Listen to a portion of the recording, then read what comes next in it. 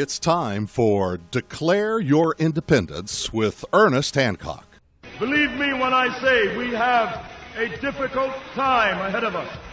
But if we are to be prepared for it, we must first shed our fear of it. I stand here without fear because I remember that I am here not because of the path that lies before me, but because of the path that lies behind me. I remember that for 100 years we have fought these machines. And after a century of war, I remember that which matters most. We are still here! Tonight, let us make them remember we are not afraid!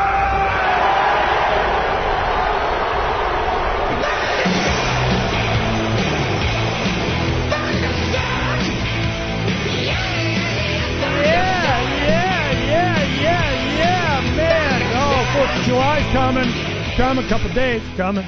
Saturday, coming. What are you doing? What are you celebrating? Are you celebrating freedom or empire or Team Jersey or what are you celebrating? I don't know. What are you celebrating, Phranq? Somewhat the 4th. I'm not sure. It's kind of interesting. I've been finding that there seems like even the Independence Day is being divided in our country between July 4th and Juneteenth.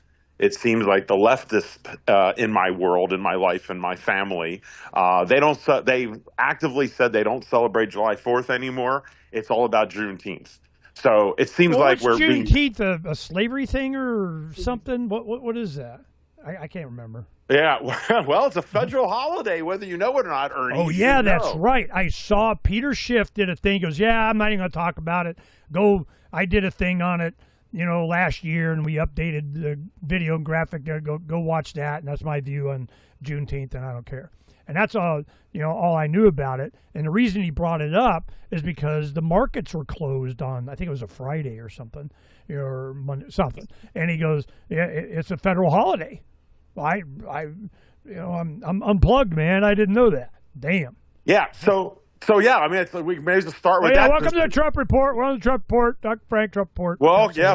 Welcome back to more torture. The Trump Report for the 4th of July, and I don't know. Maybe this time or next week we'll have our rumble about the Constitution and the Bill of Rights. So sometimes it sneaks in on the 4th of July episode.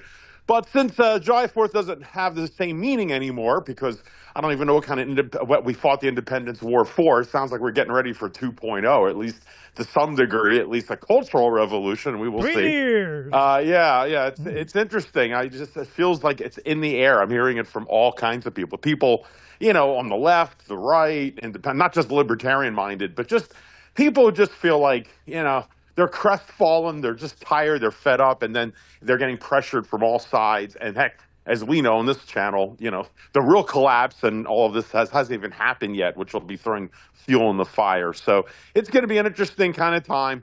But and July 4th is usually one of my favorite holidays, I will admit. I'm from Philadelphia, grew up there. So, Philly is certainly where July 4th has a lot of meaning. The Liberty Bell, Independence Hall, the rest of that. City Tavern, which most of you don't know about. I still want to bring Ernie there someday. But I was kind of a mini scholar on the Revolutionary War.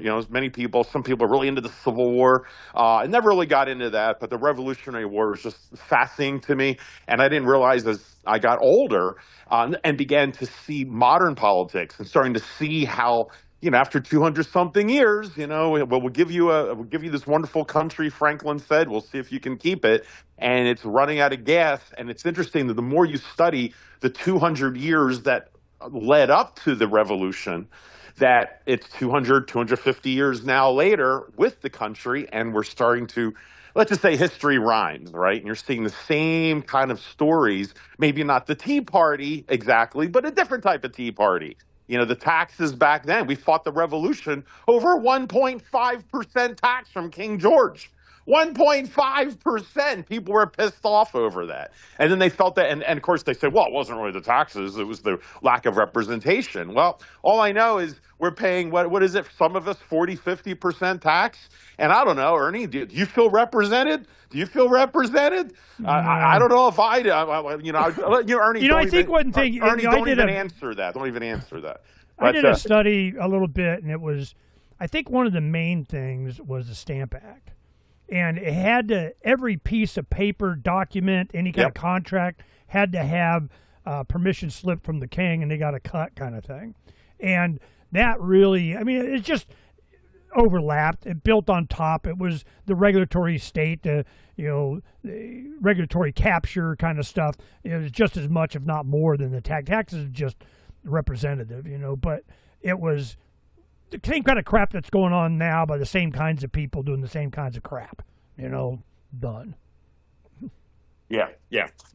So yeah, I have to be honest. I was really looking forward to the 250th. I was planning. I think I told you before. Go back to Philadelphia. Yeah, we were thinking of going with you, but I'm like, I wanted my daughter to see it, and its heyday of the summer in Pennsylvania is beautiful, and to be able to see all the sights, and I could show her around. She's just turned 9. She could love Philadelphia and the attractions, but it's just I just don't feel it, man. Just don't feel it. And even Trump, I'm sure it sounds like he's doing some kind of celebration at Mount Rushmore this time, which I think is what they did last time. My face on there. Get my face. Yeah, my face is not up there. He'll probably That's his campaign. He's going to do an unveiling of his face up there. And it'll go right there. AI projected, or it could go right there to the left, George Washington, or to the right of Roosevelt or Lincoln or whatever. He definitely wants to be on Mount Rushmore. This is the kind of guy he is. Yeah. So anyway, with that said, before he's dead. Oh no, absolutely. It's like the pharaohs, to make sure it's there ahead of time, because just to make sure you guys don't know how great I am, I want to make sure that it's cemented before I die. Yeah.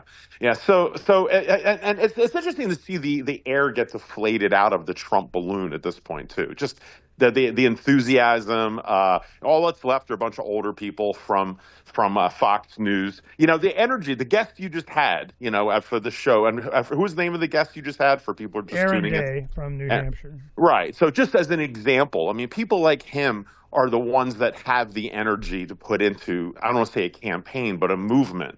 And that's what Trump was. The Trump MAGA was not a campaign, really. It was a movement, and it was different. And it wasn't just Trump. It was a movement of other people. Now, Trump thinks it's all it's Trump about him. now. It's what Trump says it is. Exactly. Now, all of a sudden, it's like, oh, no, MAGA is what I say it is, and it's Lindsey Graham and Israel or whatever he says for the day. Breaking news. Mitch McConnell was found unconscious yesterday or today or something. Yeah, I know, yesterday, and it's interesting how nothing came out since then, so clearly he didn't pass away, but he may have had a stroke or something. We will, I'm sure, find out. I'm sure Ernie cares. But yeah, so that's the deal. I wanted to mention, though, about Juneteenth, since you asked about Juneteenth. And I'll give you a little background with it, since, it's amazing how they have a federal holiday, and even Ernest Hancock doesn't even know about it or what it's about. And there's no slight to you, but that's one of the reasons why I protest this entire thing. Because you don't just put a federal holiday out of the blue like this and not even have a national discussion about it. When this thing was pushed through, it was on the back of George Floyd and all the craziness from 2020, and every Republican politician, especially with no backbone, to stand up to all this craziness, because God forbid you might be called a racist. Oh my God, which to me is a badge of honor at this point from how these people are. But anyway, they pushed it through without any discussion. That's problem number one. I will explain the background in just a second, but just the overview, the bigger issue is for of what it means for us today, or at least how I interpret it. You're making another holiday, and of course, do we need another holiday? It's mainly all the government workers who are going to get this time off, and they already, I think they get like 41 or 44, something like that, days off of paid vacation and time off and sick leave and whatever. Every federal employee. Everyone, 44 days roughly that they get off, and now they get an extra day, right? I mean, I don't know how many days that you get off or I get off paid and all this, but this is what they get, right? So it's like, who's working for who? That's number one. Number two, or whichever, is that is that it's frustrating because there's already a holiday if this is for the civil rights, if it's for Black Americans. It's like we already have Dr. King's birthday, which I think is fantastic. That's fine. But at the same time, Dr. King, he has his own birthday that we celebrate, but yet we don't even have George Washington's birthday anymore. And George Washington was definitely a great man. In some ways, I'd argue a greater man than Dr. King. Of course, I love Dr. King, but George Washington, and not to get into the whole history. Those are just a bunch of old white guys that they combined it into President's Day. No, exactly. But George Washington, I think even Peter Schiff was talking about this, where back in the day when Abraham Lincoln died, people wanted to make a federal holiday, a national holiday for Lincoln's birthday. And at the time, they said, no, we shouldn't do it, even though that they were trying to show respect to Lincoln after his sacrifice and the war and all of that. But they thought it would diminish the importance of George Washington's holiday, because his holiday, his birthday, being the founder of this country, and not just that he was the first president, but what he represented, what he did for the revolution, and which, again, I don't want to get sidetracked. I could go all day about the revolution history, and then I'll be like Ernie talking about voting, and I don't want to go down that route right now. But he really was a very fascinating man, I have to say, a great man in his own way. But both before the war, during the war, and then of course after the war as president. And probably the greatest thing he did was to step down. They wanted to make him king. I always point that out. They wanted to make him king, and he said no. And heck, he wouldn't even run for a second term. He says, nope, I'm doing one term. I'm done. I'm trying to prove and set the precedent for the president. And that probably but alone, didn't stop him from putting down the Whiskey Rebellion, not wanting to pay taxes after they were free. All right. 16,000, 15,000, whatever troops goes in, you are too paying taxes, boy. Yeah. Sure, he likes that one. So there's the Whiskey Rebellion. I'll give you that. But anyway, but Washington has his own holiday, and yet that's been erased to some generic President's Day, or eventually it'll be a bunch of white slave-owning, wig-wearing hypocrite day, which is how the left will look at it. They're trying to diminish it. It's an important thing. Again, it gets to culture and even subconsciously of what it represents. Because if you don't even have it on the calendar, George Washington, eventually it's like not seeing guns around you all the time. Eventually, if you don't see them, then you start to become afraid or apathetic to what you're not even around. And the same thing with George Washington. And it's not that you have to bow down to Washington all day, but it's the zenith, or at least it's the foundation of where our country ultimately came from. There's a lot baked into his holiday. Anyway. So Washington doesn't even have a birthday, but Dr. King has a birthday. So the only person that has an actual birthday by name is Dr. King, not even our founding fathers. That's just kind of an interesting point about how the culture is changing there. And now we throw Juneteenth on top of it, which is another holiday that we don't need, that we can't pay for. And what is Juneteenth? You didn't tell me what it is. Yeah, so I'll tell you what it is. So basically, the way this is how it's considered from the left, or how they've spun it. So it's actually a holiday that's been around for a long time, decades and decades, but it's only been celebrated in Texas. It's been a Texas thing, and what happened is that the Emancipation Proclamation was declared at the beginning of the Civil War, and it applied to the states that were in rebellion. Okay, so the ones that were in rebellion all had to, free the slaves. The thing is, the states that were in rebellion were like, well, we're not part of you anymore. We don't recognize your Emancipation Proclamation because we're not part of you guys anymore. That's what secession means, dude. So anyway, the war went on, and then when it ended, Texas was, because far west, and they were kind of distant from the whole war anyway. They had to be notified and were reminded that the Emancipation Proclamation is now in effect because the South lost. So there was a commander, Gordon Granger, and he was sent by Abraham Lincoln to go out to Texas and and go to the governor, whatever, and read him what's up, and say, okay, you have to free the slaves. So that's what it was, and it took place sometime after the Civil War was over.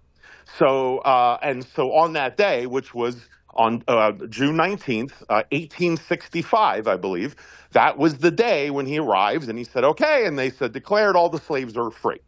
And so in many ways, that's a Texas holiday. Well, I guess this eventually was taught in the liberal school system of the colleges, and it became kind of this mantra that Independence Day, or it was not really Independence Day, because black people were still slaves. Maybe the white people didn't feel like they were slaves to King George anymore, but a good chunk of this country were still slaves to the people who thought that they were free, right? And so therefore Juneteenth became an issue in the colleges, saying that was the day, that's the true Independence Day, when all Americans were suddenly free and independent. And so that's where this came up. And it was talked about in colleges for years. It should be a holiday. And then you enter 2020 and George Floyd and all that crap and that milieu that occurred. It's kind of the same thing, not to get off topic, but how they pushed the Roe v. Wade. How the Roe v. Wade went through about obviously making abortion legal. What people don't realize at the time, it came from a wave of cultural upheaval at that time. And, there's people who understand that you kind of wait, you bide your time for the right political moment, and then you throw these court cases in. And that's what happened. So there was no discussion, no debate, because otherwise you're a racist. And they just pushed it right through. I mean, this is something the American people should at least be discussing or even be aware. The fact that I have to talk to you and you don't even know about it, and I mean that respectfully, says a lot. I mean, you're one of the most educated people out there on world events, and you're not even aware. Well, I'm aware of it, and I remember it being a deal. I remember it being on Saturday Night Live, and I remember, but I didn't know it was a paid holiday. This is not a slight, and trust me, I had to read up on it myself in detail. Want to be accurate. No, I understand. I'm just making a point, though. This is something you should all know. Like what I mean is, if it's George Washington's holiday, we all know why. Thanksgiving, we all know why. We all learned about the Mayflower in school. But when you sit back and you make a federal holiday, and you're like, what? Like, that in itself should make the point. Well, did Phaedra get a Juneteenth indoctrination at school? Oh, no, they want to. We had a music teacher here once that she taught in the lefty school system, and she was teaching her piano, and she made a whole thing about June 19th. Like, so what are you doing for June 19th? And she kept talking to her like it was Christmas. And and she says, "Oh no, we don't do June 19th." And she looked at us like, "Oh my God, like you don't celebrate Thanksgiving or something." So again, and again, I'll be clear. This is not a slight to anyone. It's making the point of how premature and wrong pushing such a politically correct so-called holiday is, and that in itself is wrong. Now, with that said, there's another part to this, okay, and about the history, and that is that June 19th, not only is it just not proper the way they pushed it through, but it's not even accurate. And this is what Peter Schiff's issue is. I already know about this too, just through history. But Peter actually made a good point. And I encourage you to check out his video on it. He touches a lot of these points as well, and he does a good job on it. But here's the thing: if you're going to pick a day to represent when the slaves were free completely, it's not Juneteenth. It would be Proclamation. What's that? No, it wouldn't. And that wasn't really freeing them. It was just, kind of, free the South, slaves come up, but the North slaves were still slaves. Something. It was weird. It was just a political thing. Right. No, exactly. I'm glad you knew that. So what's going on is that if you're going to pick a day, it should be the ratification or the signing of the 13th Amendment. That would be the proper day if you're going to celebrate something. I think that's December 9th, I believe it is.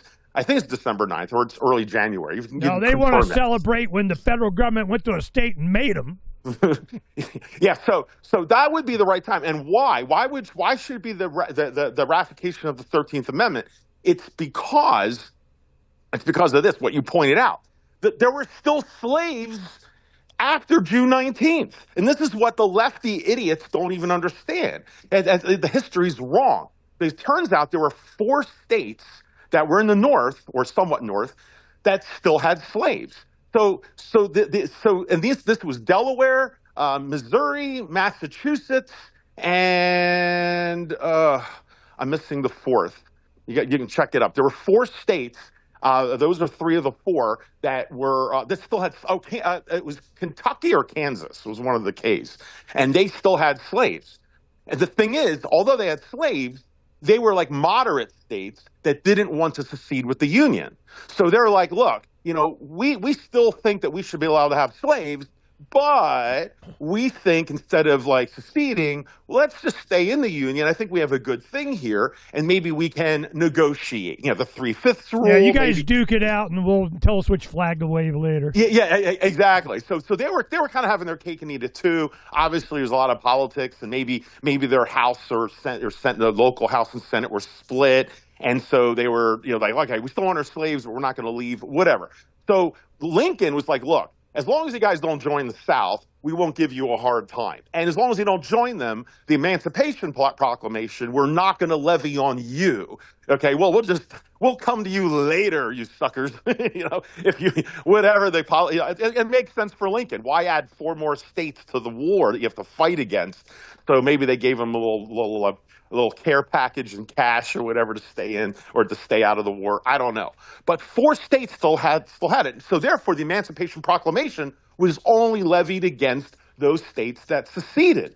And this is the part they don't get. So after the June 19th, Texas, of course, they released the slaves, but there were 4 more states that still had slaves. And they kept them. They didn't release the slaves. They weren't like a good merit saying, oh, well, the war was about slavery. And since the South lost, I guess we have to get rid of our slaves. And of course, that reinforces a larger point that's often missed, is that the Civil War was not about slavery. It was about states' rights. It's just that the slavery issue was what brought it to a head. It was about states' rights. All right, and there's a hammer this point because I proved it for 2. There's a lot of proofs behind it. One alone, Abraham Lincoln even talks about this in a letter. It's a famous letter that he wrote to the Supreme Court. I think it was the Chief Justice, or maybe it was just one of the justices.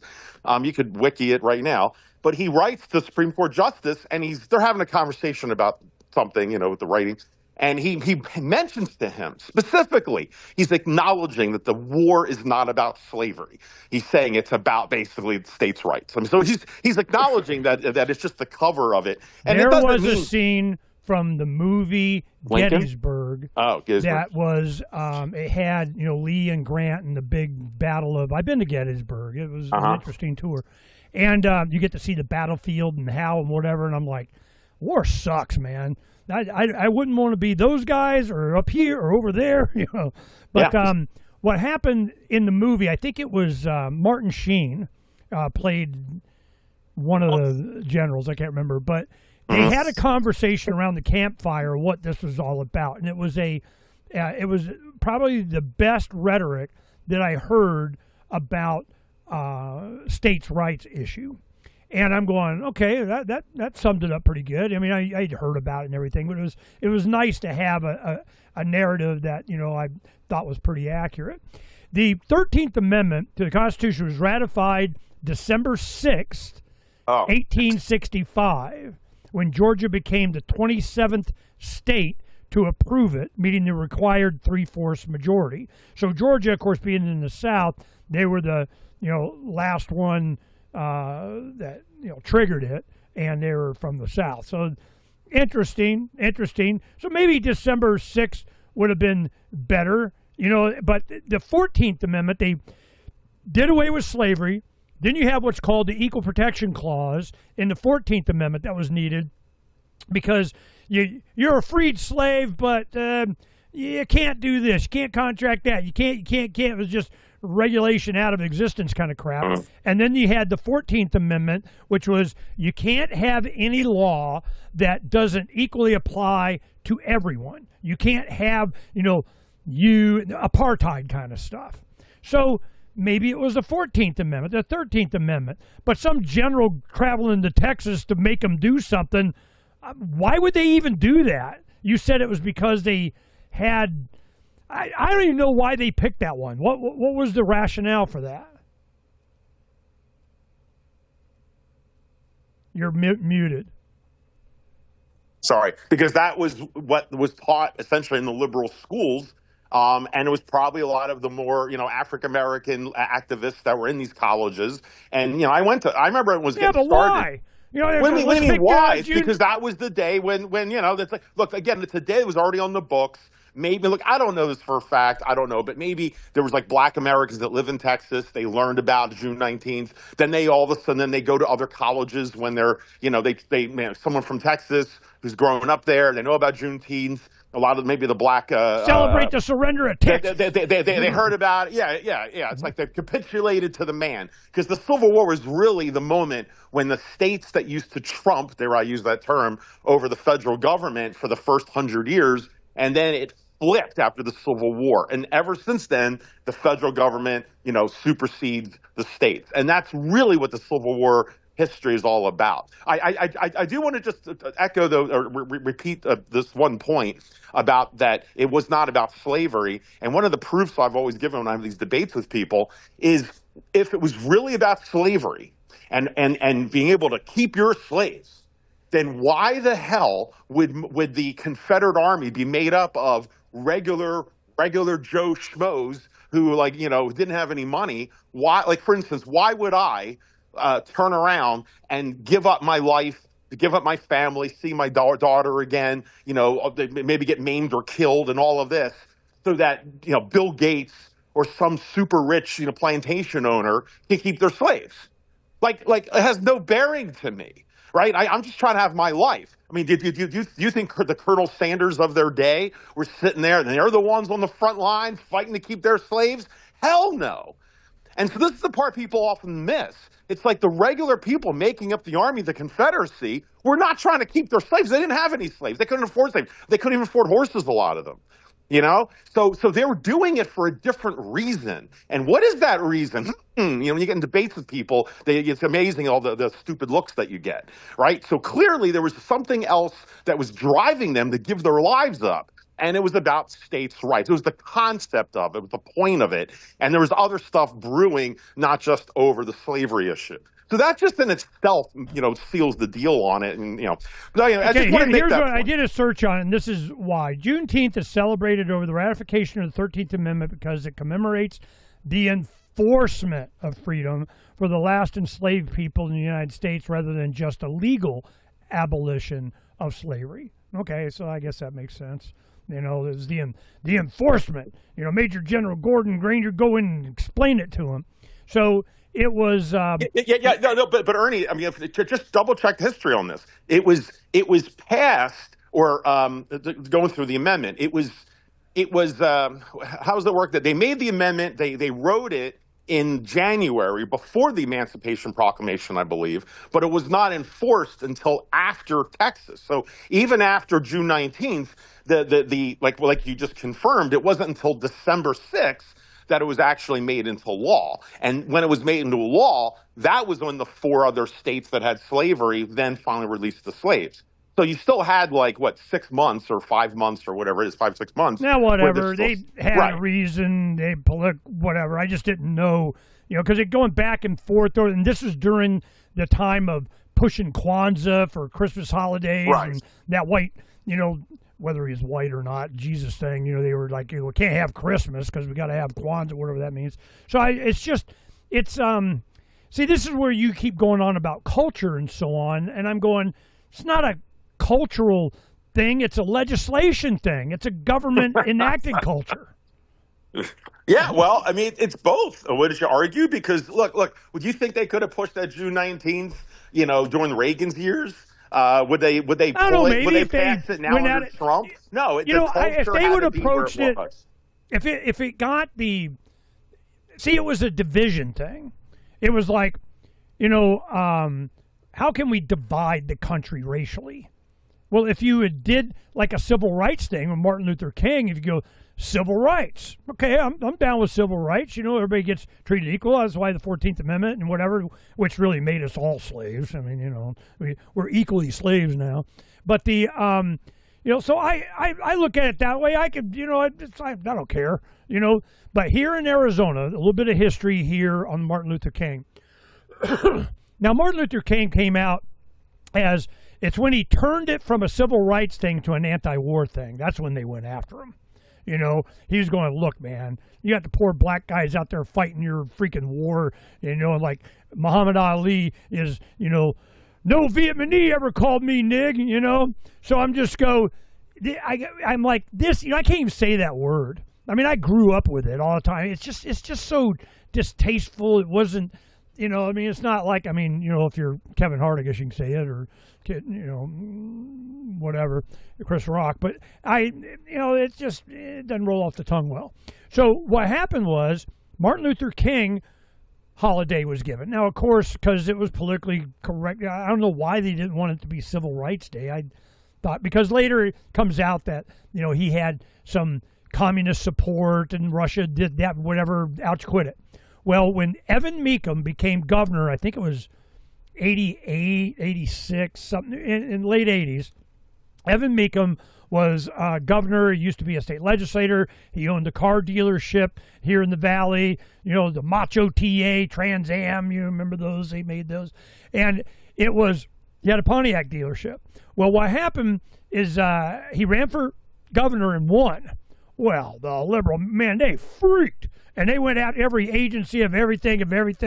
They eventually impeached him. He resigned, but then later found out not guilty of whatever the hell it was they were impeaching him on. And it was some campaign, it was just because they could. Well, what happened was he was against Martin Luther King holiday because he goes, you know, he's not the Lily...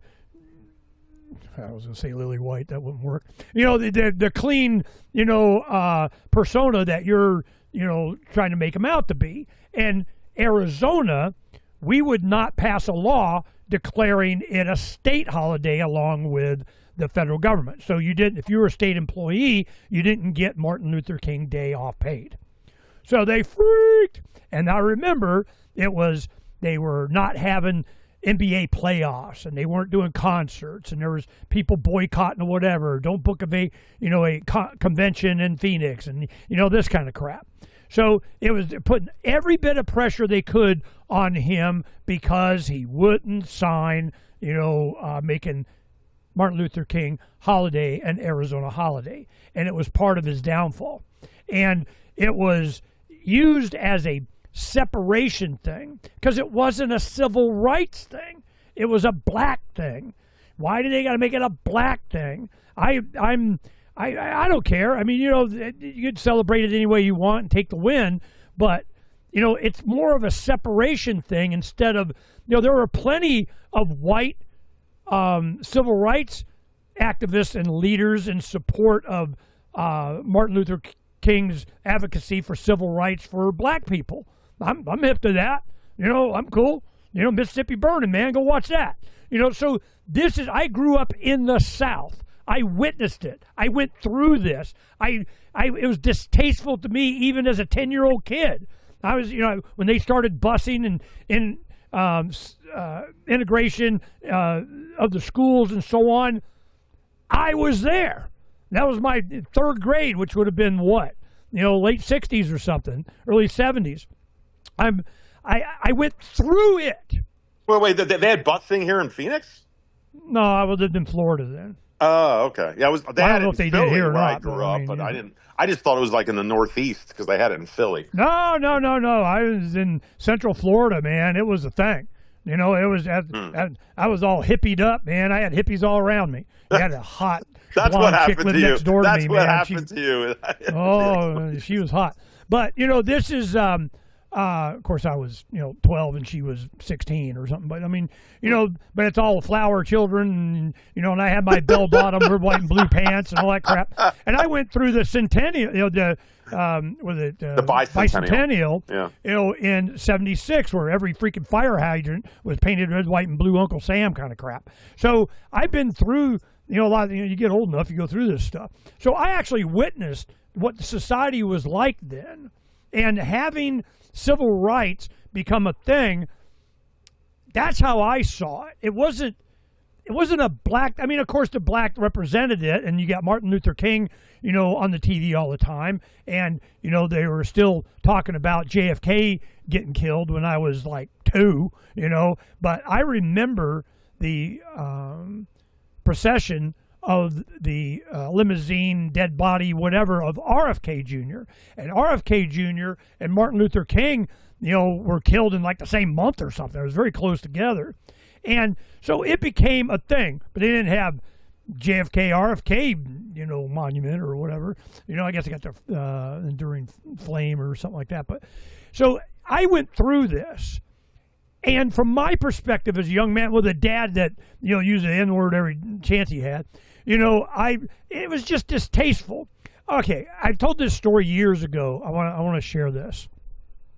My father owned a Gulf service station. It's like a gas station. A Gulf. I don't know. It's still popular in the Southeast, but it was a Gulf station. My dad bought it.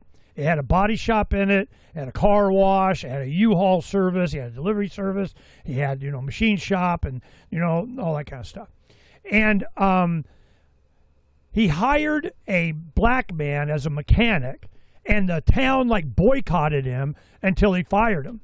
And I remember me and my father went over to his house, which was a poor black neighborhood, dirt street kind of thing, and gave him some furniture and so on. Even though my dad was butthead and everybody's an in and all that kind of crap, but he really liked the guy, but he couldn't employ him. So he, gave some, and the guy was appreciative. He understood, and I thought he would, took it well. But I really thought that was just messed up. And my dad had me go with him, and which kind of out of character for my dad, to be honest. But there was another thing that came up because he had a service station in Central Florida. I was at from 7 years old to 12 when we moved to Arizona. I was in charge of cleaning the bathrooms.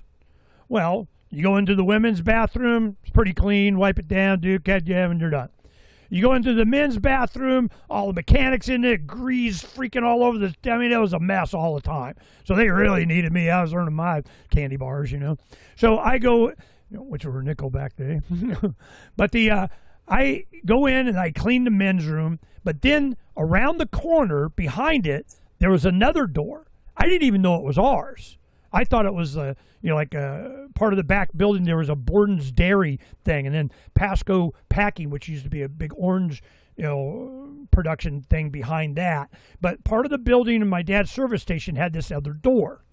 Well, I go in there, and it's a nice bathroom. It was bigger. It was cleaner. And I'm going, okay, well, I use that one. Sons of bitches slinging grease all over the place. I go back there. They had an old guy named Pops, and he would pump the gas, and he kind of felt I was threatening his job when I go out and pump the gas, and they go, you sure you got, I'm a 30-year-old midget, and I can check your oil too. So I was, an employee. During the summer, I go and work there, and I liked it. I learned a lot, a little welding, a little grinding. I'd always messing up, sharpening my dad's screwdrivers on the grinder. That was a bad idea. You're not supposed to do that.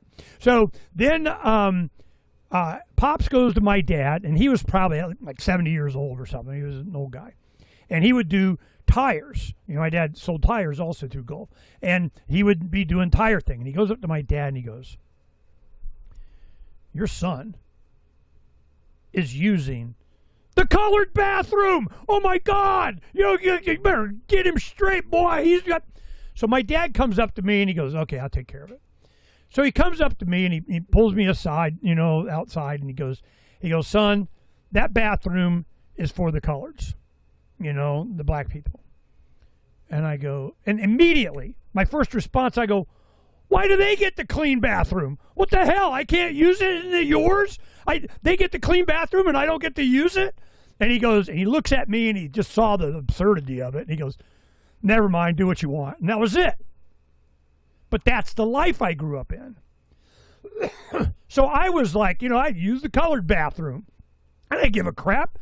When we were about the same time, we had a black maid. We lived in a home that we rented, And then we moved into a larger one that was next door, that a family that we knew that they moved, to somewhere else. So my dad liked, yeah, we'll move over in this bigger house over here. So we go, but they had a maid, Grace. Now, she was a black woman that came every day. She cleaned the house and did whatever and stayed, watched the kids, something. So she, I got a lot from her. She would, hang the blankets on the clothesline and beat them, get the dust out of them, rugs and stuff. Well, we would shake them. Well, you get all dusty and dirty all over you when you do that. And I go, oh, hell, this is better. So we started doing that. She came up to us. She goes, no. You do what your mom does. You don't do what I do. You don't say what I say. You don't, nothing. My dad's mom, my grandmother, racist as hell, okay? She'd come over and visit, and had this black woman in the house. She'd like, oh, until Grace would take a break at midday to watch Secret Storm or some soap opera, whatever the hell it was. And my grandma started watching it with her and got sucked into it. Then her and her friends all started watching it. So the black women, women that were raising the white kids, that are cleaning their house, and of course they have an impact. Of course. They knew it. And she was actually, very sensitive to it. She didn't, and my mom didn't care. Don't care. She was working and whatever. So I grew up around this stuff. The mythos around it. You go to the JCs my dad belonged to, or a church of my grandma, or whatever. Definite segregation going on there. I come to all of a sudden I'm getting up in the 6th grade, and that was the year it was called Moore Mickens Middle School, and they're going. And I remember my parents and neighbors, and they're gonna be on the bus with the black kid and going bussy, but they weren't willing to take us out of school or homeschool or private school or whatever. I don't know what the options were back then. But so now here comes the bus. Well, the bus came, from further away, picked up all the black kids wherever they were. And then one time they, instead of dropping us off first and then going out there, they went a different route and then went to their shantytown, tin shack, pallet kind of whatever, because they were migrant seasonal workers. In the winter, they would, pick citrus. Well, we went, I'm going, damn, man, they're living poor. I mean, this is like Gaza stuff. And that, gave me a damn, So when they picked us up and they started taking us, I was in 6th grade, and then my sisters, that was a different school, it was a middle school, 6th, 7th, and 8th grade, and the way they did it there. And then my 2 sisters are in 3rd and 5th or something. And so we had, the busing.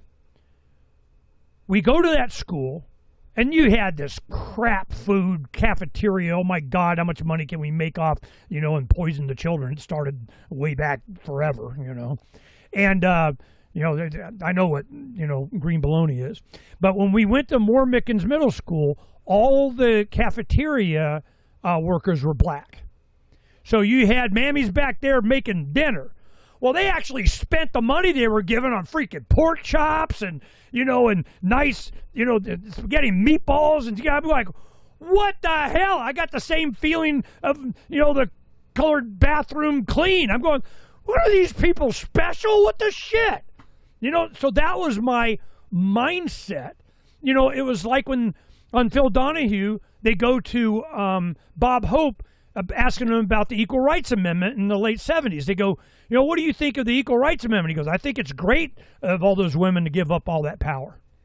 They want to be down with us, the men. And that's what I was thinking, because it was every evidence that I had was when they were separate, the black community took the money and they actually spent it on their children. They actually made use of it. And in the small city town that we were in, which is like 4,000 at the time, now it's a lot bigger, but 4,000 at the time, you would have on Sunday, all the black community were dressed up in their Sunday best, and they go to church, and there was one downtown, and we go downtown and shop and go to the hardware store and get a new baseball glove or whatever, and you would hear all this singing, and it was like Blues Brothers, man. They were in there, woo-hoo, having a guy. I'm like, what the hell, man? They have more fun at church. I mean, holy crap. So from my perspective, as a young kid, a preteen, seeing they had their own community, They had their own businesses. They had their own customers. They had their own, and they had to root that out. This is when Harlem was rocking and rolling and whatnot. This is when you had the black community, took care of themselves. It's like Chinatown or Little Italy or Korea, economic groups. So the black community had the same thing. This is how they diminished their power. This is how the CIA getting them all on crack in the 80s. I just had a meme that was sent to me like yesterday, and it said, "Isn't it interesting that USAID funds dry up and nobody listens to rap anymore?"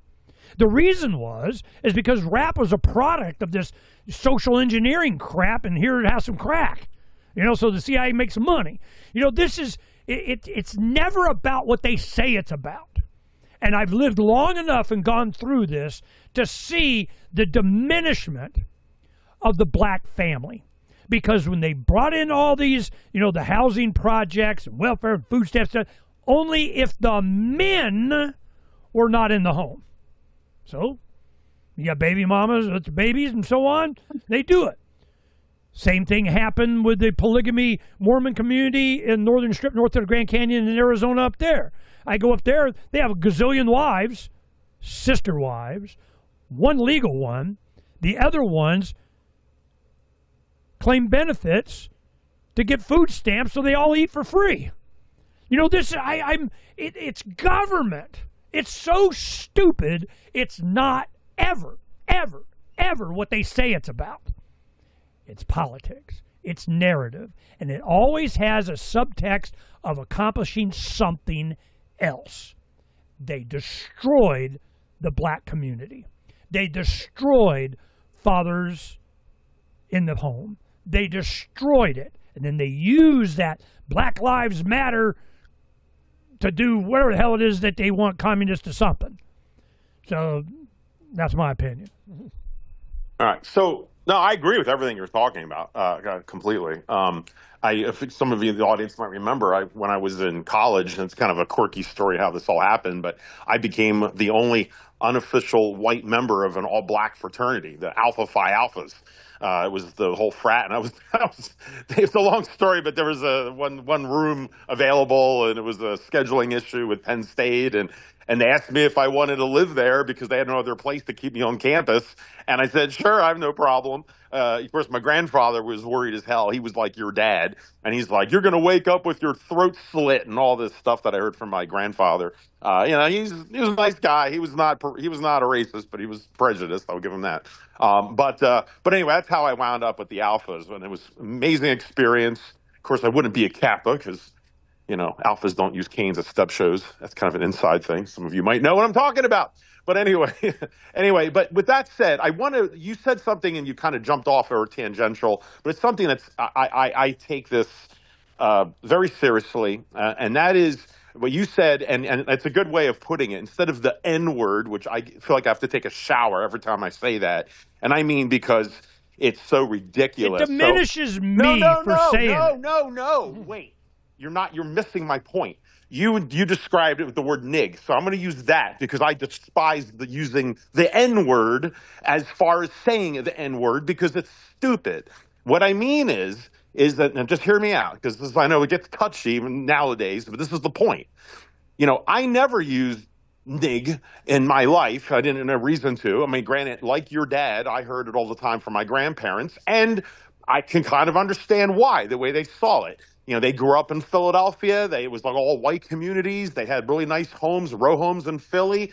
And then black people moved in, and then they would go back down to town, my grandparents, years later, and the place was like Beirut, Lebanon, with Israel attacking them. And that's kind of what it looked like. By design.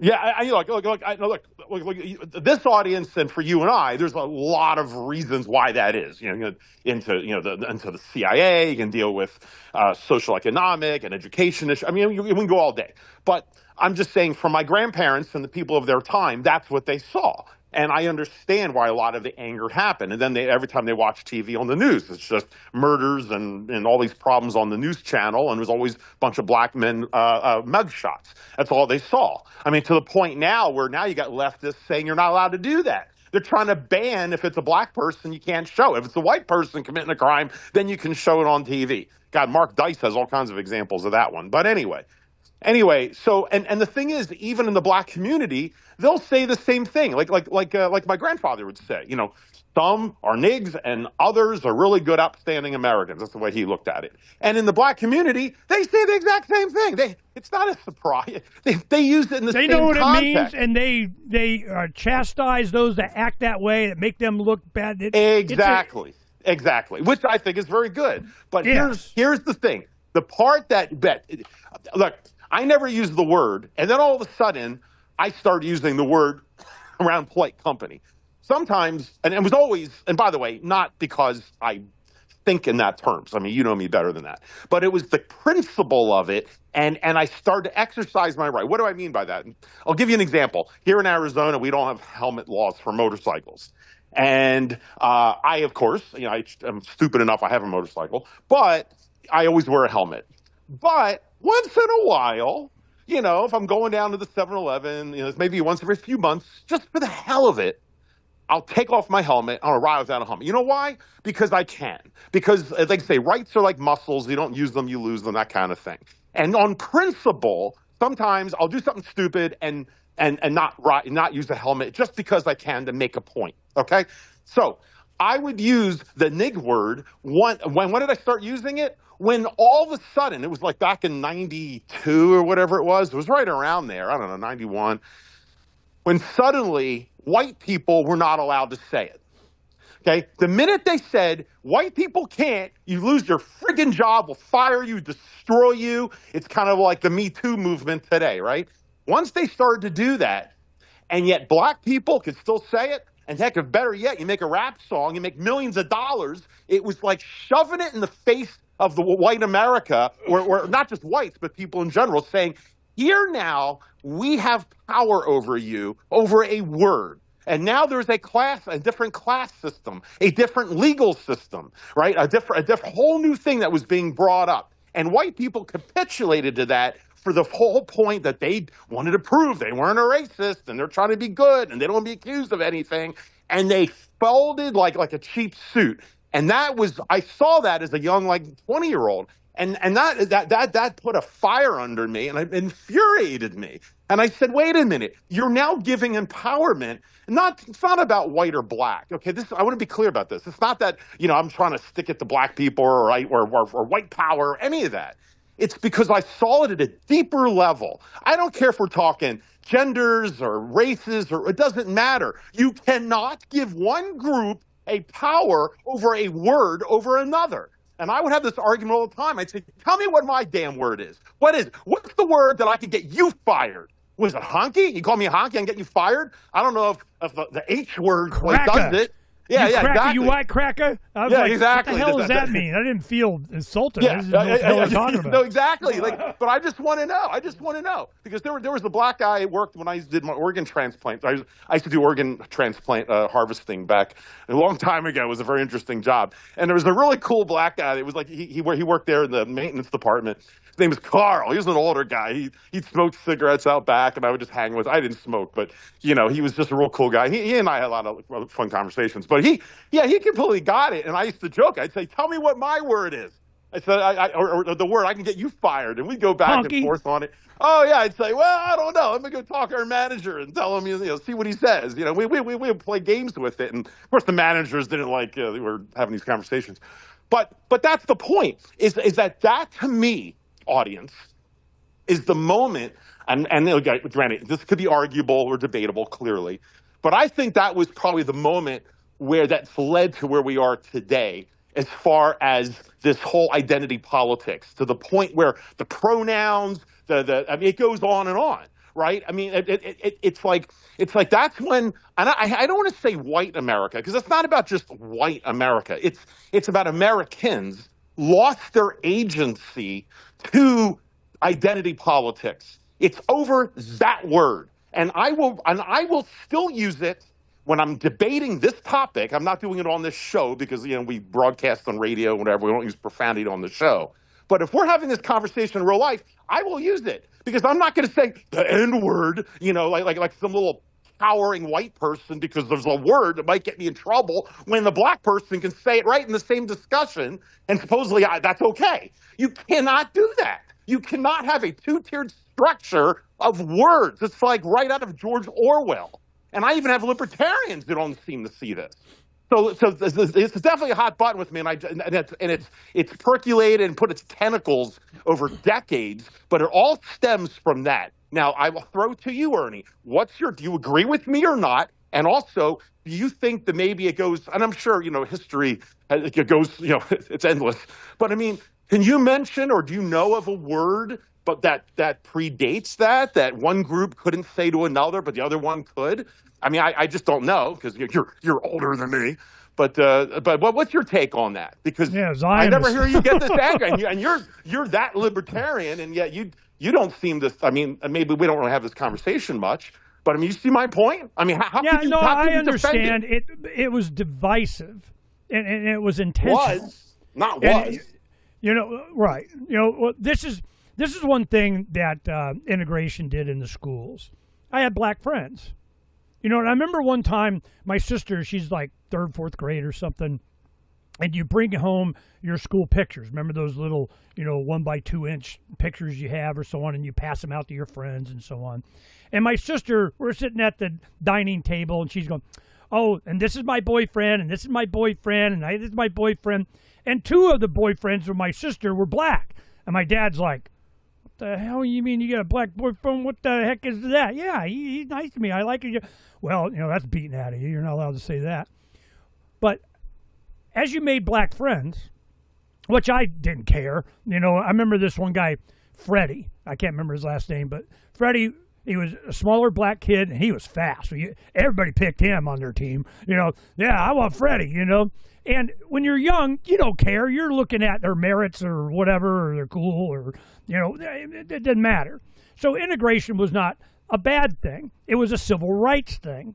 But my experience is that the black community actually spent the taxpayer money, or at least a hell of a lot more than they did on the white kids, in their meals, in their curriculum. And so, they took it seriously. Well, this is the only place that I guess they benefited. So I could see there was, division, and it was just stupid. Well, as you make friends, you're sitting on the bus and you're hanging out and whatever. And I ask them, white cracker and honky. You white cracker? Why white cracker? What does that mean? And I don't even know if they had an explanation because you're white, something. I don't remember why. But honky. And I go, where the hell did honky come from? Now, it was kind of it was alteration of a word hunky, an African-American vernacular shortened of Hungarian or Bohemian, which meant it was a derogatory slang for Eastern European immigrant laborers in North America. So it would be like calling a wop. A wop was without papers. It was generally referred to Italians. You wop, that kind I know that one. So then I'm going, but why honky? What does that mean? Well, it was a slur against white people, and it was popularized by the Black Panther Party in the late 60s. So this is when it started becoming a thing. You honky? And I go, why honky? What does that mean? Well, according to my friends, they'll go, well, it's because of the way you talk. It's like through your nose, it's a honky, whatever. That was the closest I got to a description of whatever the hell that meant. So, but the N-word, and I remember it was late 90s or early 2000s. No, it was early on TV. No, I mean, this is another word. Oh. I'm going to pull it up. Put it up on Wikipedia here. Give me a second. Okay. It was niggardly. Now, niggardly is an adjective that means stingy, miserly, or begrudgingly small in amount, while completely unrelated to the epistemology to offensive racial slurs, its phonetic similarity often leads to misunderstanding, whatever. How I learned that word is during a campaign. It was some presidential cycle or something, maybe it was Reagan thing. I can't remember. It was a long time ago that they were using that on mainstream media. They would go on, this week with whatever, and the Sunday morning programs of news or whatever, and whoever these guys were, they go, oh, they're niggardly with this. I'm going, whoa, that well, of course that didn't take off, but they did it for like a couple of months, and it was they really tried to get that word in.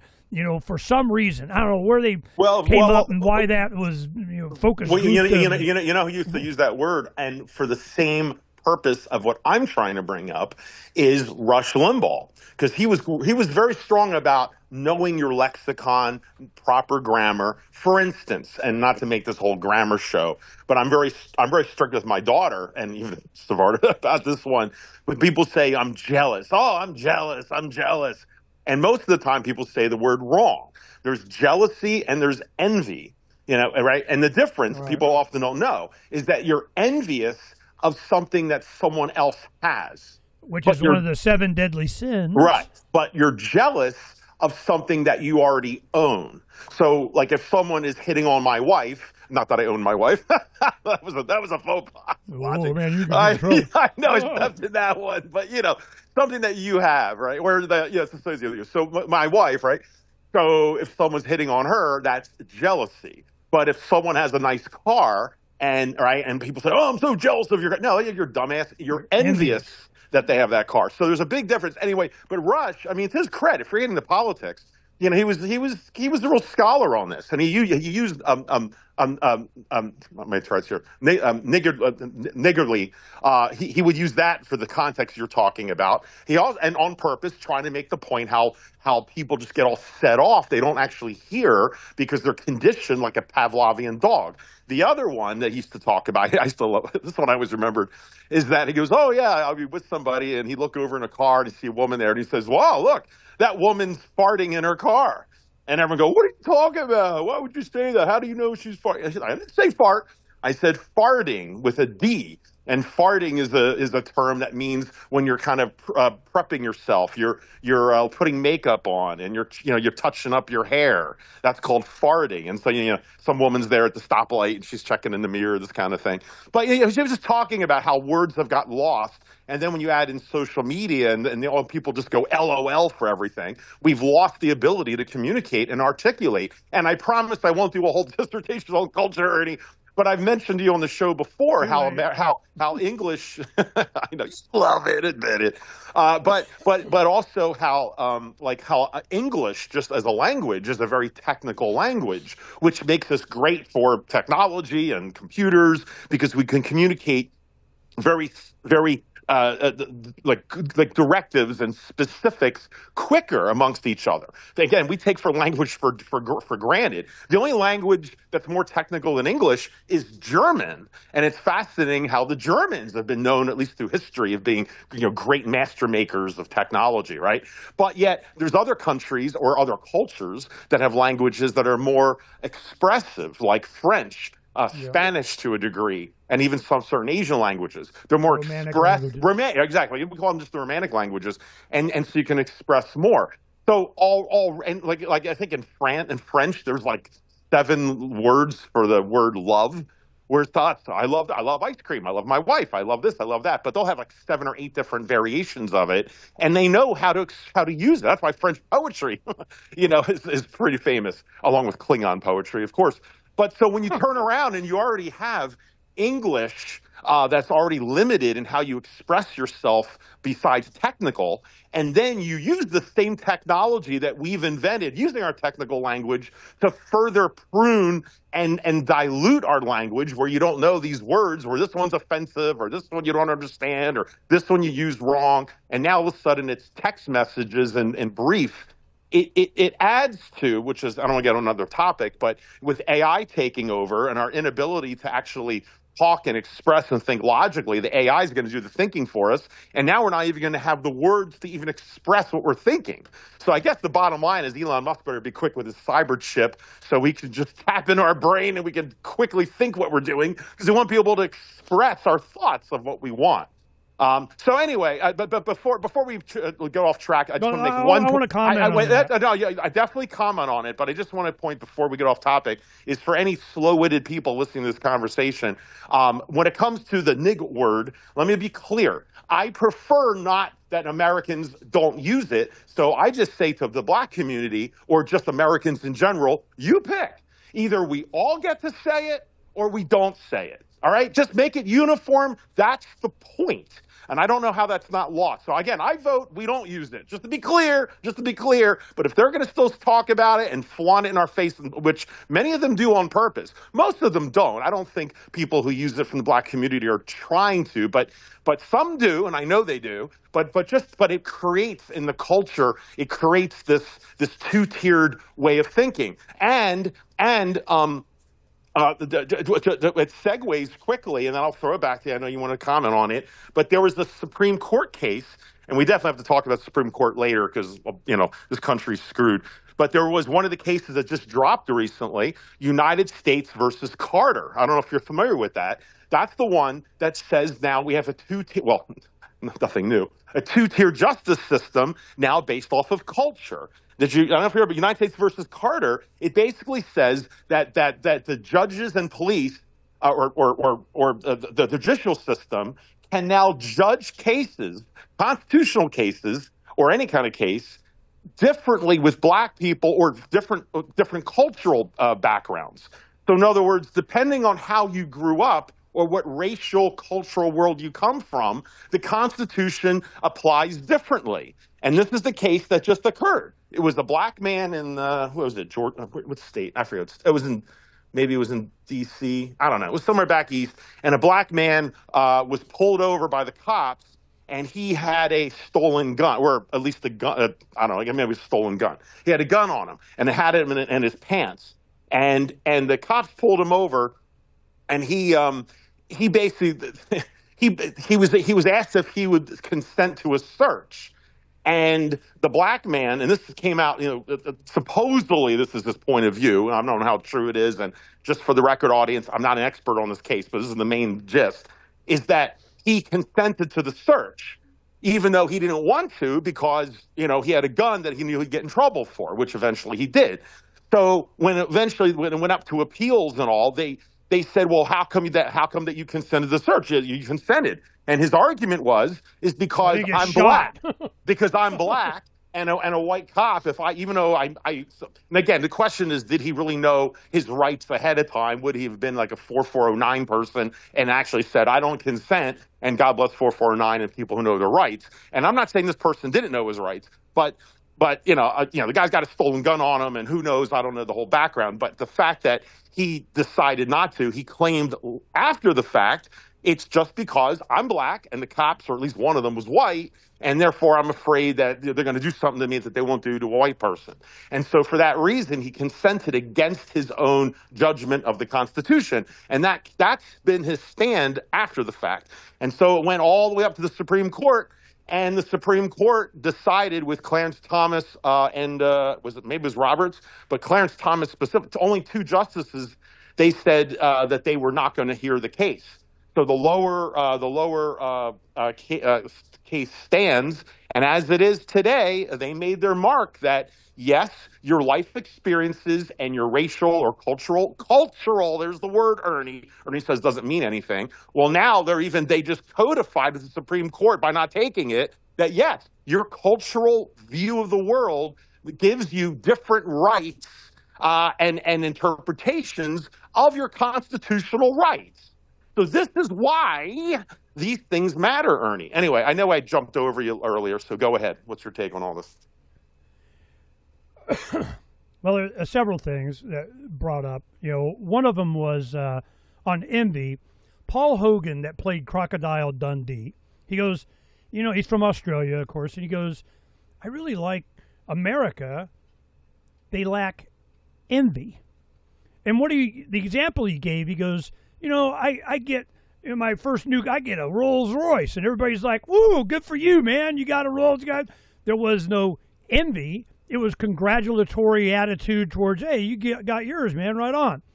That was the point that he was making, is that people used to reward other people's success unless they got it with a government Trump handout or something.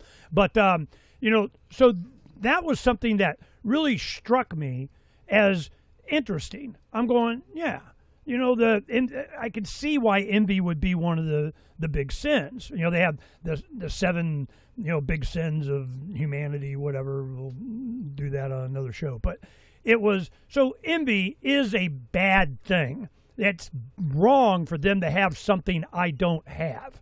That's just very anti-free market American kind of thing. And that was the point that he was bringing up. So they have to beat that out of us. And that's what, all of these different divisions in society, sexual orientation, race, religion, gender, all this, it's an envy thing. And they build upon that. They build on it. They need you to be sinful in that way for whatever reason benefits them. So I wanted to bring that up. The other thing was when you're talking about French, I remember, God, this is early 90s, and you're talking about the English language had a bunch of tech words. Well, I remember it was a big deal in France because there was so much tech talk that it became English. Parlez-vous compact disc. I mean, you could, when you're talking to, you're hearing people talk about, so all of a sudden they throw in some English words, and you go, what, they don't have a word for that? Well, they didn't. So compact disc, whatever, they went and changed all of the tech words and gave French words and definitions for these words, so as they're talking, they're not speaking half English. And I'm going, all right, whatever, I don't care. A rose by any other name smells as sweet, so I don't give a crap.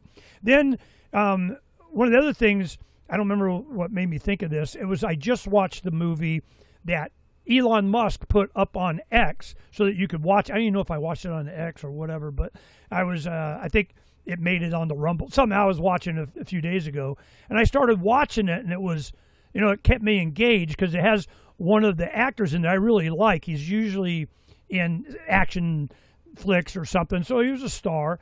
I think his name is Armie Hammer or something like that. And it was Citizen Vigilante. Oh yeah, it's the new version of Charles Bronson come back. Yep. Yeah, it was kind of like Death Wish kind of deal, but it was very anti-Muslim. The point is that in Europe, and his father died and left him a bunch of properties that he managed and all this stuff. And what was going on is all these Muslim grooming gangs, and their judges letting out people because they're black and they rape 14-year-olds and they are giving community service kind of crap, And this was a Death Wish, Charles Bronson going to get bad guy kind of stuff, and the crime, and of course they don't have Second Amendment rights in Europe and that kind of stuff. So he was going around offing all these young men and grooming gangs and so on that were in Europe because of the Muslim invasion, and he wasn't really focusing just on them. Any hood was doing whatever. A couple of white guys, got theirs, but it was stupid in a lot of ways. As he's going around, he's ex-military, and he's going down offing all the bad guys. Well, he wasn't very concerned about his fingerprints everywhere. That's the first thing I noticed, man. He never wiped down anything. So I'm like, really? So it was all about Interpol trying to find him and going after him. And the whole thing was, I'm giving you justice until you know how to get it yourself. That was the theme of it. And he was going, and this is a side effect, and you can see it in media, the same thing that you saw with, like you said, Charles Bronson in the, 70s or something. He's Charles Bronson, his wife gets killed by hoods, and he goes out with a 38 and he starts offing a bunch of criminals that are. And just real quick, culturally, it's like I think we're coming to that same point because that was after the revolutions in the 60s and the assassinations and the upheavals and the endless war in Vietnam and then the stagflation of the 70s and all of that. And what do we get from it? We got Charles Bronson, we got Dirty Harry, right? Mm-hmm. There's even others you guys probably forget. There was one, actually a friend of mine in grade school actually shot the movie when we were friends. He was like 7 years old, and he was cast as the child from Skerritt. Remember the actor Tom Skerritt? He played the captain in Alien, the movie Alien, the guy that, everyone thought he was the star, and then he gets, spoilers, he gets killed by the alien, like first guy. But I mean, he played a Charles Bronson guy, same thing, So just his little city town was turning with druggies and all, and he decided it was called Fighting Back, by the name of the. But there was a whole bunch of those movies all came out at the same time. Here they come. Yep. It's general public opinion thing. Somebody's doing they're exploiting what's going on. See, that's one thing. They call them exploitation movies. Do you know what I'm talking about? In the 70s, the Jackie Browns. Oh, yeah. They also call it blaxploitation is the term they used. Blaxploitation. Well, it was just, the black man going, Shaft and all that kind of stuff. Shaft. Oh, yeah. What's my name? Shaft. So we grew up with this kind of stuff. You could see it, and it was either allowed or encouraged or funded. And I remember Charlton Heston. Here's a really good one. USAID funding goes away. Nobody listens to rap music anymore. And you go, what the hell does that mean? It's because it's funded. This mindset. And it started in the early 90s. I remember, it was like 93, 4, around in there, when Charlton Heston became the head spokesperson or chair or whatever he was for the National Rifle Association. Now, of course, us libertarians, they're holding up 6 guns and Winchesters, and we're going, where's the pistol grip, black, detachable magazine, ugly, battle rifle? I mean, come on, man, don't be wusses. And we'd sell tickets to win an AR, that kind of stuff. And so we exploited that. But Charlton Heston bought stock in Warner Brothers. I think it was Warner Brothers. And he goes to the stockholder meeting. He got, some stock, 1 stock, whatever, he gets to go. So he gets up and speaks. It's Charlton Heston. He gets to have something to say. So he gets up and he goes, what the hell are you guys doing? You're promoting this rap music. You're getting, all of these stars. And this is when, a bunch of the rap stars and Ice-T and what's his face that always does commercials, Snoop Dogg, and they were like, kill the cop and, off the cop and cap a cop and, all this. And like with Trump, I got a chop in my trunk for Trump. I mean, that all this stuff is allowed. And the point that he was making, he's going, you are purposely creating this division and this violence in the black community. Why are you doing this? How is it that your stock, is worth anything when you're doing this kind of stuff? So this has been going on forever, and it transcends decades, and it gets to a point where people start to bitch, and people going, yeah, what is that about? Well, later we find out what it's about. It was intentional. It's a divide. So, how white do you got to be as a black couple? They really promote interracial. You can't watch a commercial on YouTube or whatever about, you can't have, a white man and a white woman with white children. That's so freaking not allowed, Why? What is the point? Gillette, doing commercials on how to teach your daughter to shave, if she goes trans or something. I just, this is stupid. Why? Because there's a reason. Because they're doing something. They're changing the culture. Okay, I'll give you that one, Phranq. So here we go, and it has a pushback. It always does. But that pushback is encouraged. They want it. It's like in Ireland, they would have Redhead Day or something. I mean, they got bright red hair. Well, when I was born, me and my sisters, we had red hair. I mean, it was, orange, man. I mean, freckled face, redheaded stepchild. I mean, I felt like a minority, before ginger was cool, So in Ireland, they have this day of you see an ocean of redheads. Oh, no, that's racist, man. You're not allowed then. So where do they dump a bunch of black immigrants from Africa? So in Ireland. Well, they're up in arms now. They're freaking burning, housing for them. So because the Irish people are like, wait, where's my free house and health care and a phone? I mean, what the crap? So it's intentional. They do this on purpose. Then you have Starmer just resigns as prime minister, and just a day or two ago, he had a story up. He's proud of. He goes, "We have the gayest parliament ever on the planet. We're so gay and proud of it." Well, and I don't really care, but I mean, really? I mean, what was that? Intentional? Yes, it was. It is, this whole division thing, and why they're mixing cultures and so on. And now when you get Miller, the, I don't know, where he assistant press guy, whatever, for Trump, comes out and says every one of the Haitians that are overstaying, not supposed to be or whatever, they're getting shipped back to Haiti. You know, we're not having it anymore.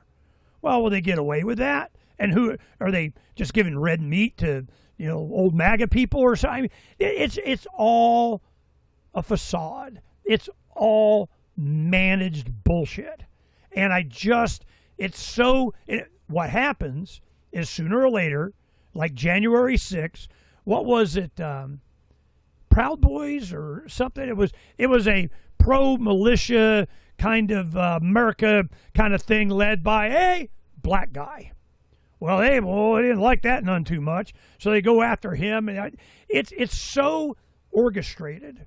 And it's getting to the point that with the internet, at some point, people start to see these things that we're talking about. They live it. They understand it. The same thing I grew up with, you know, the impact it had on me or didn't have on me, you know, because I was just, I don't know, it's just personality thing. You know, this is just stupid. And I tell you what it is. It is the same thing that Aurelius Kennedy, the CIA daughter-in-law of RFK Jr., was on Tucker Carlson. And she goes, it's weaponized immersion therapy. I know what it is. The CIA does this shit all the time. She goes, it is, you inundate people with this stuff from all over, and then you, as a human being, want to be part of your tribe. So you adopt what is acceptable behavior, at least tolerate it, or you sure as heck don't challenge it. And when you challenge it, you wind up dead, and, you know, whatever, and ostracized or something. So we are in a controlled environment. Well, with the internet and AI, it's going to get worse. And what used to be our culture, and this is why you and I always get in these hours arguments, as I go, what happened to the culture of freedom? Freedom doesn't have anything to do with your race or gender or orientation. You know, all that shit don't matter when you're in a free society. I need a culture that, you know, advocates, you know, hell, you know, promotes, worships, whatever, freedom. Freedom's the answer. What's the question? The philosophy of liberty is about self-ownership, is why, you know, Corbett and I are really pushing that. And the reason is because it's something that binds us. Well, the 250th anniversary of the Declaration of Independence, you know, independence for whom? For everybody. You know, we're all on board. Well, what do? Make fun of Trump. 4th of July sucks. Juneteenth is the day. Whatever. Why? For the separation. They can't have Americans coming together behind a concept that they find abhorrent, that they find in their way, and which is the same reason why they go after Christians and Christmas and all this stuff, because it's not a central plan confessed to a priest or whatever. You know, it is, I am the way, I am the light, you know, through me, what would Jesus do? Well, he wouldn't be racist. I mean, you know, so and they want to have a black Jesus until somebody sends me a picture of him. I don't care. It's a concept. You know, the concept, you want to have a black Jesus on a crucifix in your black house, or hell, in your white, I don't care. That's not the point. The point is Christianity. The idea that you own yourself, that you are responsible, that you can be forgiven for your sins. Go forth and sin no more. You get baptized into, you know, this is something that's very important to Donna. There's 2 of our children, our grandchildren, their parents have been baptized, but the 2 children are young, the youngest ones that we have, they have yet to be baptized. Well, our children, we didn't force them in. Don and I, you know, baptized in our church and all that kind of stuff, but I'm just going, and she was brought up Catholic, so it was like a rebaptism for her. But so we didn't insist or make it a project for our kids to get baptized, even though they went to Phoenix Christian Junior Senior High and private school from 7th to 12th grade, that kind of stuff. It was something I wanted them to do on their own, something that they did. Well, over the last few years, I mean, they're just, falling like dominoes, man, into the baptism water. It's a happening thing. And there's only 2 of our, grandchildren that haven't been baptized yet. And we got 12 grandkids. And I'm going, okay, so that is a big thing. It was going to be this last weekend, but the reason they didn't do it is because my son-in-law got in an accident, and he's fine, but, it kind of messed up their schedule. So Donna is all big, man, we got to go for the last kid. That's like a badge of honor to her. Oh, my grandchildren are baptized. I'm going, yeah, but the youngest one's 6. I mean, I'd wait, But so I left that as a personal decision, which is what Christianity really is about. It's a personal relationship with your Savior. It is an individual decision, and it doesn't have anything to do with race and all that kind of crap. So and that's why this Muslim thing is pushed so much, because it is a political ideology as much as it is a religious thing. And Lebanon has a big Christian population. Their president or prime minister, or whoever the head of their country, Christian. And then where's the targeting in the war of Israel against the Christians in Lebanon? Well, where's the, rising up of the Christians? In Gaza, there's a bunch of Christians. So this is so incompatible. This is what you call cognitive dissonance. Everybody said, I'm like, what the hell is cognitive dissonance? What does that even mean? What it means is that you can hold in your head 2 ideologies that are in direct conflict with each other, and you have to cognitive dissonance, which is trying to maintain both of them, and they're in opposition with each other. It makes you crazy. It messes up your value system. Which is the goal. This whole thing has been, we are so managed, and now they got AI to do it.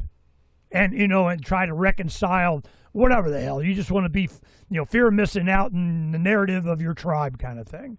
Well, the kid, Rhea, they're coming back. They travel in the country with the kids and whatever. And they decided on eastern Oklahoma. One of the reasons is because the education system there is, if your child is not in government-funded government school, in their Constitution, we just assume you're homeschooling and peace out. Don't care. And they go, because they homeschool. So I'm going, all right, well, that's good.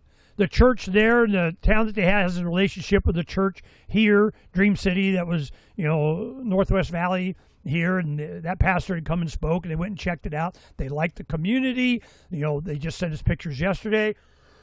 Their daughter, our granddaughter, Elin, is 13, and she volunteers at the volunteered with the youth Christian whatever. They put on a big event, and there's thousands of people. I mean, it was a thing. And they say the kids there, it's a rural area outside of Tulsa. They are very polite. Pardon me, sir, how can I be of help?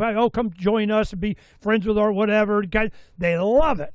And Donna and I are going to be leaving in a couple of weeks to go back to eastern Oklahoma to help them move their stuff here. And, they kind of, we'll get to see what's up in their new house and everything, which is brand new mansion on land, whatever. They can afford. They were looking all over the country to find this vibe. Well, they got it. What's the racial component? I have no idea, and I don't think they care either. What they're looking for is America.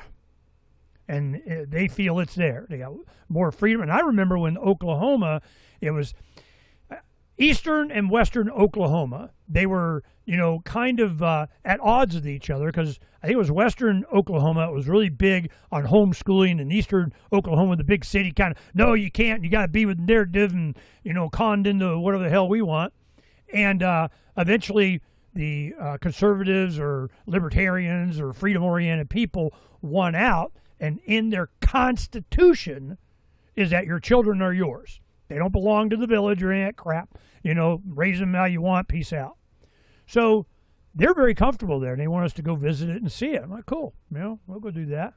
So this is why I'm freedom's the answer, what's the question thing, because all of these division things are going to be boiled down to wealthy versus not. You have the money, and affects a lot of people too. Poverty is a sin. You must be doing something wrong. Well, what if I just want to live out in the desert? Bite me, you know? What if I want to insulate myself from? What if I want to be my own kind? You can't be a hermit out in the land by yourself. Well, I'm not by me. I got a community.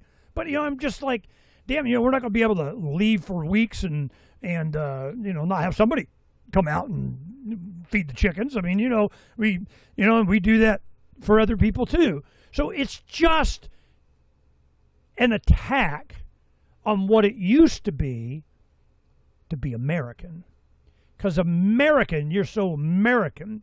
Well, the World Cup is here, and all these people come from around the world, and they have a big campaign now going, look at all these people go, man, we owe America an apology. Holy shit, you guys got it going on. And this barbecue thing, holy crap, we boil and bag our crap and everything in England, and our food sucks. And we went to a barbecue, and holy crap, man, this is awesome. So the World Cup is here, which goes on for weeks. I had no idea. Months. That's a long time. All these countries, every 4 years, like the Olympics in soccer. Well, these people from around the world come and experience America. Like, damn, man, this is not what they've been saying. People are nice. Of course, if you look for, problems, you'll find them. But so what are they doing? Well, Pride month of June, and they're out, pride flagging in the thing. And finally, because I think it's in Seattle, so what happened was the FIFA, which is the Football International Federation, or whatever the hell it is, and they banned. You can't have any kind of political, statement here and that kind of stuff. But gay pride flag's okay. I mean, we capitulate because of Seattle. And it's always to put in division. And everything that you see is division. Can we have one common theme that we can support? Freedom. The Declaration of Independence, what it says, what it's about, and it's not MAGA, to where what Trump says it is. You know what the 250th anniversary is? Me on Mount Rushmore, that's what it is. So then you got the Washington Monument with, lit up 250. Yeah, whatever. I don't care. I seen more lights for the 250th in Washington than when they subpoenaed me back to the J6 thing, go back there during Christmas time. There wasn't hardly any Christmas lights anywhere. That was verboten. And I just, what the crap is going? It's all intentional. Mm-hmm. That's my opinion. Yeah. Well, it's like, I know you and I, we tussle on it, and it's kind of it's an interesting flashpoint somehow that we both see, but we still are conflict. But like, I'll just give the example. You have a country. Culture freedom. Yeah, but here's my analogy. Culture freedom. So you have, I know you just wish this was so simple. You just wish you could just throw the F word. You make it more complicated. No, you oversimplify it. That's the issue. So, all right, so you have a fictitious country, whatever it is, and everyone plays chess. That's their thing. And it's their culture. They all play chess. And it's like, and you go, well, anyone can come here as long as, learn how to play chess. And then someone comes from a country that they never learned chess. They have no idea what chess is. They move in, and then every one of their friends that they meet now in this new country, they all play chess. When their kids go to school, they're learning how to play chess. And eventually, everyone in this new family that just came to this country, they're all playing chess like everybody else, and it's all hunky-dory. Then you have two people come, don't play, and they usually assimilate. And then you get 10 and 50 and 100, thousands. And if you start allowing more, like thousands of people at a time into one community, a small community that doesn't play chess, eventually, they start to huddle together, because then they start hanging out with friends that don't play, people from their other country who don't play chess. They play the games that they played. And so they're not playing chess as much. And then eventually, when you get more people coming in and the community gets large enough and they start having a presence, maybe a buying presence, maybe through wallet voting, or they actually get a couple people as representatives, then all of a sudden they say, you know what? We have our own views here too, and we're a little bit different. We don't always like to play chess, and we think it's wrong that our tax money is going to teach my kids chess. I'd rather learn something else. Then they take chess out of the schools. And say, oh, it's no big deal as long as the country's still legally allowed to have chess. But, now the kids are growing up not knowing what chess is. And look, you guys understand where this goes. And eventually you dilute it to the point where you don't even understand what it is. It becomes a memory. And then the chess holiday, the federal holiday, you take chess day goes away. And the next thing you know, there's no chess. And then, of course, while this is all going, you have the analog of a certain person I know saying, hey, anyone could come here as long as they play chess. I don't care. I don't want to get involved. Just as long as they play chess, great. But people come, they don't play chess. It's like it's like, well, I don't want to impose chess on people, but it's like, hopefully you like chess. But people come and they don't like chess, and then they change the rules. It goes away, and here's this person, this hermit sitting there. I'm not calling you a hermit, but just sitting there still going, or as long as you like chess, I don't want to get involved. Anyone can come. I want everyone can come. Just as long as you like chess. And meanwhile, you go, okay, cool. More people come, and they're not playing chess. And then you wake up one day and you're like, where's the chess? I don't understand. No one's playing chess. Well, it's like you created your own nightmare. And then you wind up, when people finally figure this out, that culture is ultimately what drives a lot of this, then it's too late. And that's the most frustrating thing. It's kind of like with the economy, the part that you and I definitely agree on. It's like people who look at the debt clock and they just pass by it and they think there's nothing wrong and the government could always print more money and fix it and America's too big to fail, until one day it's not. And then all of a sudden, the normies all wake up and go, how did this happen? Oh my God, well, who let this happen? Who let the dogs out? This kind of thing. And it's just infuriating. Thank God people like Peter Schiff and a little bit people like myself and yourself are trying to, through the years. I mean, granted, we've been doing this a long time, and many of you in this audience trying to let people know that many of us predicted this. We saw this coming. So when it does fail, people will look back and hopefully say, yeah, well, the people did get it. And maybe we were wrong to assume that it wasn't going to happen and not blame, blame the Bill of Rights on it. But anyway, so before I get off the topic, here's an example about the chess or about the culture, about saying, oh, I'm all for freedom. I'm so much for freedom. Anyone can come, and we're not going to put any limits on who can come as far as culture, as long as they believe in freedom. But freedom is not the same thing to everybody. Even something that's really about freedom, like owning your own gun, you come from a country where you're not allowed to have a gun. You're not even autonomous in your own country. You're treated like a piece of the state. And then you forget having a gun, and then you come to a country where they've already taken guns out of the schools. Because remember, in the old days, they used to have shooting club in the high schools. Kids would bring their guns, their rifles, on the school bus.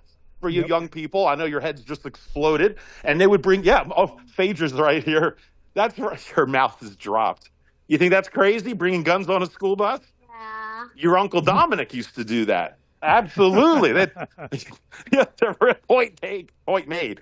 So this is how it changes. And so when people from countries that have never seen a gun, they pass out if they saw a gun. Then they come to a country where none of their neighbors now have guns. And then they go to a school that's all lefty, and God forbid, you're not even allowed to you can't even do a rubber band gun. Remember in the old days, you shoot each other with rubber band guns with your finger and your thumb? I mean, if you just put your thumb up and point your index finger, you get banned from school. I mean, it's incredible. I mean, it's funny watching the Warner Brothers. Phaedra loves Bugs Bunny cartoons now. And it's amazing how many things in those cartoons that we just took for granted, it's like everything's being banned. I mean, every time Elmer Fudd's walking around with a musket and shooting people, I mean, it's all funny. Or Yosemite Sam. None of that you can see today, right? And so eventually you get to a point where no one has guns. No, everyone's afraid of guns. That it's like why they tried to do busing back in the day. Yeah, bring Phaedra out here. We'll get her shooting ARs. Yeah, I know. Well, Phaedra's going to be a good shot when she gets older. But yeah, I mean, so all of a sudden it's like out of sight, out of mind, and it just potentiates And so if you don't even know anything about a gun, or you've been taught to like abhor guns, or they're all unsafe, and you came from a country where you never even were around it, you don't know what you don't miss. And so therefore, suddenly the Second Amendment becomes kind of like an afterthought. You don't like Second Amendment. I don't know. Some of these old-fashioned fuddy-duddy Americans that lived here, they're the legacy Americans like Ernie Hancock. They keep talking about this gun thing, but that's not important to me. There's other things that I'm more like pronouns or something. And so suddenly this gun thing, which is not just a gun thing, it's the foundation, the basement, the keystone in many ways, as they say. The Second Amendment props up all the other amendments. I mean, it gets lost, and then you can sit all day and go, but as long as you say freedom, yeah, but freedom means different things, and that's a very important example. And so then you wake up one day, and suddenly people realize maybe it's a little too late, and then you start to get the anger and the blowback. Case in point, I was not going to play this because I didn't think there was any reason to play it on your show today, but I'm going to play it now because it's very apropos. This was just a quick clip from. I happen to get the Liberal Hive Mind. I don't know if you watch that channel. The guy, every once in a while, I check him out. But he's showing a clip from Megyn Kelly that just dropped the other day, and she's all angry. She just went off on this very point. So here, just listen for like a minute. Here we go. All right, here we go. Folks, I got to tell you, this clip took me by surprise. Usually Megyn Kelly is kind of the pearl-clutching type. Well, it appears no more. Look at this. This has been going on for over a dozen years. Go home. Get out. We know our country's better than yours. That's because we filled it with our work ethic and our culture and our values. You being here only dilutes it for us, those who built it and live it. And half of you people, more than half of you, won't assimilate. We don't want you. We don't care if you're offended. Get out. Go home. Go back to 80. Sorry. I'm thinking about our friends in Ohio who've been dealing with these TPS Haitians for years now, who are drunk driving all over their towns and killing people. This is the whole cats and dogs thing. Like, they don't want to live like Americans live. And this was supposed to be it was supposed to be temporary help. And it's turned into another backdoor way of allowing someone permanent residency here. And they take advantage of all of our public services and So anyway, this is a quick clip. I mean, it's a little out of context, but it reinforces the point. And look, I know it's a bit guttural. I don't even speak in those terms, but it becomes guttural, and that's where Americans are going to start to be. They're going to go from being the pearl clutching, like, oh, the N-word, or like my grandparents, whenever they would talk about a black, if someone was black, they say, oh yeah, this person, the mailman, is a real nice person. Yeah, I say, which mailman? Oh, the mailman. Then I say, why are you whispering? I mean, come on. It's like, what the heck? I mean, it's like white, black. We say it all the time. So the culture, it went from, it's like, oh, we don't want to offend anybody, and the white guilt that's been thrown on this country to diminish and disempower not just white people, but to break the back of the unity and the strength of what this full culture has been, including black people and Indian people and everybody here.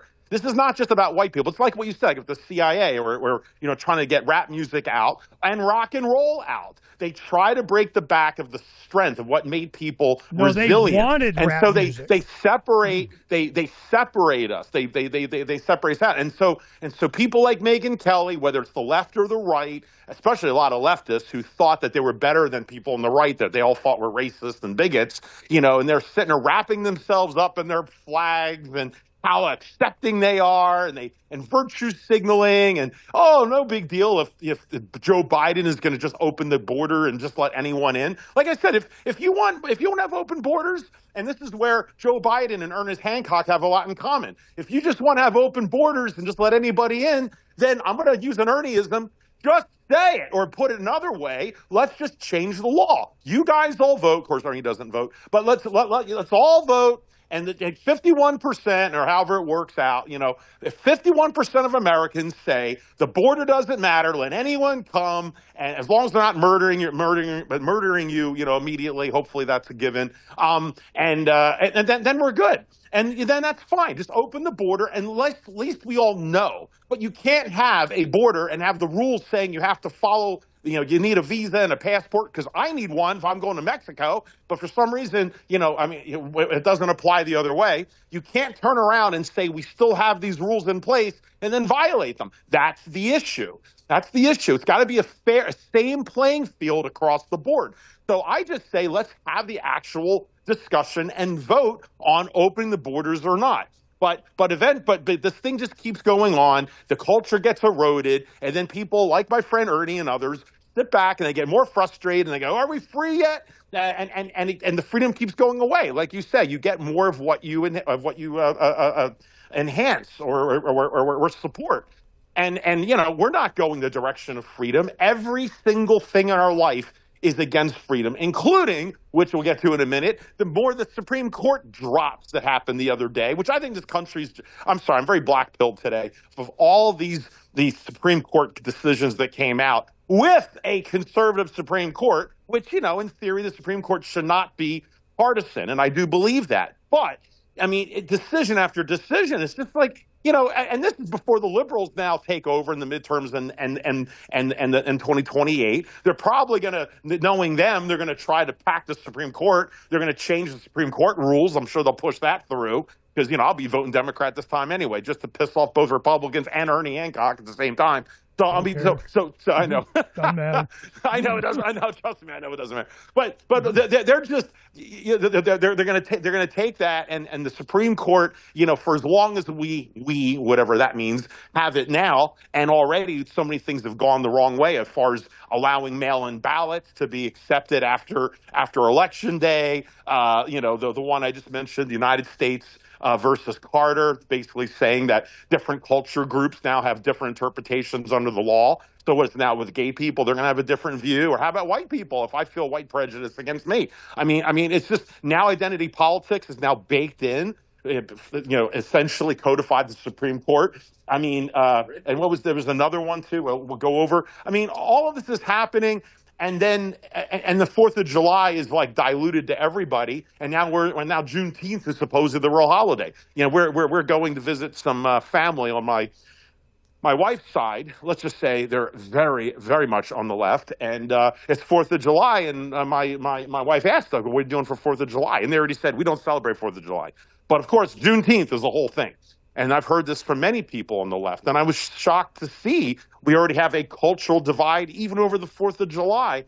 And it just can't continue, Ernie. It can't continue. And so at what point, like in America, we're seeing this in Greece, we're seeing this in Italy, we're seeing this in France, we're seeing this in like you said, in Ireland, in England. At some point, I hate to say white people, but it's more Western culture. Again, I have no problem with what your race is as long as you're following the culture of where you're at. It has nothing to do with your race, in my opinion, and it doesn't even matter what the culture is. Ernie's doing really good, by the way. I think he's probably taking a break because he's been so quiet. But Ernie always likes to try to get me on this point. What culture, Phranq? Is it your culture? You're the one in charge? I don't care what the culture is. It's just that it has to be unified. And what do they always say? You divide and conquer. And what do you divide? You divide the culture, and that's how you conquer it. That's the point. That's why culture is the foundation. And every one of these Freedom. Western countries, Western society countries that built the modern societies that we all get to live in today. And this is not just America. America was bequeathed from the Magna Carta and all the principles and the culture that came from Europe, that when the Mayflower and the people that came here. Not to mention the Revolutionary War of what that meant about separating humans from the king, the noblemen from the commoners. And I talked about that last week, so I won't go into that again. But this is what Western society has brought to the world. And as someone who went to college in Japan, and my daughter's learning Chinese, and I've been to the Philippines and other areas of Asia, Asia has their own wonderful, like super culture of all the Asian states. Some might even say some of it could be even genetic, but then you start to get into that, the conversations that makes people uncomfortable. But it's like, it's got whether it's genetics and or being secluded to the east over thousands of years, separated from where the Western culture was, from the Greeks and the Romans. And it's just, there's so much heritage of what's been built to eventually lead to England or America. And it's like they say, it can take lifetimes to make, but only a moment to destroy. And that's what's happening across all of them. The only country that I can see right now that is holding on to its culture for dear life is the enemy, Russia. And Russia, my God, you should see videos of just what the way it is like in Russia, the crime rate and everything else. I mean, very low. And yes, you could argue, yeah, because Putin is going to sit there with a bunch of the KGB's going to come after you and all. But no, put it this way: their freedom and our freedom are getting very similar. In other words, we're descending like they are, and they're becoming more capitalistic and more free on their end. I mean, and Russia is. They decide who gets there or who doesn't. They're not just opening the borders and, freedom, everyone in, because they see what it does. And of course, that's why they're the enemy. Not every country is like that. That's why North Korea is the enemy. That's why it's interesting. The countries that will not open their borders or assimilate to allow all the immigrants that Europe or NATO and all think should be the country. That's what they want to do. They want to dilute all the countries. And if you're a country that says, no thanks, we're not playing that game. We're sticking to our own rules and culture. Even though North Korea's not bombing anybody. Russia hasn't invaded really, except for, Ukraine. And that's debatable from their point of view. In their mind, Ukraine is still kind of culturally, or the people part of them, this little sliver. And of course, that's not allowed. But of course, you have people in Israel who believe that they still own the land because it was bequeathed to them 2,000 years ago. 2,000 years ago, you can still have your claim. But when Russia wants a claim that's only 20 years old, 30 years old since the Soviet Union fell, suddenly that's not a claim. Now, I'm not trying to defend Russia taking Ukraine. I'm just saying, the hypocrisy is galling, and I'm tired of it. But that's an example, I think, of why the they, them, those don't like countries that are keeping their borders up and keeping their culture solidified, because they are a force. You need to divide and conquer the culture. And that's what we're seeing here. And then the fact you got Megyn Kelly on my side finally. Oh no, Ernie, what will you do? Anyway, sorry for the rant, people. I just was very frustrated, but go ahead. I'm sure you have some thoughts on that one. No, I'm just, you just keep yakking. I keep saying culture, freedom, culture, freedom. Hey, I agree. It's just, there's no culture of freedom anymore, and people don't defend it. Freedom, but you know what? Ernest always gives me hope. That's okay. But I think freedom might rise again. But I think, look, I don't want to be really black-pilled here. I think it's not. I think the freedom that you're talking about is going to have to. It's almost like Neo and the Matrix has to be reset. I don't think that constantly trying to hold on to the freedom that our founding fathers gave us is going to come back as like, okay, we just have to, get that freedom. Like more immigrants will come here and people going to our schools and everyone's going to just learn that freedom again, especially when, Washington's birthday has been taken away and everything we've been talking about in so many ways. And our rights being taken away every day. I mean, every single law is just taking more of our rights away, and the Supreme Court is just putting like one of the final nails in the coffin with a lot of this. The other one is the dropping babies, right? It's like pregnant woman comes here, sneaks over the border illegally, because Ernie's all about freedom. Anyone can come, and then they come and they have a baby, and then bam, automatic citizen. They get all so here you have people bringing a child here. And they themselves don't even understand our country. They don't know our culture. They probably don't know our language. They probably haven't read our Constitution. They have no understanding what any of it means. And now they're having a baby now that they call anchor babies, which I guess supposedly that's a bad word. I guess I can't say that anymore. And so all of a sudden, and now the Supreme Court said that's fine. So now that is the destruction of that. It's not just that, but it codifies that the culture is going to be diluted even more as it is. And then you have more of those people here or just people in general who don't understand it, and they can be more swayed There's certain ways of thinking with all the communists now that are running, and they're out of the closet running for things. And then if the Supreme Court changes, which of course it will, and now you've also codified with the Supreme Court that you can allow all these mail-in ballots, which, Ernie, don't even start on. We all know, the whole voting thing, and now you're codifying mail-in ballots days after the election. So once you know who supposedly won, you got plenty of time immigrants to get them in. I mean, you just add all this up. There's no way that the culture of freedom that we're talking about can survive, in my opinion, as the pure through line from 1776. The only way is the freedom, and I'm not saying it's a different interpretation of freedom, but I think the version of freedom that you're talking about, it almost like it has to be extinguished or near extinguished for it to be rebirthed. Almost like a cyclic of the Big Bang, the oscillating universe theory, or we're or getting Neo. there. We're getting there. Exactly. It's always going to be economics. See, this is, so everybody understands. Everybody goes, Ernie, you're an open border guy. Yeah, pretty much. Everybody, anybody can apply. Everybody should.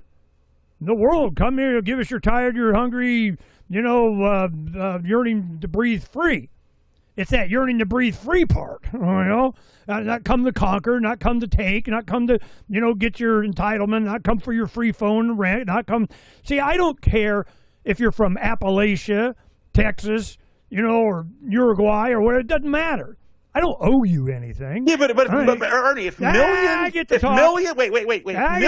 of communists come here, I get to talk. Well, I get to talk. Yes or no? Yes or no? If millions of communists all come here, it's kind of like what Fidel Castro threw us a bunch. If we all accept, if millions of communists are being exported to our country, would you just say, yeah, that's fine, open borders, or would you say, well, were the words that came out of my mouth?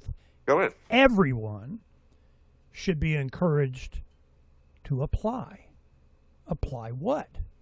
I wish to move to America. Why? Because I support American values. I'm for freedom. I'm for the. No, I'm not here to come take over. I'm not here to, do fraud on the election, fraud on the entitlement system, fraud, give me my goodies. I was rounded up in Somalia and shipped to Minnesota to, do whatever the hell it is that they're doing. Hell, you just have, Walsh just pardoned a guy that raped 10-year-old, convicted, put in jail. He pardons him so he wouldn't get deported. What the shit is that about? So the thing is, it used to be that when you had an open border, people would come in. I wish to be, all right. Well, you got to either be sponsored by someone that take responsibility for you. You have a job. Then they went into this H-1B1. They keep regulating it and then using it as just stupid stuff. It's not freedom. You come in, you say, I wish to move to America. Yeah, what do you bring? We went through this with New Zealand. We were thinking, man, we knew stuff's going to get bad in America when our kids were still in school. We're going, is there an English-speaking, beautiful place that we could go and start our family there? Well, New Zealand came up, but what do? Man, you got to have a net worth, a degree, have a business, whatever. Not be Chinese. They didn't like the Chinese. That was their Mexicans. But, or South Americans or whatever. And it was, you come to America, what is the standard? There used to be a standard. You had to learn English. You had to pass, civics test. You had to, welcome to America. Well, this is the big thing that Melania keeps going on about. I went through the process. I go through yada, yada, yada. Nope, we don't need a process. We just want bodies. Why? Well, they'll do whatever the hell they're doing. So I have no problem with people. Now, I am very complimentary of a lot of people get off their ass and go through a lot of trials and tribulation to get here. Agreed. And then make use of themselves. But that's not what's happened. What they did, certainly the Biden Obama administration made this very clear. We just want bodies and vote Democrat. We'll ship you. Hell, we'll put you on a plane. They were doing it out of Sky Harbor. That's not my open border definition. That's not what I was. Then they pay the Catholic Church to, funnel people through and coyote them into whatever. That's not what I'm talking about. So when you say open border, I think people and goods should freely travel between individuals, regardless of wherever they are. Now, they have, well, who would you not allow? Let me finish. Who would you not allow? Let me finish.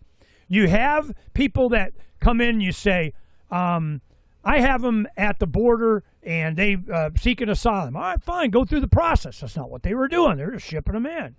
You know, here's a ticket, here's a bus ticket, here's a plane ticket, go get a ticket to suck off American people ticket. It was intentional.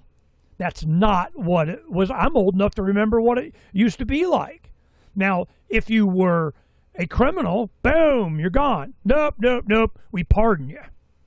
This is not open borders. When people talk about open borders, just traveling in and out and doing, fine, as long as you're not in violation of the laws. Well, then Trump comes in and goes, well, the violation of the law is that you snuck in.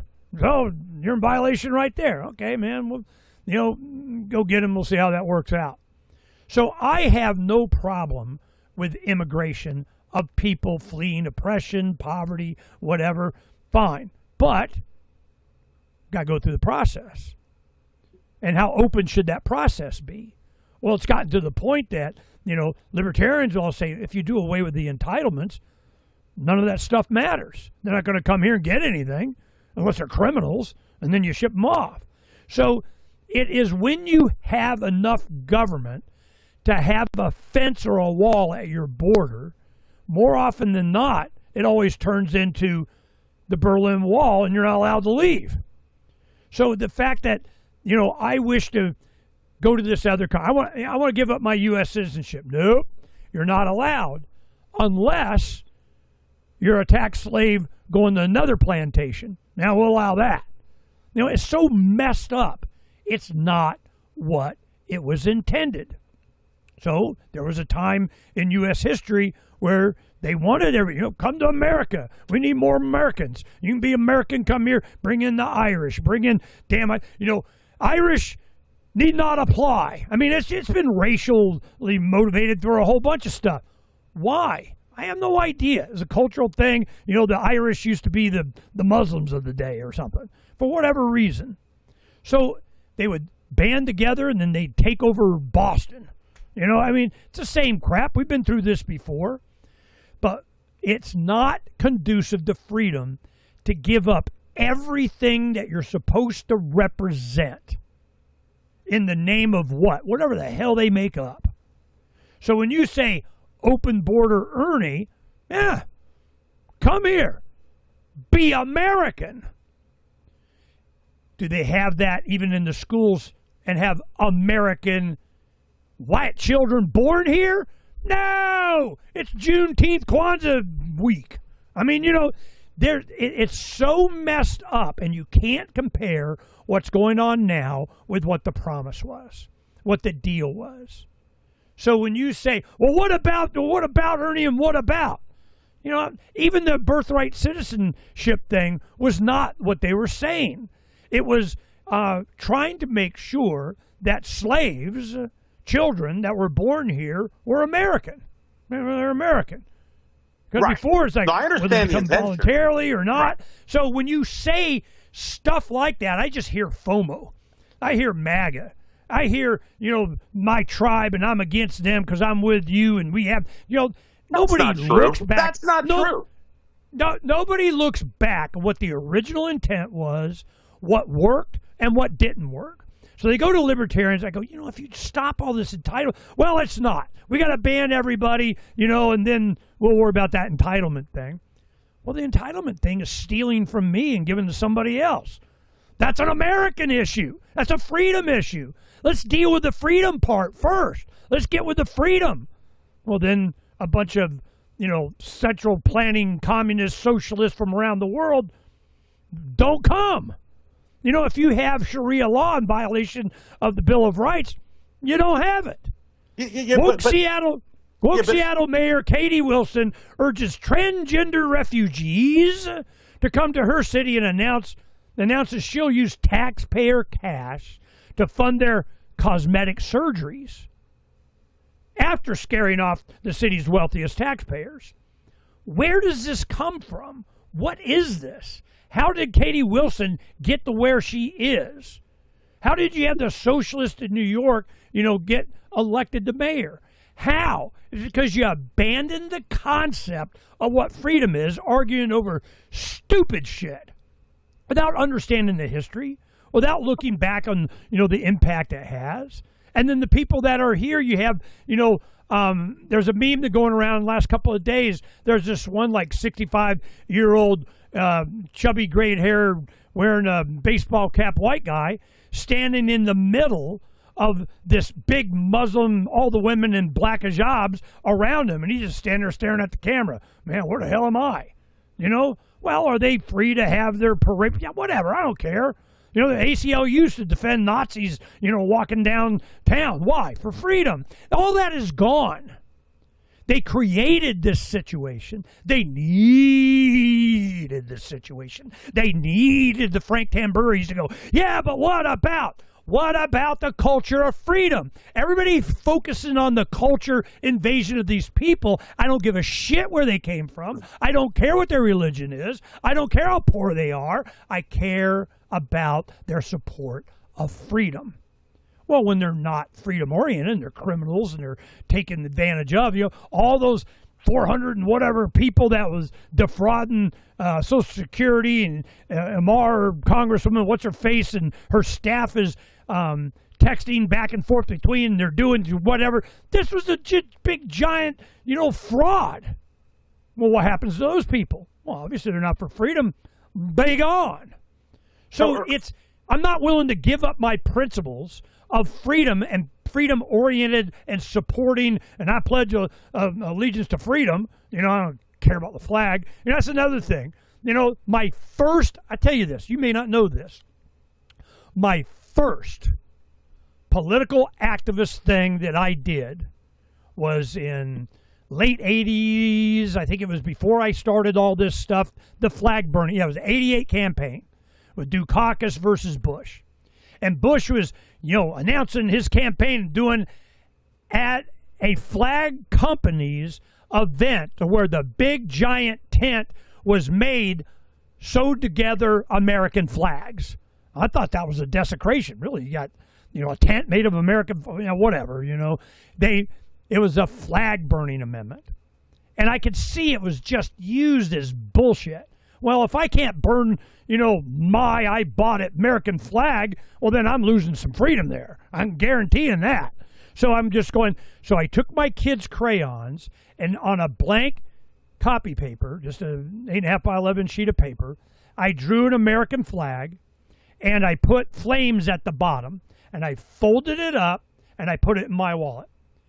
Anybody that asked me a question about flag burning, I just pull it out. And I said, burn the symbol, save the meaning. That was my first thing. I go, look, I don't want to talk about it. Burn the symbol, save the meaning. Here's my comment on that.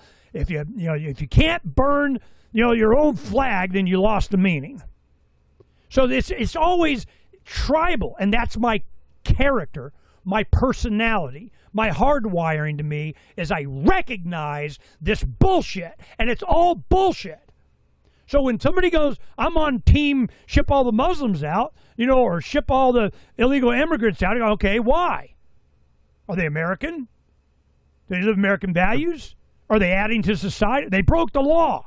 All right, well, then charge them for breaking the law, fine them, kick them out, have them come back, whatever. But it's so focused on that, and they don't give a shit about the socialists that are here. Well, you're going to ship them where? I don't know. You can have your opinion, but they are not fighting that with freedom rhetoric, freedom candidates. In fact, they get them primaried and Thomas Massey'd out. That's what they do. Yeah. So we're focused on the wrong fucking thing. Well, I think you're oversimplifying my point. No, you do. I'm a bumper sticker guy, man. For you to answer what's the question. Well, I mean, if you can't say the bumper sticker, you're babbling and bullshitting me. What's your bumper sticker? Yeah, it would be pretty long. So look, I think sometimes I feel like it reminds me, And again, it's out of respect for you because I appreciate your principal's position. It's not like I don't see it, but at the same time, don't assume that I don't have principles about it. I'm just joining the I don't know, the angry mass going, oh, just get them out. Oh, those people, like what Megyn Kelly kind of sounded like. That's not me. Like I even said, I don't even speak like that to that degree. It's just about the saving the culture, because the culture of freedom that you talk about is part of that. And you're saving Seattle residents, the socialists in New York. Is that who you're saving? Who are you saving? No. I mean, nothing's being saved, and sometimes you can hold your principles to such a degree that it can backfire. I gave this example a couple of years ago, I think, on the show. But I come from a Buddhist background, some of you know, and just to give you, this is a true story. So there was like a race to the bottom or a race to heaven, depending on how you look at it, about being a more pure Buddhist. The standard Buddhists, actually, they eat meat. A lot of people think Buddhists are vegetarians. I mean, some are, but most aren't. In fact, the Buddha, who was formerly known as like Jesus became the Christ, the Buddha is known as Siddhartha Gupta. And he died actually by eating spoiled meat. Somebody who was a follower accidentally gave him spoiled meat, and he died from it. So, I mean, let's just say the Buddha even ate meat. But then later on, there was like another sect that said, where to get him? Yeah, I know, that's one way to die. That's one other reason we know he actually lived, because he died from something that's silly or stupid, unfortunately. And the person who gave him the meat, almost committed suicide, and the Buddha kind of blessed them beforehand, and anyway said, it's not your fault, it's okay. But then eventually another Buddhist sect came out that said, okay, we're not eating meat, because you're killing animals, that's mean. And then they wouldn't do that. And then they became more like the first vegetarians. And then after that, then you start having the vegan Buddhists, who said, okay, we're not eating meat, but some of them would eat eggs. And then the next group of Buddhists said, yeah, but the eggs, although it's not alive in a way, it has. How many Buddhists can dance on the head of a pin? I get it. It has the potential for life. It's not life, but it's potential for life. And then the next group of Buddhists eventually was just eating plants. And then the next group of Buddhists came out and they said, well, even eating plants, you're actually killing something because plants are alive. And eventually it got to a group of Buddhists. It was like the sect of the subsect of the subsect that they didn't eat plants, and they didn't even move because they were afraid if they moved, they'd step on a bug. And so these Buddhists that get to the highest enlightenment, they would literally just, they would sit down on the dirt and just sit there and meditate until they keeled over and died of malnutrition. I mean, this actually happened. And of course, I remember this was in one of my anthropology, sociology classes, which I loved. I wish I could draft Ernie and sit next to me during those classes. But I remember, I think I was the one that asked the question. I said, stupidly, well, what happened to that sect? And he goes, what do you mean? They died out. I mean, because you can't, it's just like they held to their principles all the way down, literally, until they extinguished themselves. And that's the concern that I have. I'm not pointing it at you. It's just, this is the balancing act. He's going to die advocating for freedom. I don't mean it as good, but it's something we all have to keep, and check our six on all sides. That sometimes you could be so idealistic, you have to just, is it practical or is it pragmatic? Is it really going, I mean, where are you going with it? And so as an example, okay, you brought up a very good example that it was, we can chat about, but it deals with the border again. I understand, and I agree with you in a sense. When I understood the purest bumper sticker libertarian viewpoint of open borders, let peaceful people come here, and if they're following the law and the Constitution and the Bill of Rights and blah, blah, blah, okay, cool. But that only works if you don't have entitlements.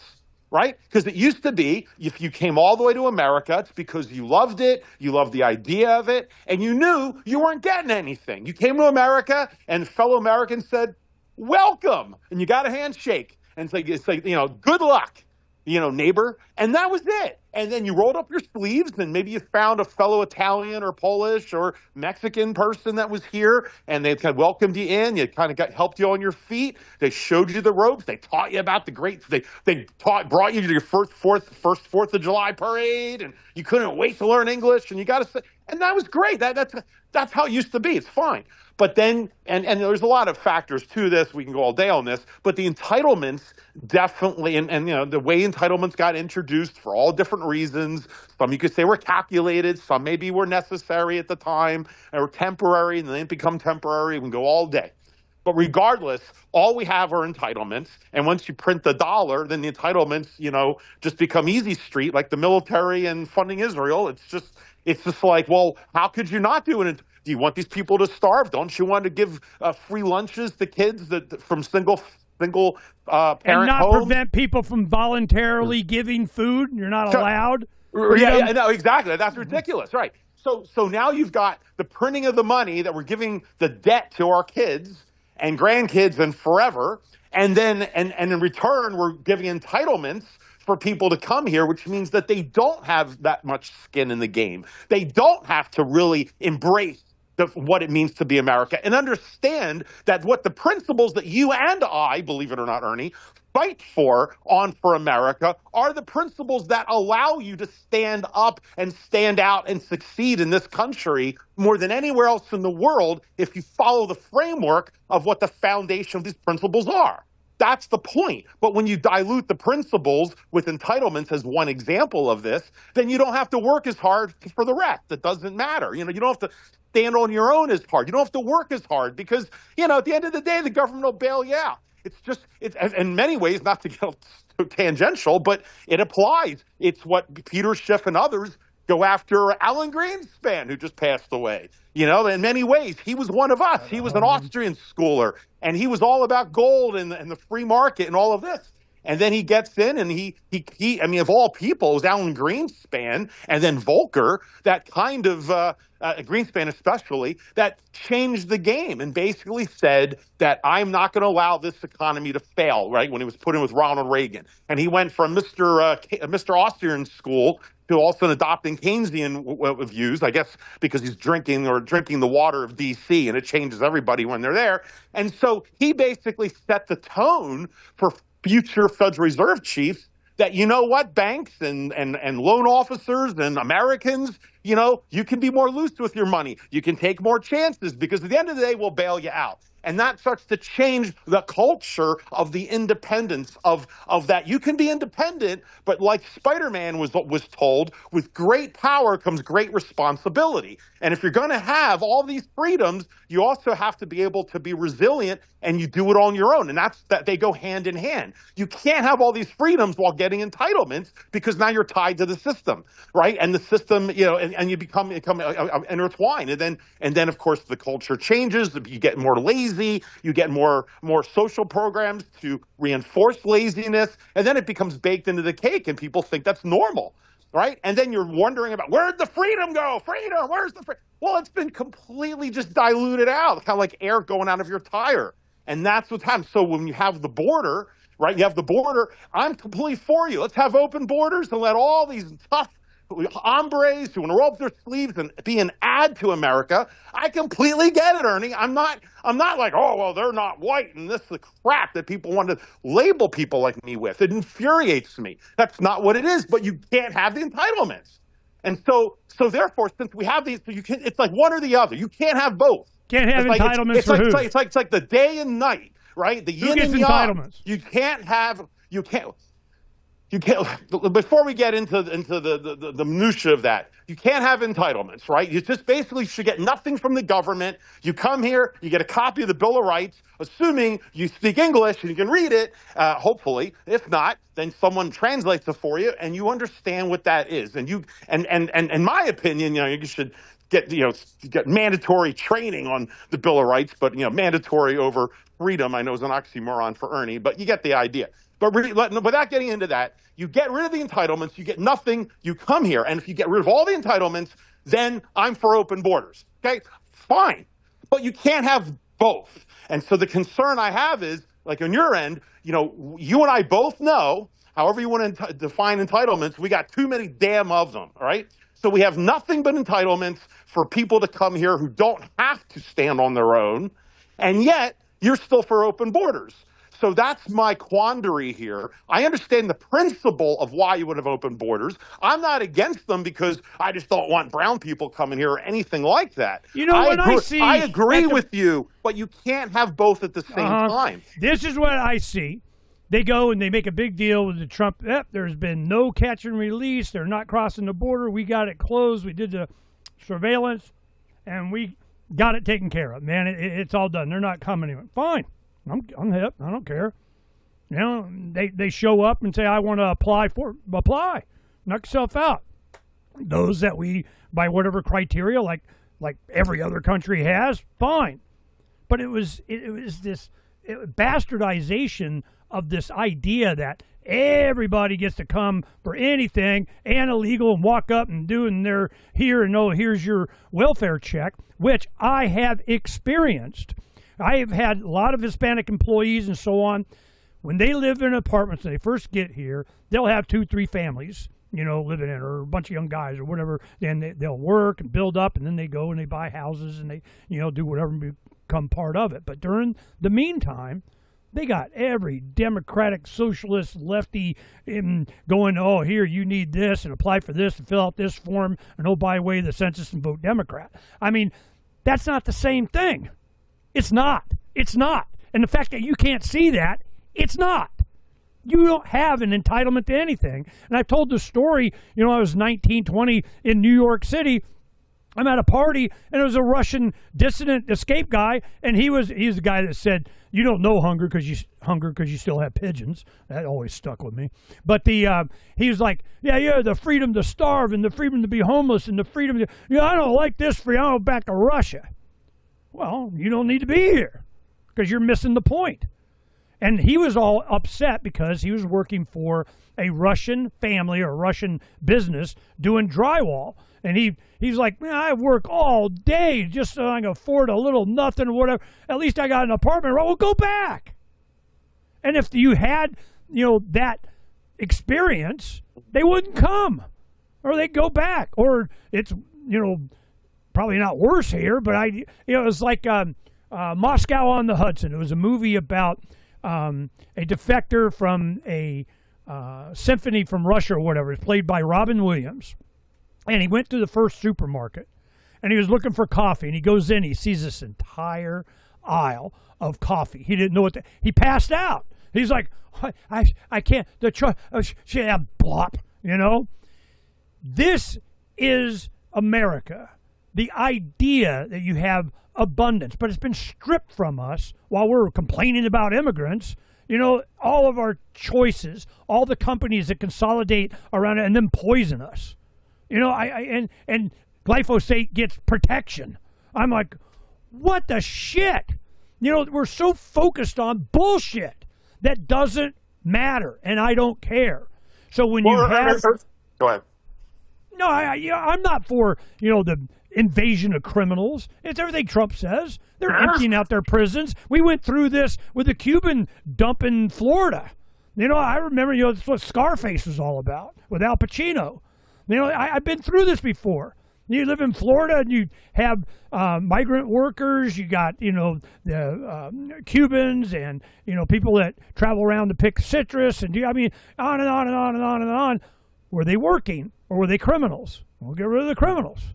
Well, of course they're going to dump out their prisons. Yeah, but we're not assuming. Obviously, I'm not trying to say they're criminals and do like the whole Trump thing that he mentioned, and he's still just taken out of context. But look, it goes both ways too, Ernie. Remember, it's not just that there are 90,000 Haitians living in Massachusetts right now, and only 10,000 are working.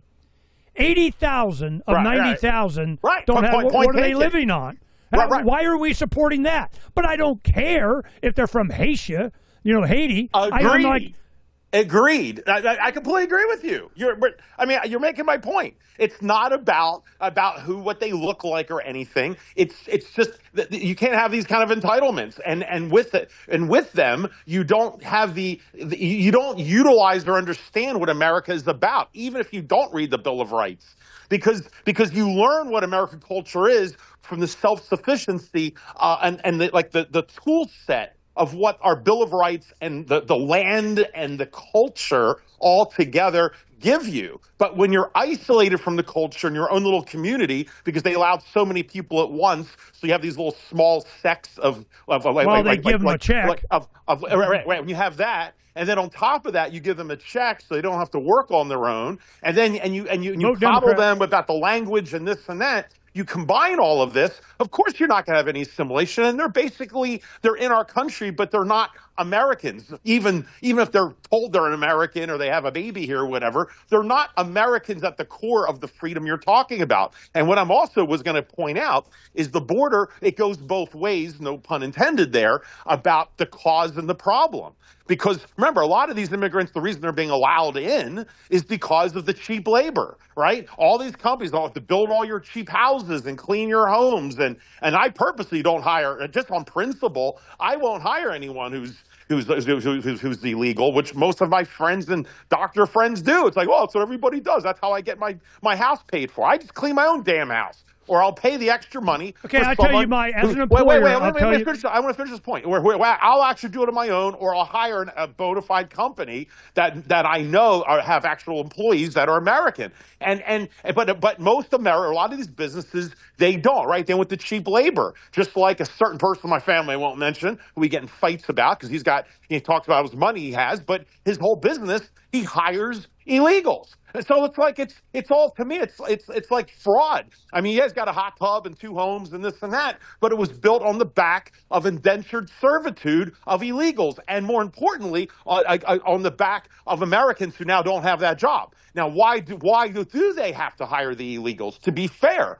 why are these companies hiring the illegals? Because they're cheap, right? They say how great. All I ever hear is, "Well, you don't understand. Are you a racist? Or you're just bigoted? You don't realize what great workers they are. They've come good families and all that. And that's great. I know they're great people, but that they're lying. It's like, okay, if they're such great people, you keep telling me how awesome they are, and they're better than Americans, and they're nicer, then you better damn well be paying them at least equal to an American or more, because they're so wonderful. You should be paying them more money than an American. Then you love me. Wait. So then you love me. So they don't. So they'll pay these people that they think they're so great and wonderful people less than what an American is, and then sit there and try to virtue signal themselves that they're not doing anything wrong to justify hiring the illegal. And meanwhile, that now, you propagate the problem, right? Because now Americans who have to pay, and why are Americans expensive? Because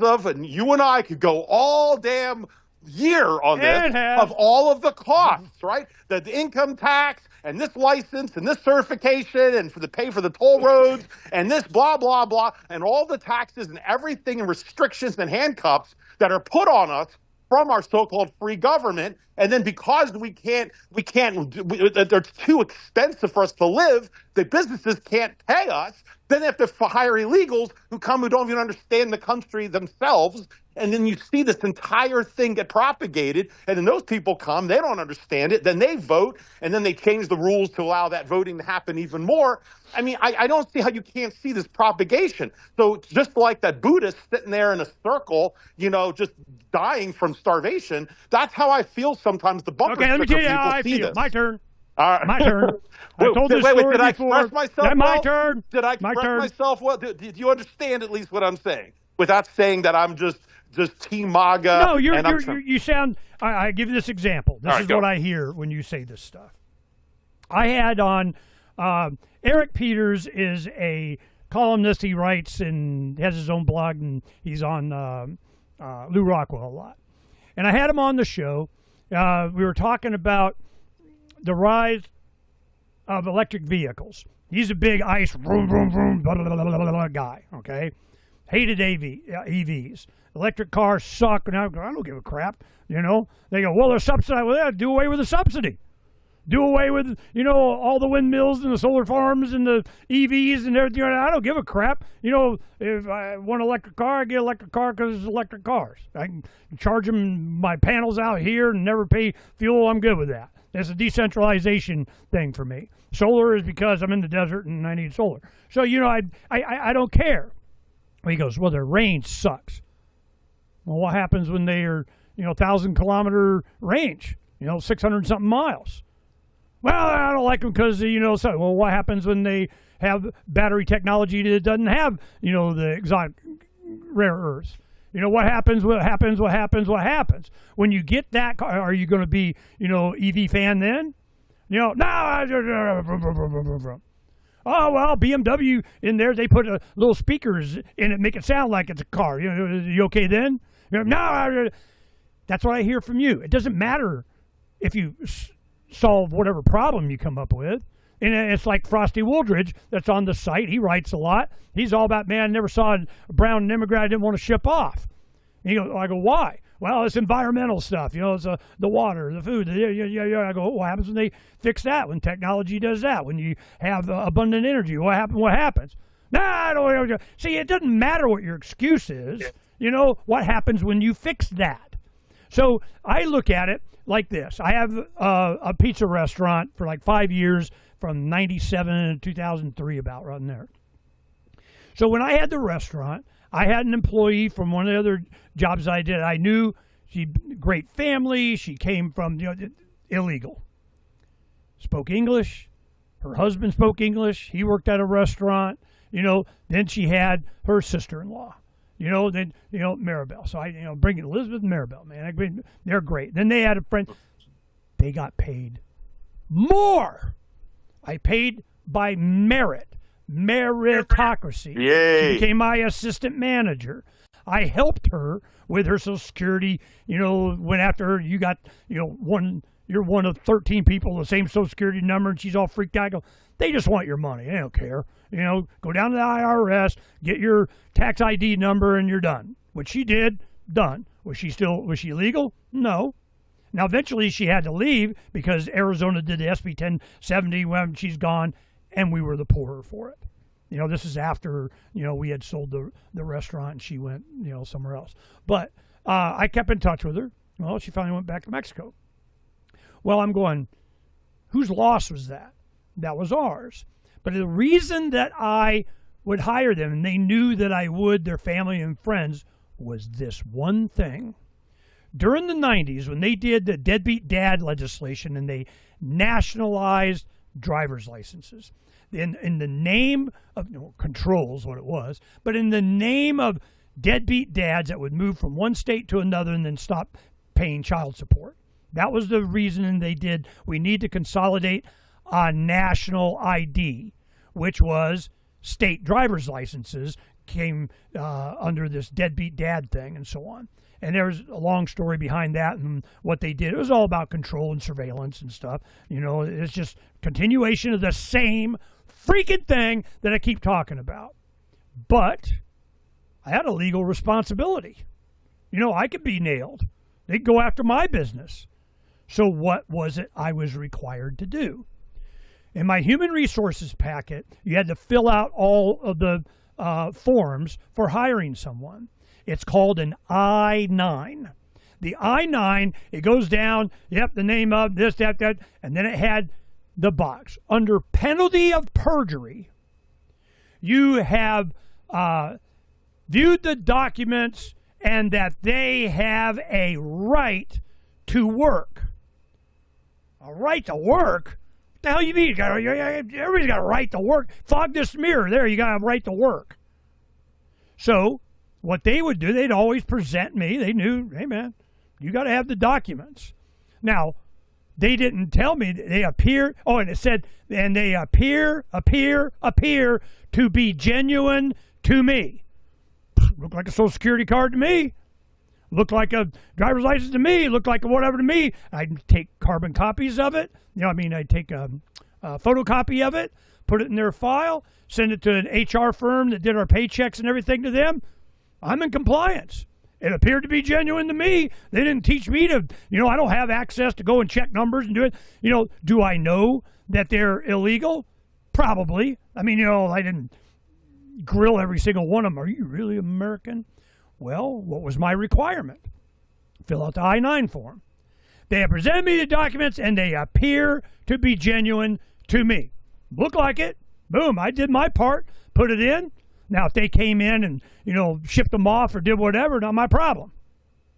So what incensed me was that I have a person willing to get paid more to come and work at my business because why? Meritocracy. They were a good person. They spoke English and Spanish, so they could answer the phones and I get Spanish money ordering pizza. And they were on time, they were clean, they were attractive, they were nice, they were friendly to my kids, they were part of the family. I got pictures with them. And they saw me as, a good guy, not because I hired him, because I didn't give a shit.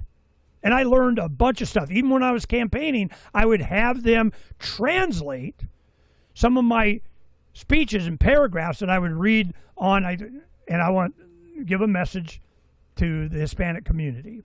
And have the television cameras going, and it was in Spanish, and I speak a little bit of Spanish so I could, make it sound semi-Spanish. And what I said is liberty has no walls. By your own merits, are you valuable to this, that kind of thing. Well, they love that. Hell, even the TV reporters are, damn, that was, good. Well, did I care what they thought? I don't care. It was the fact that they had a form that I had to fill out, and I had to determine whether they had a right to work. Of course they got a right to work. Hell, they want to work. So go work. And I want to have a voluntary contract with that individual. I need you to do this. I'm willing to pay that. I agree. They agree. We agreed. Done. America. Meritocracy. And the fact that I got some government, federal government, and I grew up, I came to Arizona when I was 12. I lived in Florida then. Both of these states are big immigrant things. Who am I, friends with, supporting, working for my dad, whatever those that work. Right to work? What's a right to work? Well, they showed these pieces of paper. Okay, they showed them. They got a right to work. Boom, done. That's how I saw it.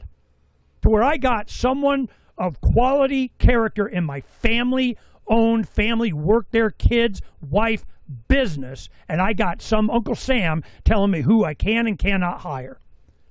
That was my attitude. And they made more. And they stayed. Years I worked with these people. Years. So I give not a rat's ass what some government agent is going to tell me who I can and cannot voluntarily contract with. Now, if they were criminal, they're bad people, doing bad stuff, get them the fuck out of the country, man. Go. Get them done. They're not playing right. They're not doing it. Nope. I'm with you on that. But for them to, have, and that's what the big pushback is. They're going, look, man, they're paying taxes. They're part of their community. They go to the church. Their kids are in the schools. What the hell? No, well, what was his name? Holman or whatever. No, we're going after the criminals. We're after the bad guys. Fine. Go get them. But then you got the states, pushing back. All that misses the very point that an individual human being wishes to contract with another individual human being. And I got a list from someone of what determines whether I can enter in that contract. Nope, I'm not buying it. But it's the law. Don't give a shit. I remember when they legalized marijuana here in Arizona, and Roy Miller, Roy, he was a retired colonel in Air Force, transporting planes during, war of whatever the hell. And, he passed away a few years ago. And I remember we were at one of our supper club meetings, and he's like, woohoo, look, I got my, I can, my marijuana card, my dispenser, I can go and I can smoke legal. Man, I'm inhaling. And they all looked at me, and I go, really? You think I was waiting for a permission slip from the government? Seriously? So it's an attitude of freedom at the base fundamental of it. And I don't give a shit what some deadbeat dad consolidation, a database of national whatever control mechanism that they got in the name of whatever the hell they come up with. So now what are they doing? They want to have a national ID. Why? To prove you got a right to work. You got a right to work. I don't got a obligation. I got to hire you. So it's just we're not looking at the root problem. We're not looking at individual human beings with individual rights that have the right of choice. So when you say open border, I'm not an open border to bring in Scarface. I'm not, open border. You're bringing in the Venezuela gangs and them, run roughshod and go invading apartment buildings in Colorado. I'm not. Get those sons of bitches out. Sure, not Walt's pardoning, 10-year-old rapists, rapists to 10-year-olds so that he doesn't get deported. What the shit? Who's behind this stuff?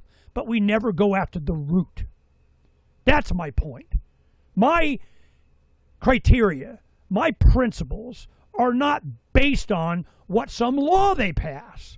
It is on the merits of a human being. I knew their children. Human beings. So does that make me an open border, scofflaw? I don't give a shit about them? Well, in your opinion. But for me, I don't get my morals, my values from government. I don't give a shit what they do. Now, I protected myself and my business by doing what I was obligated to do. Because I had partners. He doesn't want, he was, kind of a Phranq, but, he knew I'm an operations guy. Look, man, yeah, you and I got to, disagree on this because I don't, and then, of course, he got to know him and, that wasn't the problem. But, that's what I set my standard by. Not what Trump says. I don't give a shit. But do I think people are entitled? I'm born in America. Give me my entitlement. No. You're robbing from me more than the Mexicans are. We've lost our way. We've lost our standard. We've lost our culture.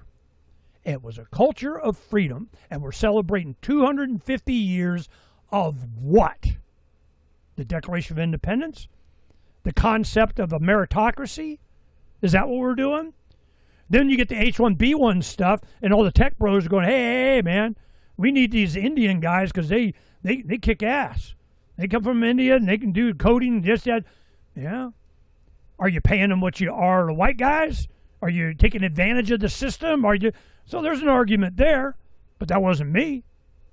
So I really do not get my principles based on a government. It is based on humanity. And there are bad guys, and they need to be taken care of. So I wasn't all up in arms and out protesting and stop arresting the illegals here that you're doing, especially when they're going after the criminals. So, you and I are just going to disagree on this. And you're going, Ernie, but what about, and what about, and what about, and all these straw man crap did not apply to my experience. Next issue. Oh, we lost him. He missed all my goodie. Now he's back. But he knows what I say anyway, because I always say the same thing. Yep. Phranq missed my great, whatever, so everybody heard it, and I win, and you weren't interrupting me, so I win. That was your 4th of July gift. That for me. I'm sorry, Miss. I have to get going in a minute. I'm sorry, audience. The call dropped, and then Ernie didn't know it was off. So, but yeah. Next issue. Yeah, and I think that's about it. If we want to do a quick thing on the news, but it's funny. It's funny, Ernie. I've been watching a lot of videos, and I don't know if it's coming up more. I'm sure some of it's the algorithm. I'm not obtuse to it. But you seen Citizen Vigilante or whatever it is? No, but that give you a grin and giggle for Phranq, man. I'll get some guns. Probably see it just because I got to fit the stereotype that you've been trying to portray me as today. So I'll definitely check out. Besides Army Hammer, he's been he's had an interesting, colorful background as a person, and my wife watched the documentary about him, so I'm sure she'll be interested to see his career revival. Oh, you should look up Army Hammer. He got blacklisted. He was like doing S&M with, women and like bondage and all kinds of crazy stuff that he got accused of. And actually, he did.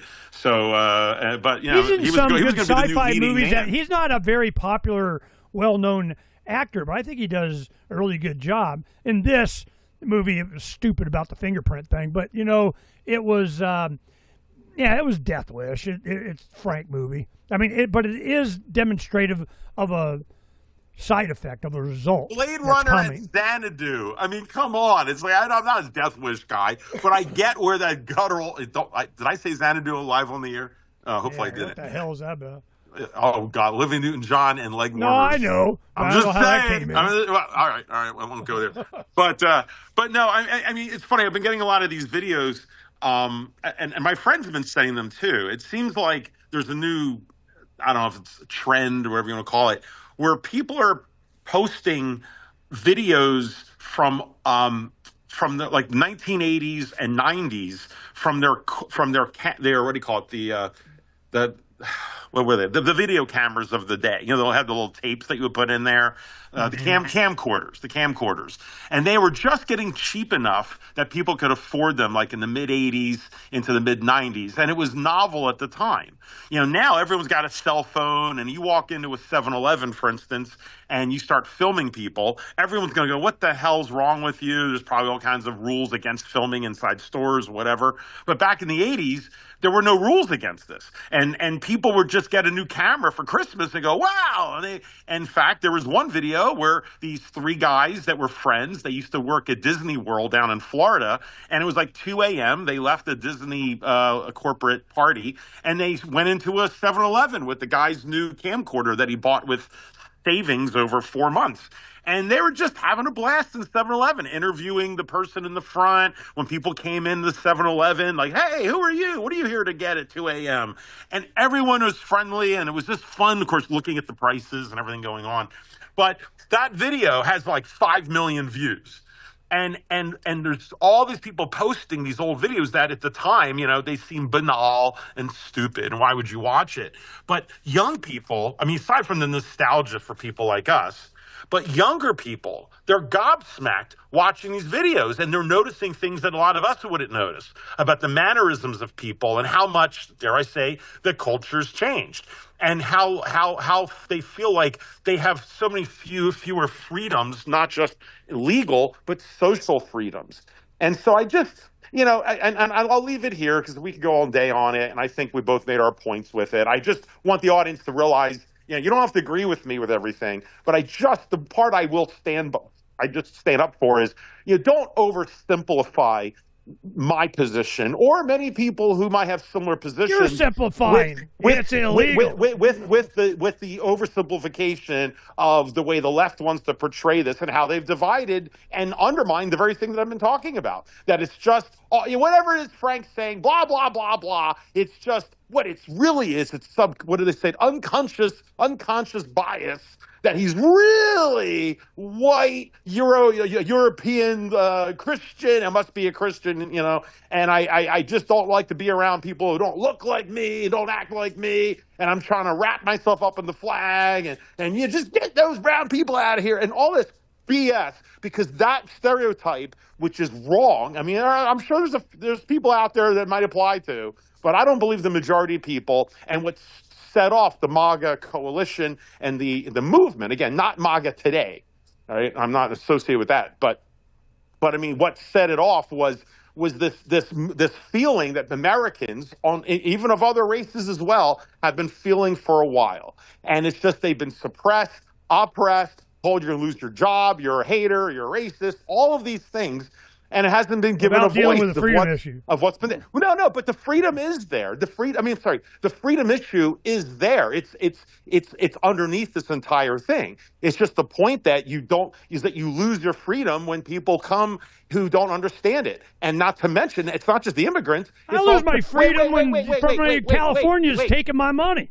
And it's also the government itself. It's a culture overall of a lack of freedom that's been eroded over years. I mean, we started off the show talking about King George, you know, getting a revolution on his hands over 1.5% tax. Yeah, I know there's a little more involved with it, but that was the point of the taxation of that representation, 1.5% tax. And they're like, excuse me, you're 1.5% tax.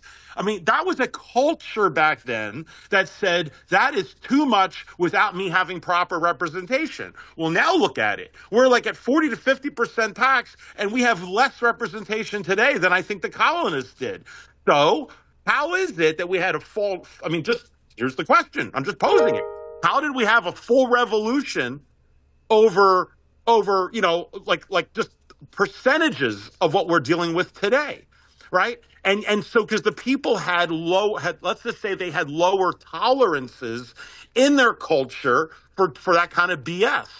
And yet today we have it's 10 times worse, and yet people just go along with it. Now, I don't want to, that's a whole loaded topic we save for another show, but I would just argue that what has changed in 250 years is that kind of culture. I mean, just look at your father, and I'm sure he's a tough guy, and, you know, he has faults, just like with my family. But I'll tell you what, you know, it's always a joke. I would talk about my grandpa Tamburri, who smoked Camel cigarettes unfiltered every day. He was a mechanic. You know, he'd swear in Italian and he'd sing in Italian. He loved those old Italian songs. But I'll tell you what, he didn't deal with BS at all. He was the old school father that if my father, his Archie son, Bunker.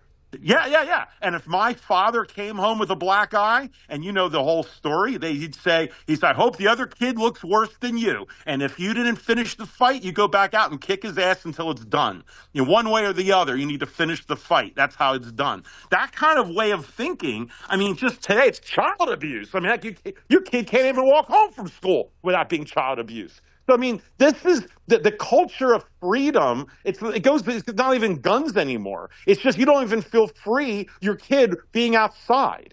And so this is a consequence of the division of our culture for different ways. The government doing it, the government giving you entitlements, which then they can take away. And once they get you on the government dole and they can take it away, now, of course, you will give up your freedoms to keep that comfort or the things that they gave you. So this thing about, I don't want to make this all about immigrants, okay? That also, it's a little trigger for me. It's like, oh, you're just blaming the immigrants. That you said that earlier. I know what you were trying to say, but that is not what I'm saying. This is not all about immigrants, okay? It's a multifactorial of, that's why I always go back to the culture, but it's the freedom gets diluted away in many ways where we're putting up with 50% tax rates and no representation all being taken away. And where's the revolution that we had all those years ago? What makes people today different than then?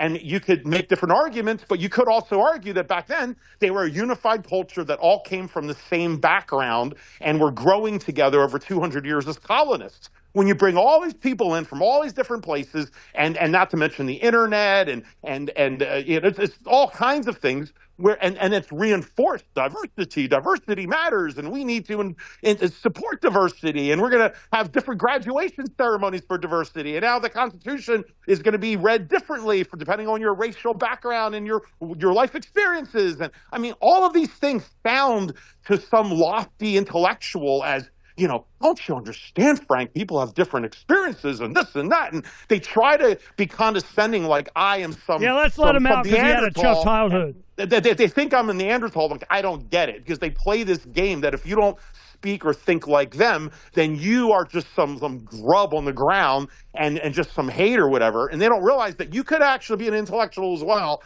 but coming at this from even maybe a higher perspective of where that leads. And it always ends up, and I'll end on this quote that you've heard me say a million times, ironically came from my time with the Alpha Phi Alphas, the black fraternity. And it was the black homestay mother that took care of everyone there. And she took care of me, taught me all about soul food. That was she introduced me a lot of cool stuff.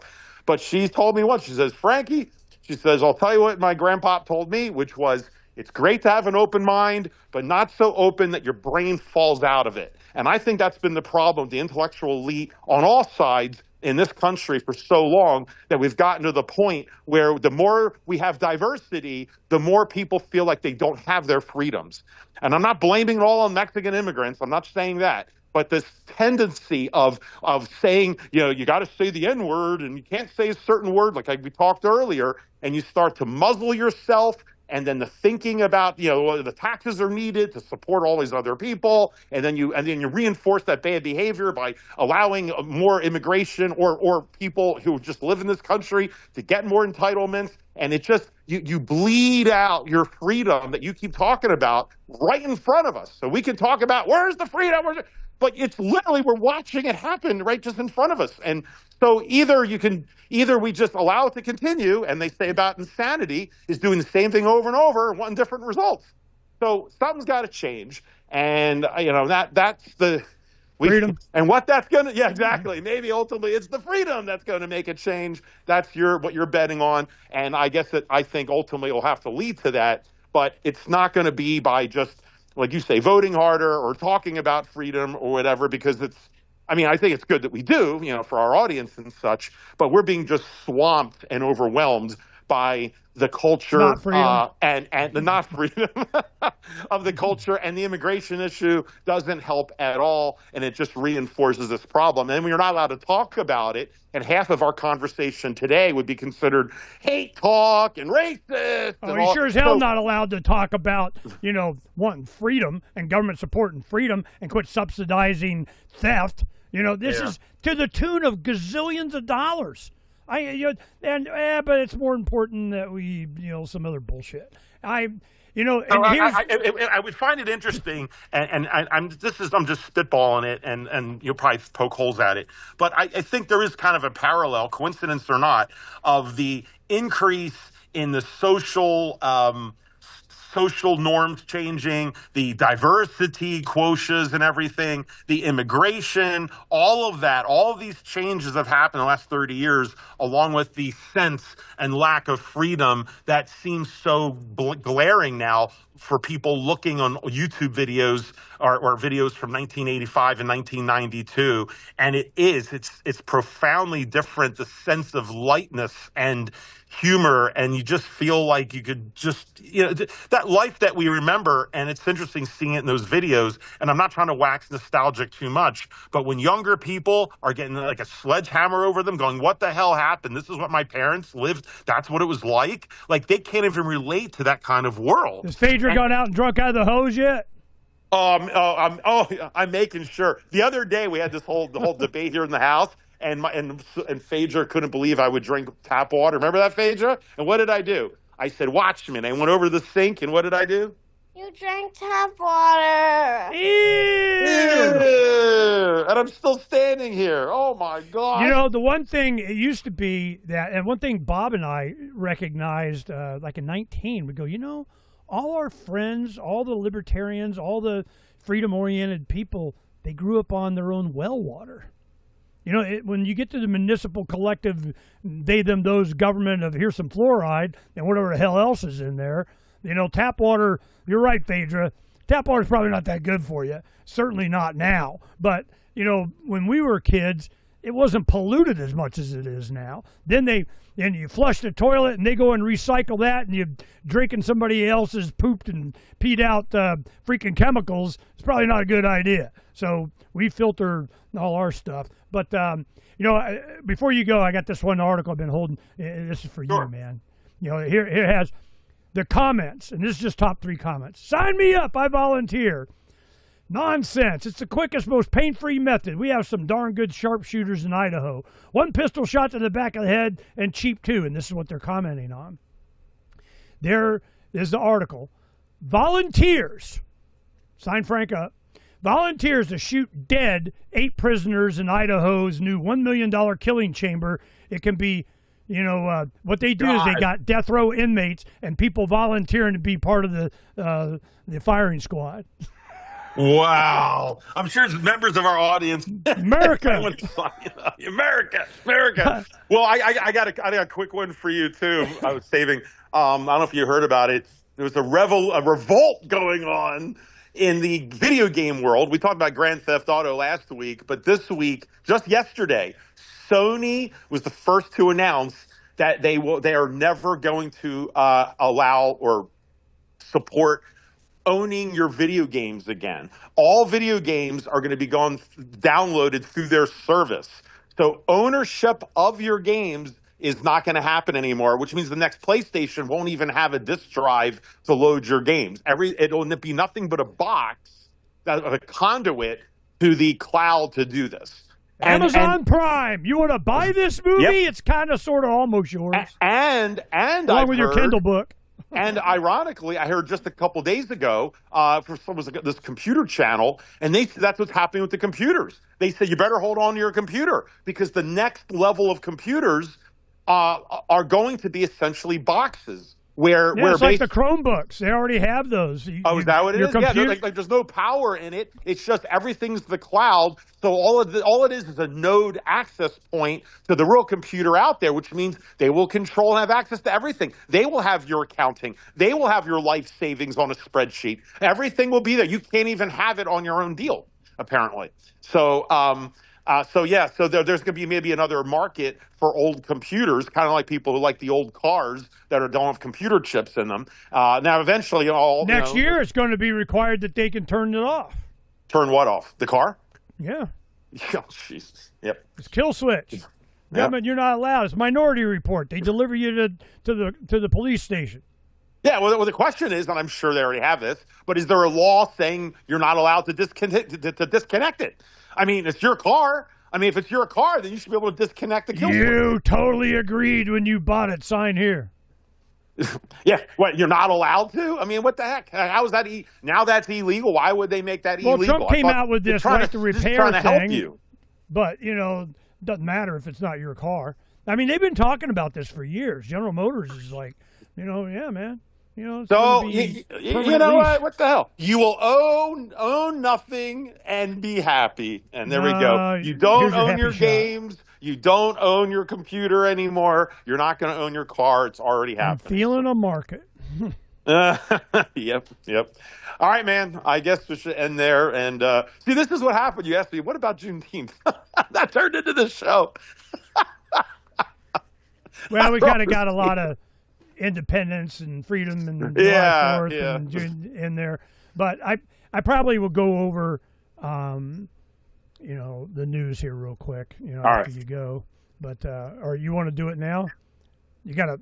Yeah, I have to go. Yeah, we're having our trip tomorrow. We're getting ready, so I'll let you go. Thank you, Ernie, and I'll listen to you offline.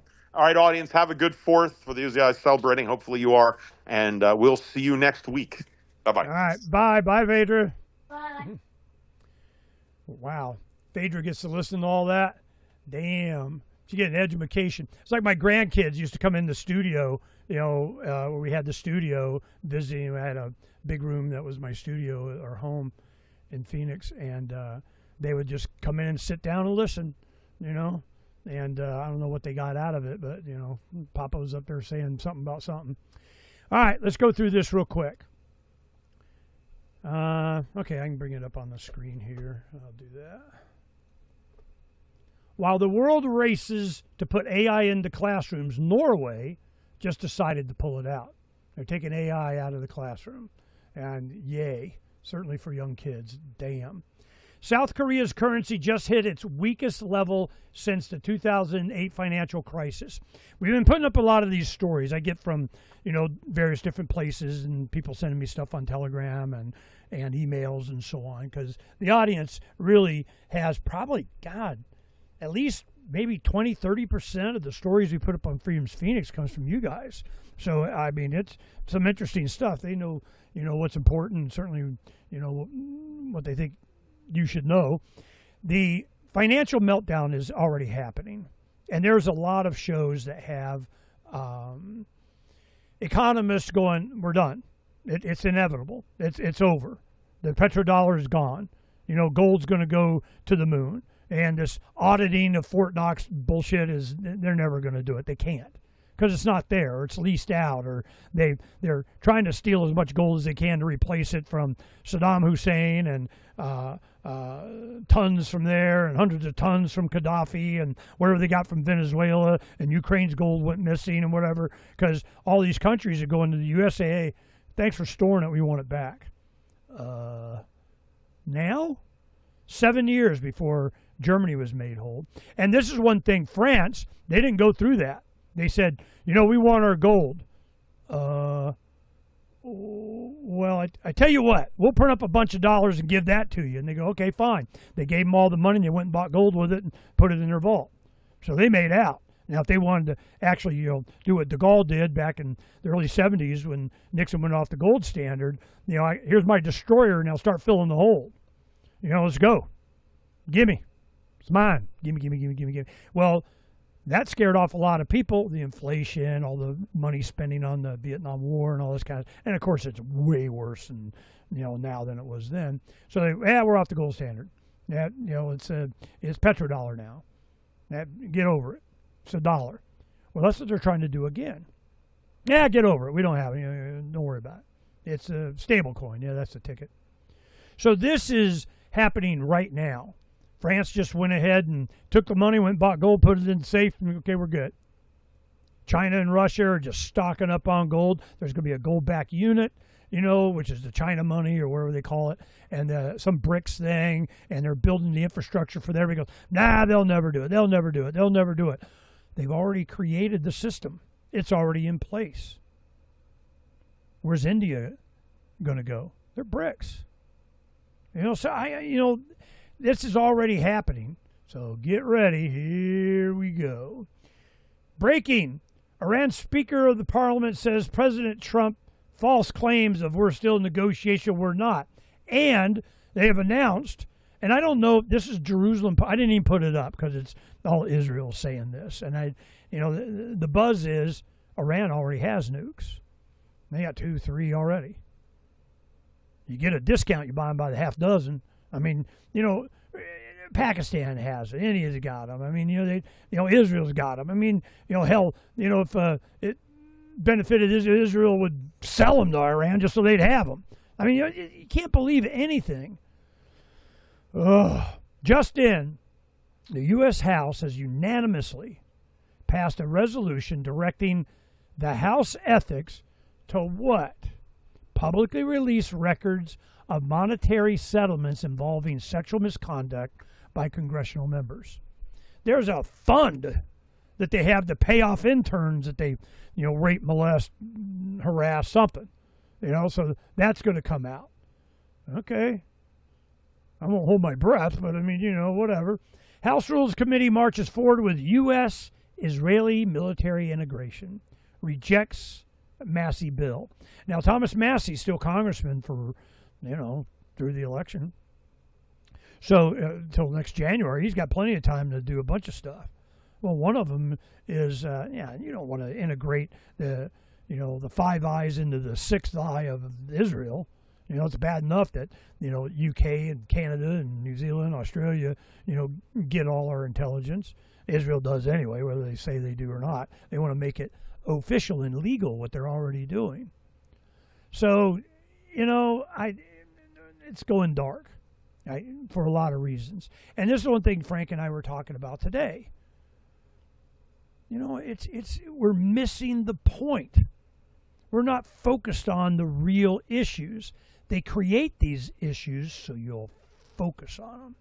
So you'll pay attention to this superficial foam on top, and you have no idea what the chemistry down below that's creating it. Freedom's the answer. What's the question? New law will protect kids' lemonade stands after state employees were caught demanding fees. In Michigan, a prospective law would eliminate virtually all regulations on that old chestnut, the child lemonade stand. Is it just lemonade stands? I'm sorry. You're selling orange juice. You're not in compliance. I mean, how are they going to word this? Is this a benefit to lemon tree growers? I mean, is that special interest? I mean, are they really addressing the issue? No. Well, we'll find out. Oh, we got, devices made by devices, robotics is coming. Now, this is Eric Peters. Eric Peters, I was talking about him. He didn't like electric cars. GM, like Tesla, is interested in devices, not just selling them either. Both use devices, collaborative robots. to help make the devices, EVs, electric vehicles, he's always going on about that, they sell. 50 collaborative robots have just replaced 1,000 workers at a GM factory.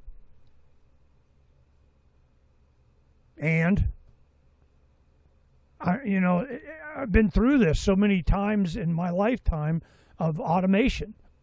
Things get cheaper. Yay. I don't want AI controlled by they, them, those robots taking care of my kids or my dog or, whatever. But, what law are you going to pass to make it to where you can't innovate? I don't know. Freedom's the answer. What's the question? Traffic through the Strait of Hormuz is way below pre-war levels as Trump is briefed. What's he briefed about? Yep. He's briefed on options for all-out war. Wow. Now, this issue would have got Phranq. He'll come back on with this one. He's listening. Another woke flop. The new Supergirl movie on track to lose a stunning $100 million. Well, this is a DC girl power, Supergirl woke of whatever, and it bombed. Is that, unexpected? Yeah, probably not. Let's see. We got some tech stuff. Breaking the chains of 2026 on BrightU. Now let's talk about Monero and, crypto freedom and all this guy, whatever. We got some bad batteries out there. Do we care about that? What makes mosquitoes more likely to bite you? Go read it. Whatever. And, I saw a laser tech. I thought about this too. I didn't think they would use one laser beam that would zap it. It'll blind you. I mean, I was thinking maybe, like 3 lasers that converge on one point, and the energy from 3 of them or 4 or whatever would be enough to take out a mosquito but not damage anything. But they set them on the back patio and they aim it out towards you. Just start, iron doming your patio from mosquitoes. Well, the tech is there. Here we go. From Tel Aviv to UFC, Madison Square Garden and Hollyweird. What are they talking about? From Tel Aviv to UFC, the cult that owns and controls your entertainment. So this is what I'm talking about. This is when you say, well, they did away with USAID, all this money by the gazillions that was going out to whatever, and then they take that money away, and all of a sudden, rap culture went away. What happened? Because they were pushing it. Why? Because it was doing what they wanted it to do. Separating people from people based on stupid crap. This, and it goes on and on. FDA raises potato chip recall, the highest risk due to salmonella contamination, and then they take out every chicken. They'll take out every bag of chips. They'll take out every... Really, this is the problem with centralization. One thing goes bad, it affects the whole batch girl. One bad apple don't make out the whole batch girl. Yeah, it does. This is, it's one thing I saw, the Amish, how they store fruits and vegetables and so on. And one of the things with the apples, they individually wrap them, they put them in a yada, yada, yada. There's a lot of stuff that we put up on here on food storage and stuff too, FYI. Lake Powell hits record low summer level, raising water and power fears. Because we use a lot of hydropower in Arizona, FYI. Because we got monsoons. It's supposed to be coming, big giant monsoon coming. Yeah, I'll believe it when I see it. This is what happens if Fort Knox gets audited. Now, this was a economics, what's her name? Michelle McCory, the real story. Well, she represents Miles Franklin Media. They sell gold and so on. She has a lot of guys on. I had this older guy on, and he was going, Alistair McLeod. And he's an older guy, and he's going, look, I can see what's happening. This is the dollar's done. It's going to be 2 or 3 years. It's not going to be in any form that you may call it a dollar or whatever, but petrodollar's done. It's going to gold. And it's going to be in competition with gold-backed currencies out of Russia or China or not here. Well, Trump administration is getting ready to have gold-backed treasuries but It's going to be a 50-year bond. They have 30-year, which is ridiculous in and of itself. But 50-year. Well, the 50 year is going to be, you'll buy the 50-year. It's locked up for 50 years. Okay, but it's going to be backed with, it's going to be backed with gold. Is that what it's going to be? I'm gold. Seriously, we be coming into a little bit of money, from a settlement on, Donna's mother had passed away, and there was still, different things. They have to hold it until after and they cleared, whatever, you get another check. And it's going to be, not a gazillion dollars. I mean, it'd be, several thousand. It's not in the tens or anything. But I'm thinking, yeah, Donna, she wants to fix her truck this, get that. Is there going to be any left over? Gold! We buy silver a lot. We'll get some more silver and gold. Why? Because if we don't need it right now, what I want it to do, sit there and just waste away with inflation? Because inflation is coming. It's going to get terrible. And I'm thinking, first thing, what are you going to do with that? Well, it's for buying food. Well, let's buy it now while it's cheap. Let's get pallets of food, put it in. That's why I'm building the root cellar. We're making progress on that. It's a sphere dome, 20 foot that I'm buried underground, and I'm just now starting to embed it in, putting the floor in. It's a thing. You go to occupytheland.org, you'll see what we're doing. But it was for this, to have food stocks, not just for us, for our extended family.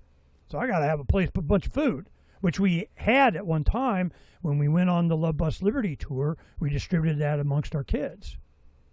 Well, one of my sons moved into a new home, and they got rid of they kept their bucket food and stuff, but a lot of their extra stuff they donated to, something. They came and got it. And, some of this stuff expires and, rotates, and you want to get better stuff or whatever, but I can't buy enough tuna fish and Spam and beans and rice and whatever. It's you just don't want to be making decisions when you're hungry. When you're starving, decisions get pretty primal.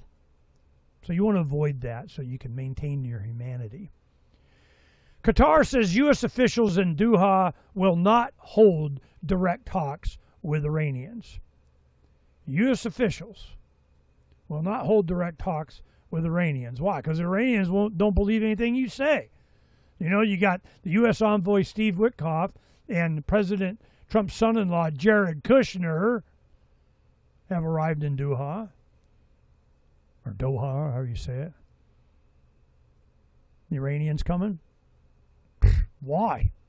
As soon as you sign something, Israel bombs Lebanon more.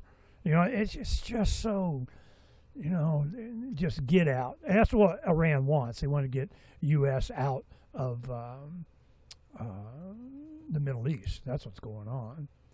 RFK Jr. announces he's ending emergency liability protection for COVID-19 vaccine makers. Well, we won't make any COVID-19 vaccines, anymore. Good. One problem solved. Trump reports over $1.4 billion in income for him from 2025 crypto earnings. Is the war on crypto over? No. They're going after anybody that has privacy coins that are, doing parallel society stuff there. No, it's got to be stable coins. It's backed by treasuries. This is, and he's got his own USD1. Who owns that? Trump and Sons. They're making bank. Will they get prosecuted? Are they going to go, is this even a thing? They don't care. And who gets a cut? I don't know, whoever's, not going to prosecute them. That's who, I guarantee that. Congress confronts MK Ultra testimony, warns of ongoing CIA mind control capabilities. There is a video done by TrueStream Media. Melissa and Dykes, I think is their name, last name Dykes. Husband and wife team that do great videos. Well, one of the first ones that made their bones, they got a lot of attention, a lot of subscribers, was Minds of Men. And it's all about MK Ultra and the government's desire to control everybody. What that turns into what we got now. Well, you think it's done? You can't do that anymore. Oh, okay. We're the CIA. We won't do that anymore. Pinky swear. Of course, they're still doing it because they can. So they are. Congress blocks amendment to stop integration of U.S. and Israeli militaries. Well, I think that was probably Massey's thing. Ukraine's desperate propaganda campaign while Russia advances along the entire front. We have another story coming up this afternoon.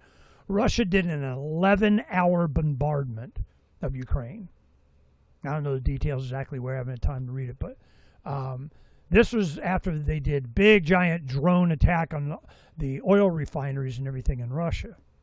So they're having the source oil, they're making all the mainstream media, of fights in the lines for gas in Russia, gas stations of yada, yada, yada. So how much do they got? Well, hell, they produce their own.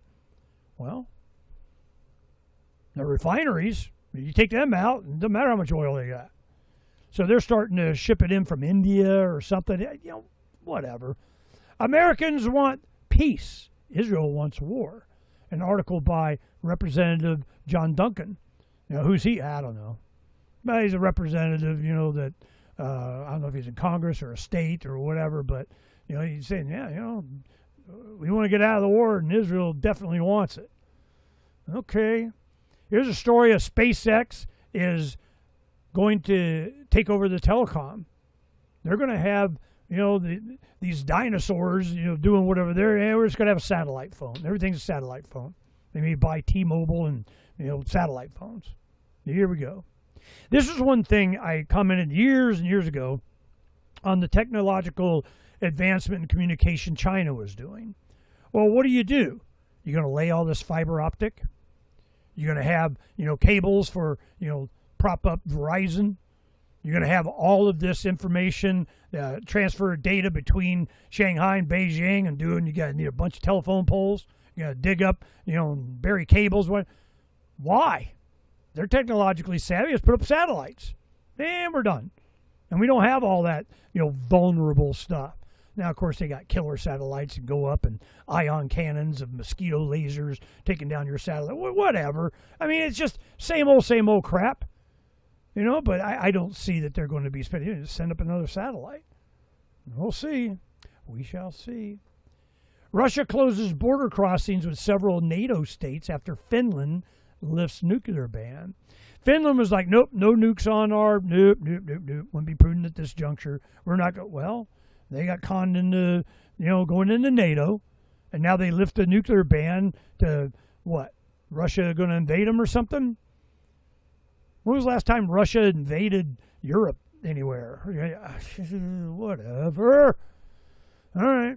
House Dems launch effort to impeach Secretary Linda McMahon for downsizing education. She's an education secretary that was dismantling and defunding and whatever United States Department of Education of how we're going to rule your children.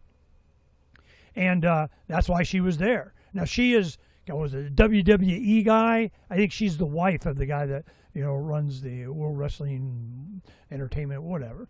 So Trump likes her, puts her in there. The whole purpose was for her to defund the Department of Education. Well, of course, Congress is we're going to get you. The teachers union want us to impeach you. That'd be an interesting trial. I'd almost vote. If I voted, I'd vote for that. Let's do it. Let's have a trial. Let's get her done. Let's get her impeached. Let's go to the Senate trial and see what's up. Well, if they got Democrats in control of the U.S. Senate, what'll happen? Well, it'll be on display, that's for sure. Now, there was a couple that climbed to the very tippy top of the Empire State Building. It's got that spire at the top. I mean, you first, man. I better have parachute. But I don't think they did. They climbed to the top, and they put a big, giant sign up there. As a flag. And it read, when the love of power is replaced by the power of love, there'll be peace, or something like that. Cool. Now, but you'll earn media for that. I give you that. A container ship runs aground in Hormuz choke point. I haven't read this, but I think what's going on is they were trying to get, there's a narrow band where the ships can go because it's deep enough for the big ships and so on. Well, if they hug the coast of Oman, get in, Oman is across, the strait from Iran. Well, Iran says they own it. Well, you're in the waters of Oman. Well, we'll just go over here, and they got grounded. So was that intentional? I have no idea. We'll find out. What the silver price would be if it wasn't manipulated. This is an article by local silver mint, Dave Brigger. Yeah, Silver Dave. Now, he's a good friend in New Hampshire that is producing silver bits. They're 10th-ounce coined rounds that by the millions. And he's just planning on the future is going to be about silver. It's going to be, we're going to be, doing that. Is there going to be a tokenization, privacy coin backed by, where is it held? Pinky swear it's in the safe of whatever, under 24/7 web surveillance or some crap like that. How about I just put it in my hand? I mean, there'll be some digital currency because that's convenient for the internet and so on, but it'd be nice if we just started trading in silver. Well, and he has opinions about things. He was special forces in Iraq and Afghanistan. And what radicalized him is he saw the waste, fraud, and abuse of whatever the U.S. dollar and them just printing up money in it. He would go in and get $100,000 in a backpack, don't come back with it, spread it out through the economy, buy off the opium farmers, do whatever the hell they were doing with it. He has a lot of stories about it. And he just, what the hell is going on? So he studied the monetary system and he realized what was going on. So he came, they wanted to give him $1 gazillion to re-up, and he goes, no, I'm out, man. But we got a lot of money invested in you, and we'll give you a big bonus. Yeah, I'm out. And he did. Went to New Hampshire, joined the Free State Project, and learned about minting silver. He had Sons of Liberty Mint. He started little 10th-ounce ones. He did a bunch of other stuff. He has retail outlets, a few of them around big production facility. I mean, he could grow. I've watched him grow. I've been in, his, called it the mini mint. It was a couple of shipping containers they put together and, all kinds of security and everything. He's Mr. Special Forces. And so he's betting on silver being a thing.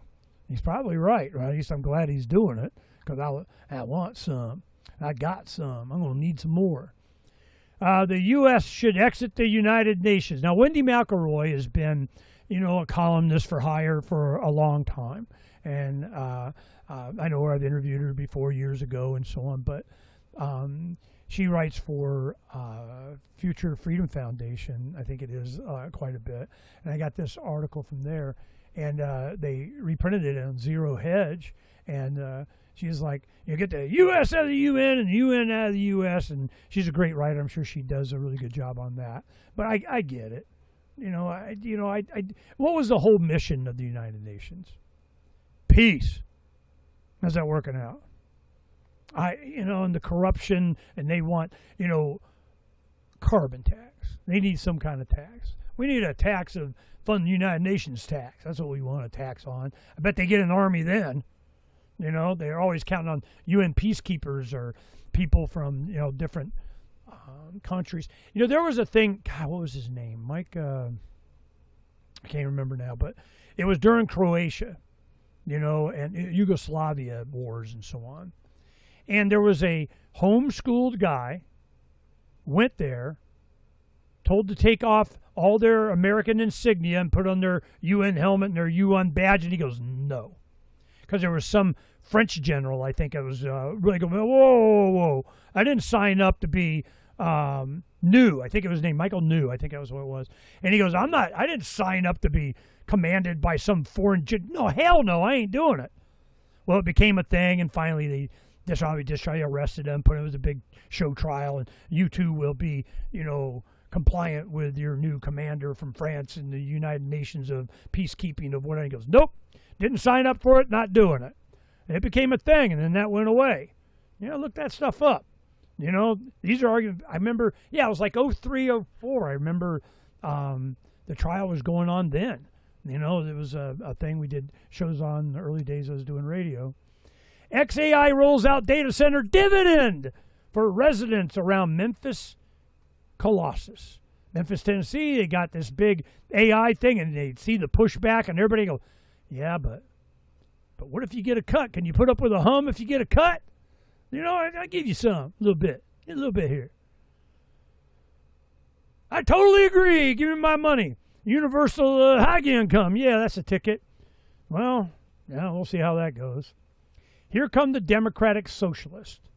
Should we be afraid? Kamala Harris went to New York City, bastion of, communism, and she's out of New York, I think. Yeah, she's, Harlem or something. Congresswoman there, congressman. And they got all social, pick me, vote for me. I'll be, just going to be president. She's talking about running for president again. Wow. I'd almost donate for that. We're going to have the discussion then. Holy crap. Palestinians report intensified Israeli military operations in the Gaza Strip. We have there was a story, I think it was yesterday we put up. They came up with a plan. This is from officials in Israel. 2 or 3 settlements, Israeli Zionist settlements or whatever, in Gaza. Well, you think we took it over and killed all the people and leveled their buildings for? Just so we can look at the rubble? No! Is Trump going to be the developer? Is Kushner? Jared Kushner is a developing guy. His son-in-law. Witkoff's over there talking about, what are they going to do? They were the authors of the Abraham Accord that got the Middle East countries to be on board with and recognize and be nice to Israel or whatever. Well, Iran just won't capitulate. We got to take out Iran. Iran's the threat. They're the only ones not, with the program. And they go, nah, we're good. But we're going to bomb you. Keep doing it. We got 15 gazillion supreme leaders take up, the role of whatever. And it's a Iranian Republican Guard Corps, GC, whatever it is. It's Islamic Republic or what? It's not Iranian. It's Islamic. It is a philosophy based on Islam.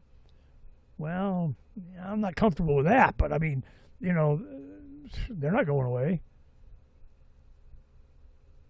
So we're going to have an invasion, all-out war, World War III. Here we go.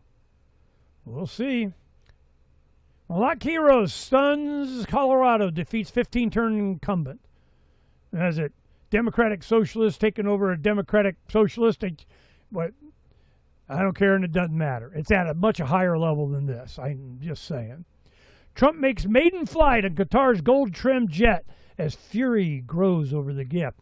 Qatar, this is what happened. I think it was in the first Trump administration, a Boeing 747 be all pimped out to be Air Force One.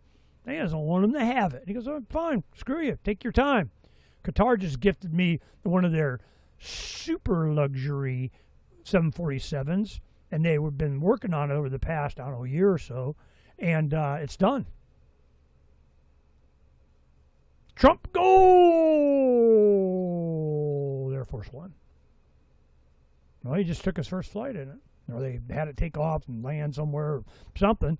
I'm sure it had to be retrofitted with all kinds of whatever, but Qatar gave, I don't know, I don't think they gave it to Trump. They gave it to the United States of America, or they gave it to the, president next or whatever. But Trump's got his new plane.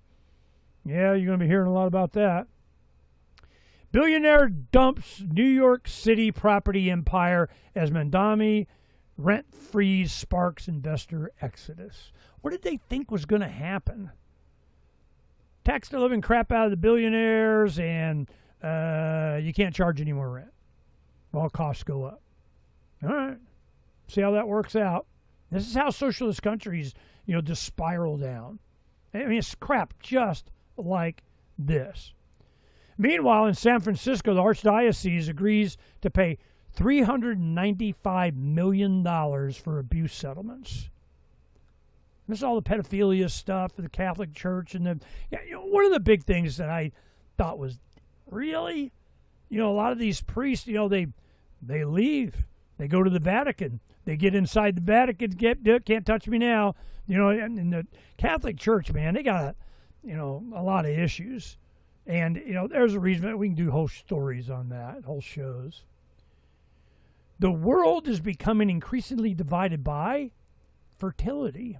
You look at the graph on this, and you have, it's like all of Africa, every country in Africa is highlighted, and some Asia and whatever that are having more than the 2.1 replacement of their population. Because if you have less than 2.1, you're slowly dying off. Every woman has to have at least 2.5 babies or whatever to be able to have replacement for those that are dying.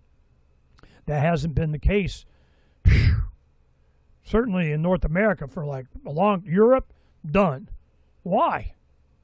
I know it's a lot of factors, but you know, it's one of the reasons why European Union is bringing in a bunch of immigrants. They just need the numbers to pay for all their socialism. I mean, while they're giving them, I don't know how this works.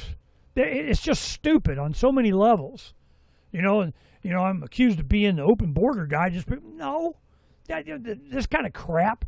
Anybody wants to apply, come to America and be Freedom America guy, knock yourself out. Let's do it. Or you'd have to kick out Melania Trump. You know, the Miller, this is assistant press guy to Trump. You know, what's her name? I don't remember her name. You know, the press secretary guy. But he does a lot of speaking for Trump. Every single Haitian migrant is going back to Haiti under Trump. Now, they had in Massachusetts, we just talked about on the show, 90,000 Haitians. 80,000 of them don't have jobs. What are they living on? Me and you, that's who. Outgoing United Kingdom Prime Minister, proud to have the gayest parliament of all time anywhere in the world. Yay! I mean, that's a metric we're supposed to judge success by? What if we had we have the straightest Congress ever? You know, should we be touting that? What does that mean? I have no idea.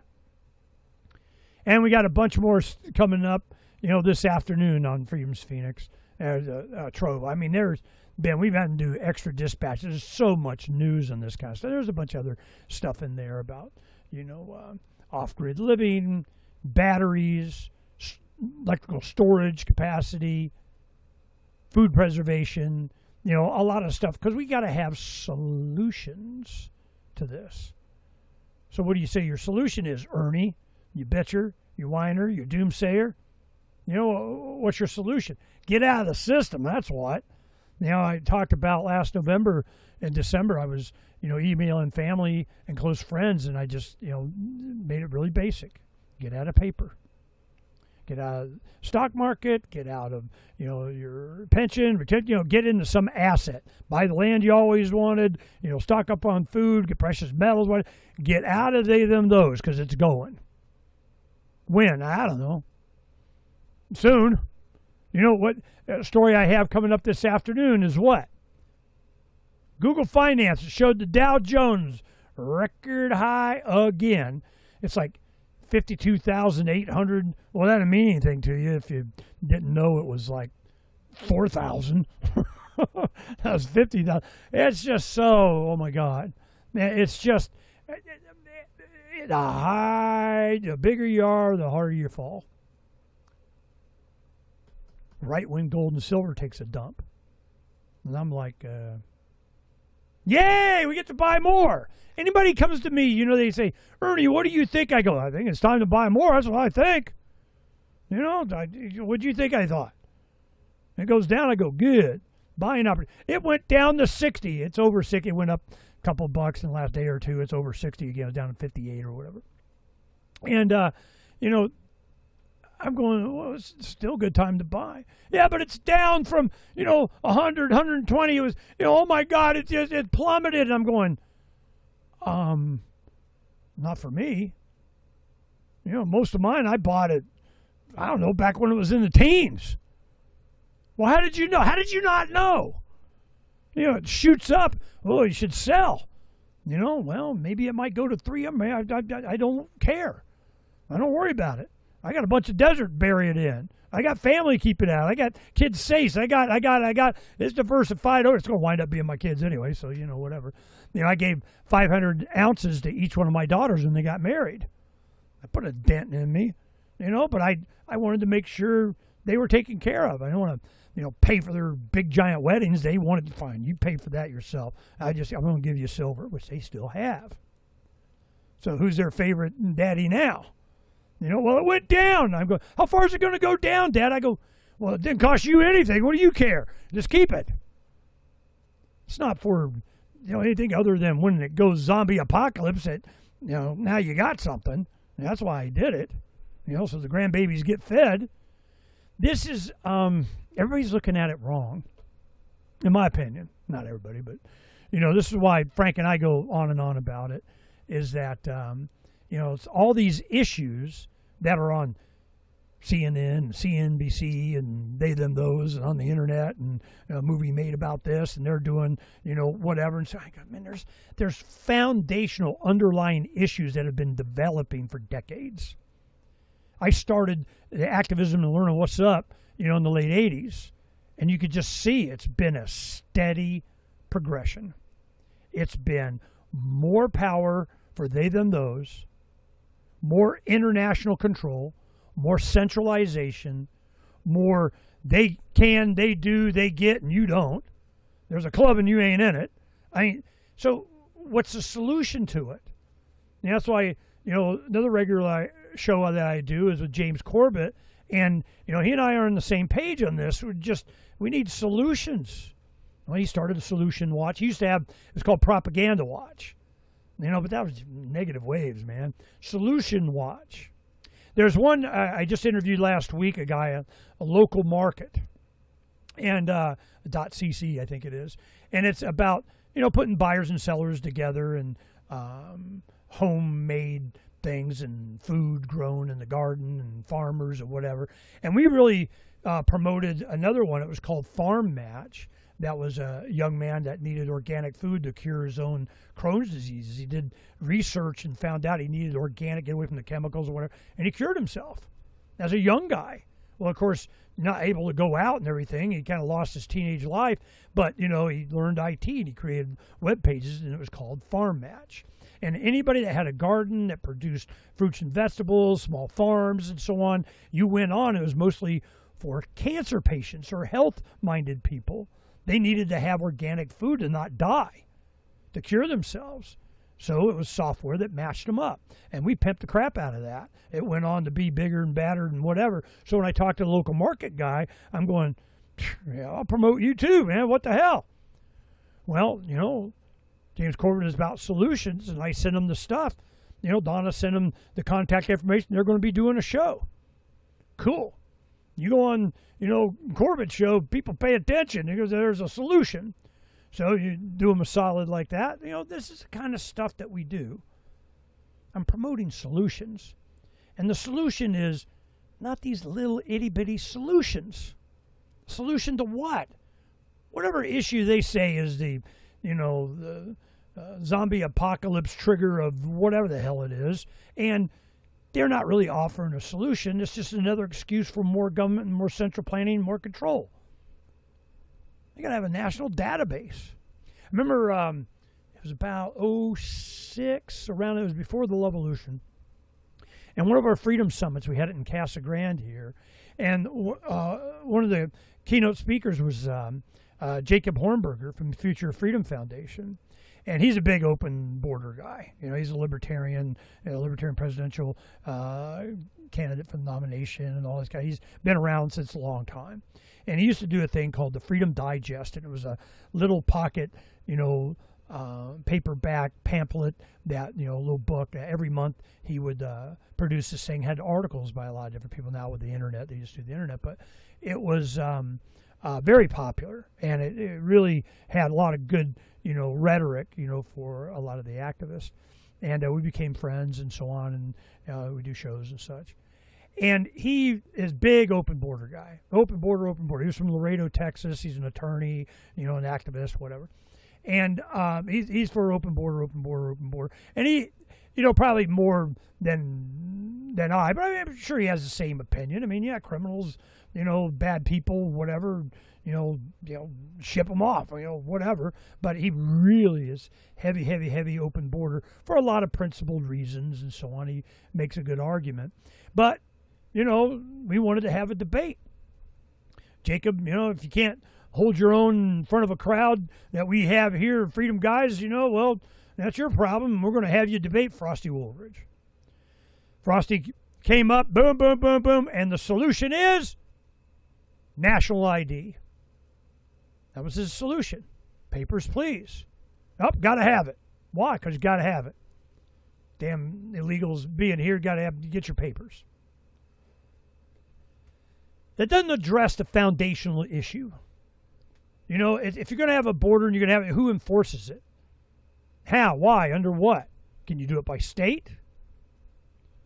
The thing is, they go, well, it's our property, our. We? Who's we? So then you had the, what do they call it? Minutemen or what? I can't remember. It was a group that bought a ranch on the border in South Arizona. Now, you guys remember that? And I can't remember the guy's name. It was all big, giant controversy. But that was something I saw as a solution. I think it was 2004. I was doing radio, Terran radio here at, the Liberty Blowtorch, station I was on. And we had him on. We had Frosty on. And this was the solution. They bought a ranch that bordered Mexico. Well, what they wanted to demonstrate, they couldn't protect their own ranch. They were prevented by law. Federality's coming. You got to let them come onto your land, trash it, slaughter whatever, eat whatever, do whatever, and there was nothing you could do about it. You call the Border Patrol and they, I'm really tired. They wouldn't do anything. Other groups would do surveillance. They would have 24/7 webcams that would show them at night, the mules that were bringing in, drugs and people and whatever on the river bottoms coming across the border. Nobody would do anything about it. You sit there 24/7. You sit there and watch it happen. They wouldn't do anything about it. We went down with one good guy, a good friend, very Phranq, and he owned a construction company that built churches. It was called High Desert Construction, Desert something. And he built churches. So as a contractor, he was big on this immigration thing. He was hardcore Republican until they went bad on him and became, a freedom guy, hung out with libertarians and so on. And we went down to the border with him. And me and a good friend, we did a separate video. And this is back when video, those little cassettes. And they had Naco, Arizona, and Naco, Mexico. It didn't used to have a wall. People lived on the U.S. side, and they worked at the cement factory on the Mexico side. And Mexican people, they'd go to work on the U.S. side and back and forth. This is how it was when I was a kid in the 70s here. I mean, what border? I mean, it didn't matter. And then, of course, you didn't have all this crap that was going on. But in Naco, they put up a wall. Now, the wall was made of metal, and it was a pretty substantial wall, but it was made from helicopter landing pads, from the Vietnam War era. You couldn't just land in the jungle. They'd clear an area and, wrap C4 around all the trees and detonate them. Boom, they're gone. And, bulldoze them off to the side. And they put these steel plates down so that the helicopters would be able to land. Well, those became surplus, or they had a bunch of extra, and they just, we'll use them for a wall. Well, this is probably, as good as whatever Trump wall was doing. And they had these walls down there, and on them, you could walk up to them. They had a road that goes by, and of course, Border Patrol come want to say what's up. But we go up to the wall, and they had these numbers, that big numbers. They're probably, like yield signs, but they were square. They were yellow with black trim. And they had numbers on them, 21, 22, 23. They have all these about every, I don't know, half mile or something. They weren't that far apart. You could see them, and what they were for is spotters would go, 19. We got them crossing over at 19. They cut a hole in 19. Go get 19. Well, they were so faded, you couldn't even make them out. I mean, they didn't care. Whoever put them up to begin with, probably Reagan or something. I have no idea. But they were so faded, you couldn't read them. Well, what Steve did is he's an older guy. He goes, they need better numbers. So they had some numbers printed up, and they went out just to attach. They went up, got up on a ladder, and they took the old one down, put the new one up, or put it by it or something. Zzz, and drilled it in. You could see 22. I can see it plain as day right there. Don't even need binoculars. 22. They're coming in at 22. Put up one. Border Patrol, you're not allowed. Got on their ass. So Dean and I went, and you have CNN out there, and they would stand up next to the wall, and they'd look left, and you see it like into infinity, this wall. And then to the right into infinity. Well, only if you're a foot away from the wall, you do that. You stand back, take a couple of steps back, and you could see it into like a mile or two down that way and down that way. So we'll go to the end of the wall. You go to the end of the wall, and it stops. I mean, it was like, I don't know, a mile, not even that. You go down into the wall where it separated the two knockos. It was just for show. You go to the end of the wall, and there was barbed wire that was down. The barbed wire was just, laying there. Here's the video. All right, you got me? Here, get it on me. I'm standing here, and he's got video camera here, and I go like this, and I go, I'm in Mexico, I'm in the U.S. I'd hop one foot to the other. I'm in Mexico, I'm in the U.S. I'm in Mexico, I'm in the U.S. What a joke! This is all bullshit. They don't care. So now what do? I don't know. I guess they got high-tech surveillance and the Army down there and do it, and then none shall pass. Fine. Go to the gate. Go to the check center. Go to the crossing. Show your papers. I want to go. I need asylum. I want to go to America. Where's the embassy in? I'll be a good American. You want to go be a good New Zealand? Australia? You know what? I don't know. I know about New Zealand because we checked into it. And there was a point system. You got so many points for having a degree, so many points for however much money you had in the bank. You had so many points for, you're a tradesman, so many points. You meet the points, you get to come in. Because New Zealand has universal health care. So they're like, whoa, man, we can't afford to, and what their Mexican invasion was Chinese. A bunch of Chinese want to go to New Zealand, get a job. So they had their criteria. I respect that. You got a criteria. I don't even think I made it.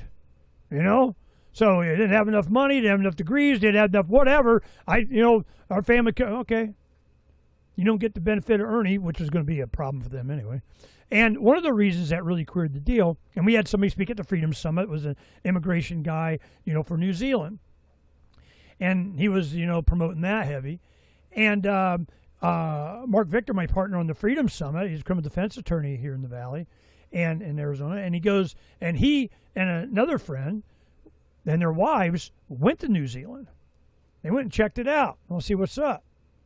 During the process, I was communicating on a email list with libertarians down there.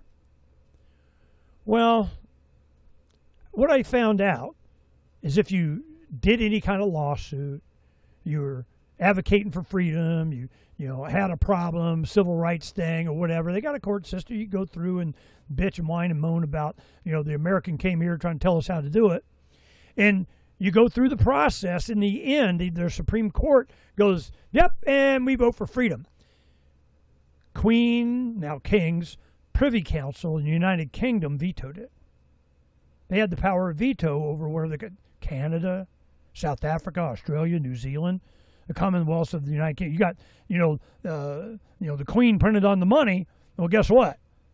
We ultimately decide. What are they deciding on immigration? What's going on in London, in Ireland? It doesn't matter, and I don't care. It's just another example of the crap. it's not going to be a political solution. It's going to be individuals taking responsibility for their own life, realizing that they own themselves and they don't need. And I tell this story a lot. When I first moved into some property, they had a couple of acres, and I, tilled about a 40 by 40, thing with a rototiller and got it all ready to plant, and ordered some from North or South Carolina tobacco plants and planted. And I wanted to grow tobacco just to say I did, and roll up a Freedom cigar, auction it off, and kind of woohoo, I'm free. I did, tobacco. The first question that I would get from a lot of people, amazing, freedom people, libertarians, is that legal? Legal to what? Grow tobacco? I don't know, and I didn't check. Can I please, sir, have a permit to grow tobacco for my own? Really? That's your first question? I'm out here in the middle of the desert. I don't know. Is it legal to put that shed there? And, you brought a shipping container on your property. Did you get a permit? I don't know, and I don't care. It doesn't matter. They won't come out here because, they got dirt roads and sand and we're government employees. We're not, grading your road. I had to build my own damn road. That's why I got a tractor. It took me 4 or 5 months just to get the bus out here. You allowed?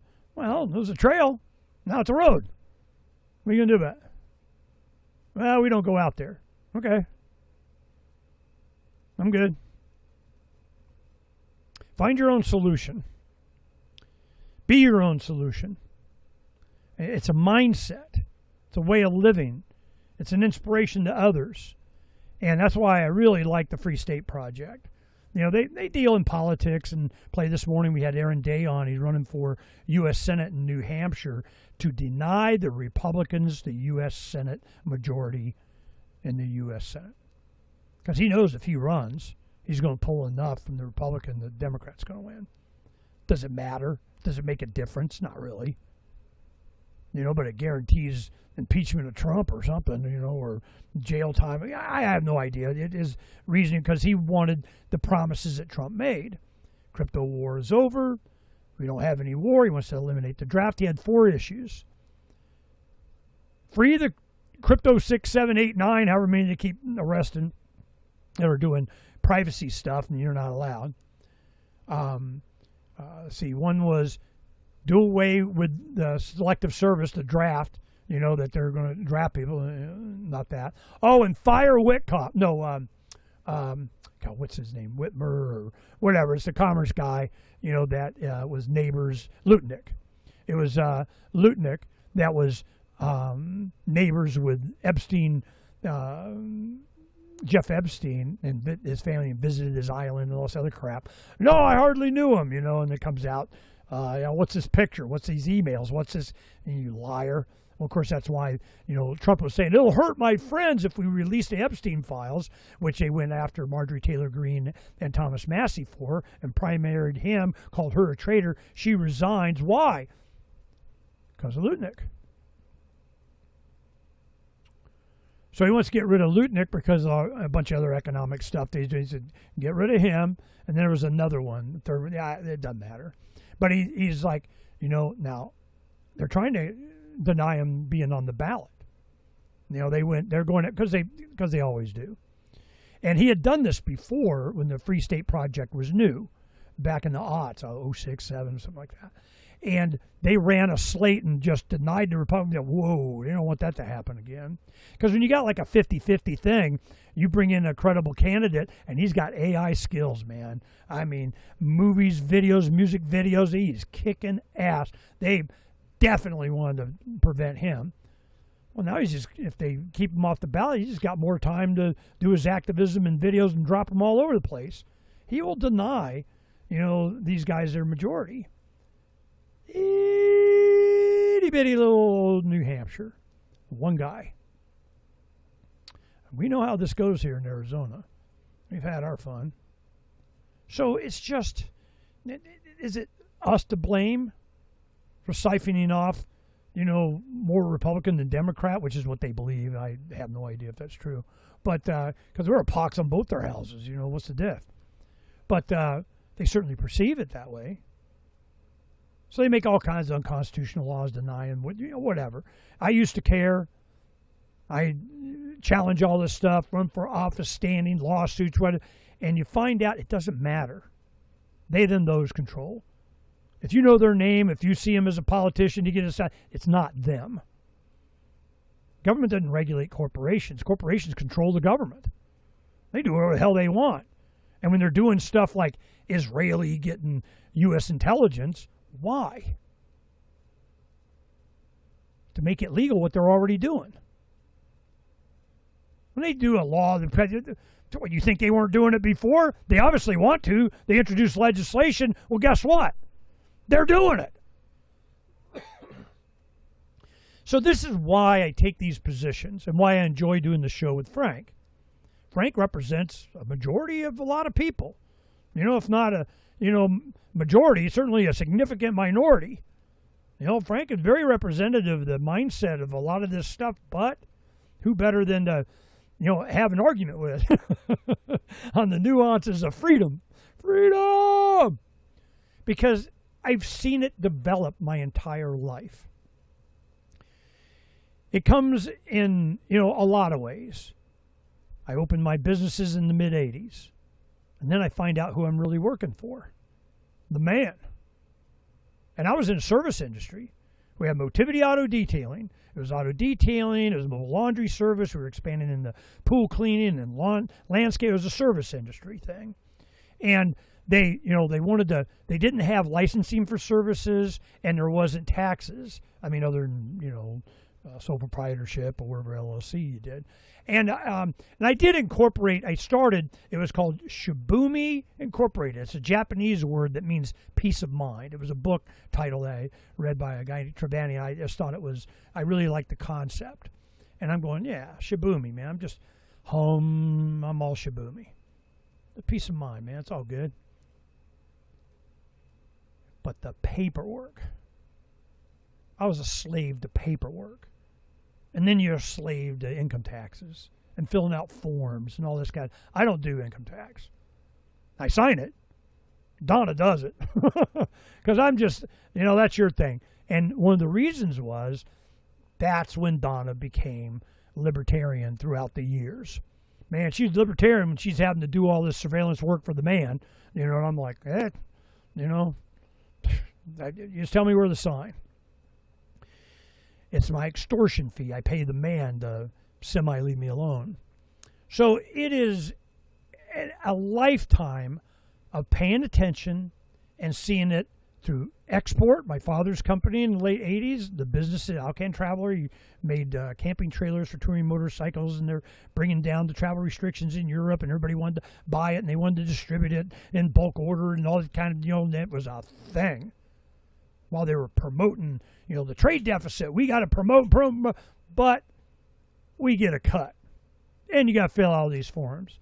And they keep changing. And the data for you to do is not, even though a taxpayer-funded accumulation of this data, you're not allowed to have it. It goes, the freight forwarders that are our buddies and contribute money, and they get the money. What? Omnibus Trade Competitiveness Act of 88. You look at that, it was fascism.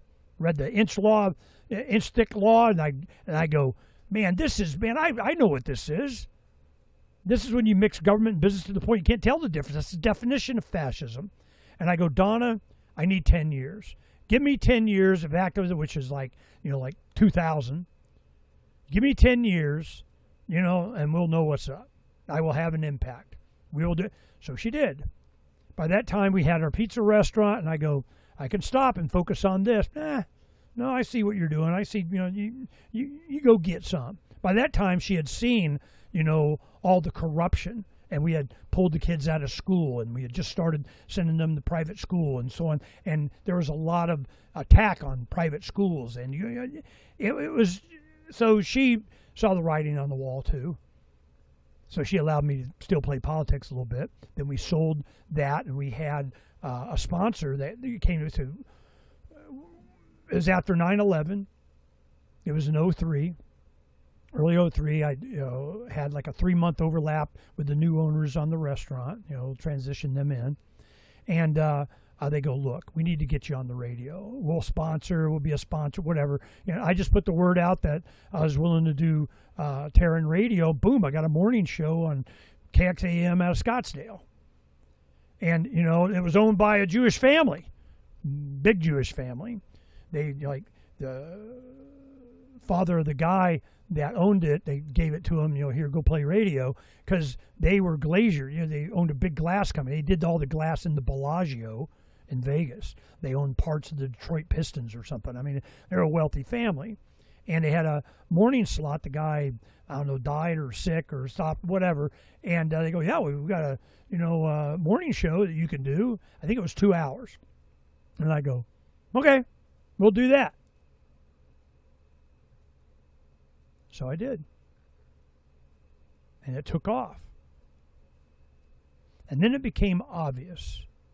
All the advertisers on the station, any station that I went to, they'd always go to the sales department. We'd advertise on you, but you got that libertarian thing.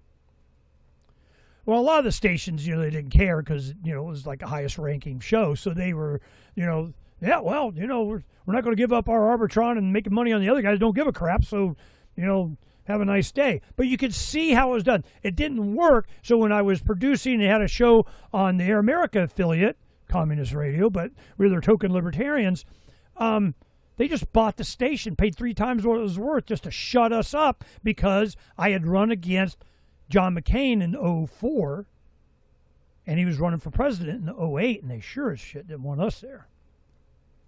Okay? That's how they roll.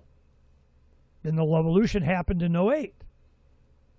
Man, Freedom's Phoenix kicking ass. I had started that in 2005, and here it goes, man. Boom! We were rocking and rolling and whatnot. Then in 2009, man, the deplatforming and the censoring and the, you know, what do they call it? Shadow banning and all this stuff. I'm telling everybody, I'm going, look, man, they're doing this intentionally. You could see it. Oh, you can spit, yeah. Wait until you hit 100,000 on YouTube and then tell me how it works. Boom! But during the meantime, we were developing decentralized communication with IPFS and a bunch of other stuff because I knew that that was going to be the future, which is why we were promoting the promise of Bitcoin and the digital currencies. And they hijacked that, goldmansucks.gov coin. They hijack everything because they can. It's a threat. It's a threat to what? Centralized control, decentralization. That's why Occupy the Land, Pirates Without Borders, Freedom's Phoenix, Declare Your Independence through Ernest Hancock. This is why I do Libertas.earth. This is why we do this. It's all about general public opinion, and we know it here in Arizona. Wall Street Journal comes out, Arizona, the libertarian state of them, oh, they couldn't handle that. Hell no. It doesn't matter. And I don't care.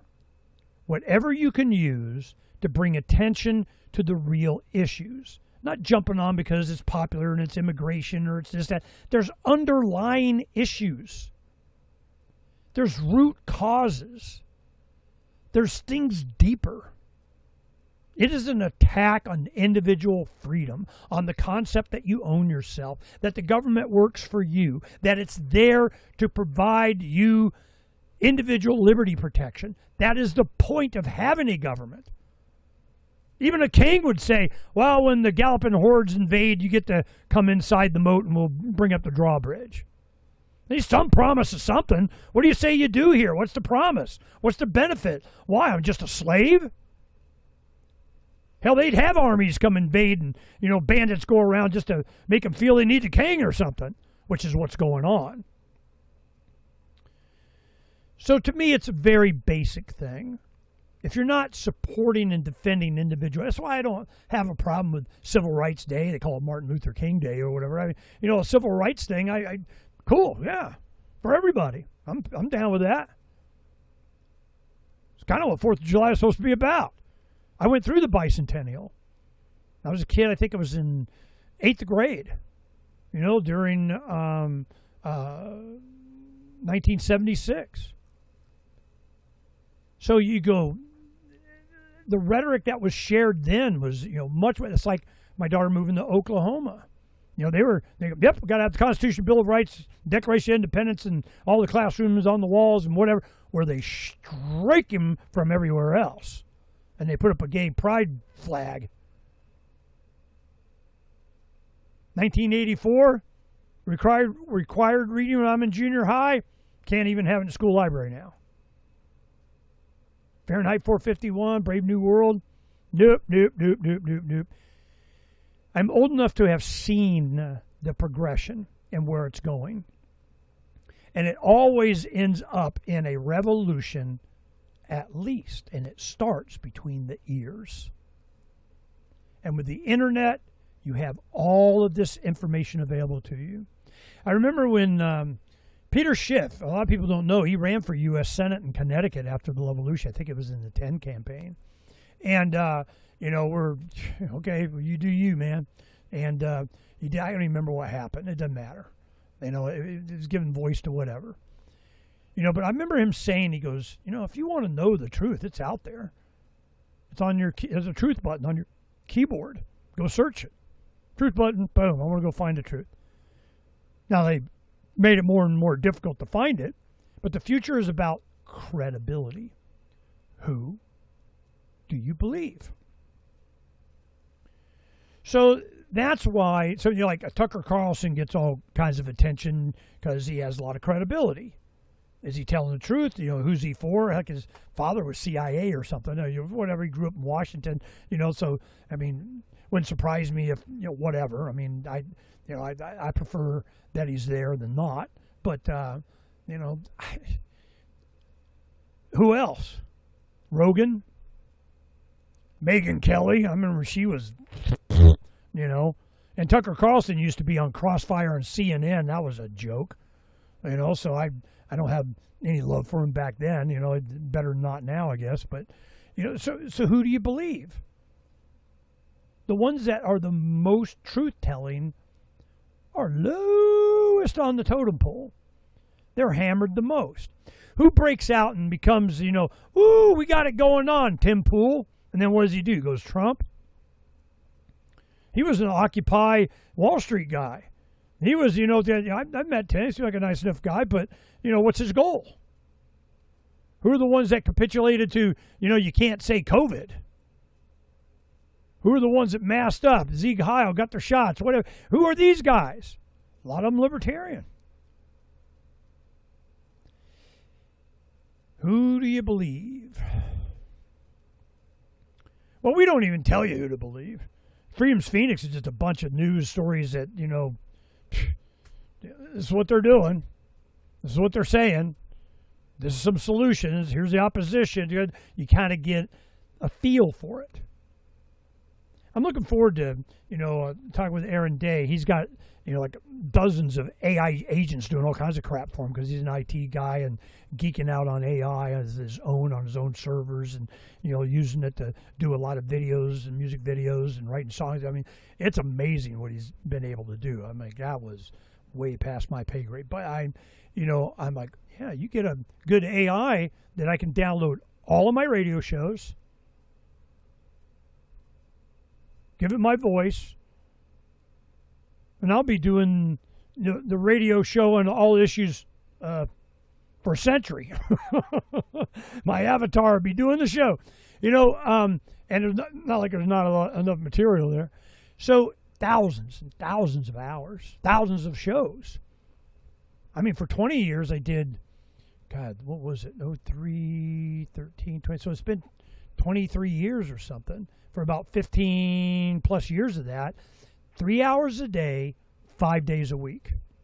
Now I just do maybe 3, 4, 5, you know, shows. I gotta do one here in a half hour too. I usually try and do them all on Thursday, so I can just block off Thursday, and maybe when it cools off later in the afternoon, I'll go do some work on the land. But I do Wednesday night with Corbett, and then I do a bunch of shows on Thursday. You know, sometimes we have to schedule and we do other days, but I try and keep a couple of days for that, and the rest of the time I'm out in the desert in 100 gazillion degrees working. So this is, I don't know, is it a gift to you as well? It's really for me. I mean, I just, oh man, somebody's got to know something about something. Well, Freedom's Phoenix is just a window into what's going on. It's a window. It shows you what they, them, those are doing. Stuff from around the world. Different things. I don't necessarily pick and choose. It's just representative of what's happening financially. What's representative, like, South Korea, Japan. Their economies are imploding. Europe is already going. Who's going to be rising up? It's going to be developing countries. It's going to be Africa. It's going to be a lot of where the man's not, where they're trying to get to. Yep. Here it comes. Precious metals and food. Have some land. Occupy the land. Do your own mesh networks. Have communication. Get out of, their grid. Sure as hell don't send your kids. There's probably better schools than others, but we had a good experience with the Christian private school. Now, of course, they had their own indoctrination thing, but, with the culture and philosophy that we supported. So it may not be for everybody, but we really enjoyed it. We had a good experience with it. Our kids are doing really well. How's the grandkids going to do? They're doing pretty good. We're happy. So I'm just encouraging you guys to take care of you. Find your tribe. Have a place to breathe, to build, to store, to defend.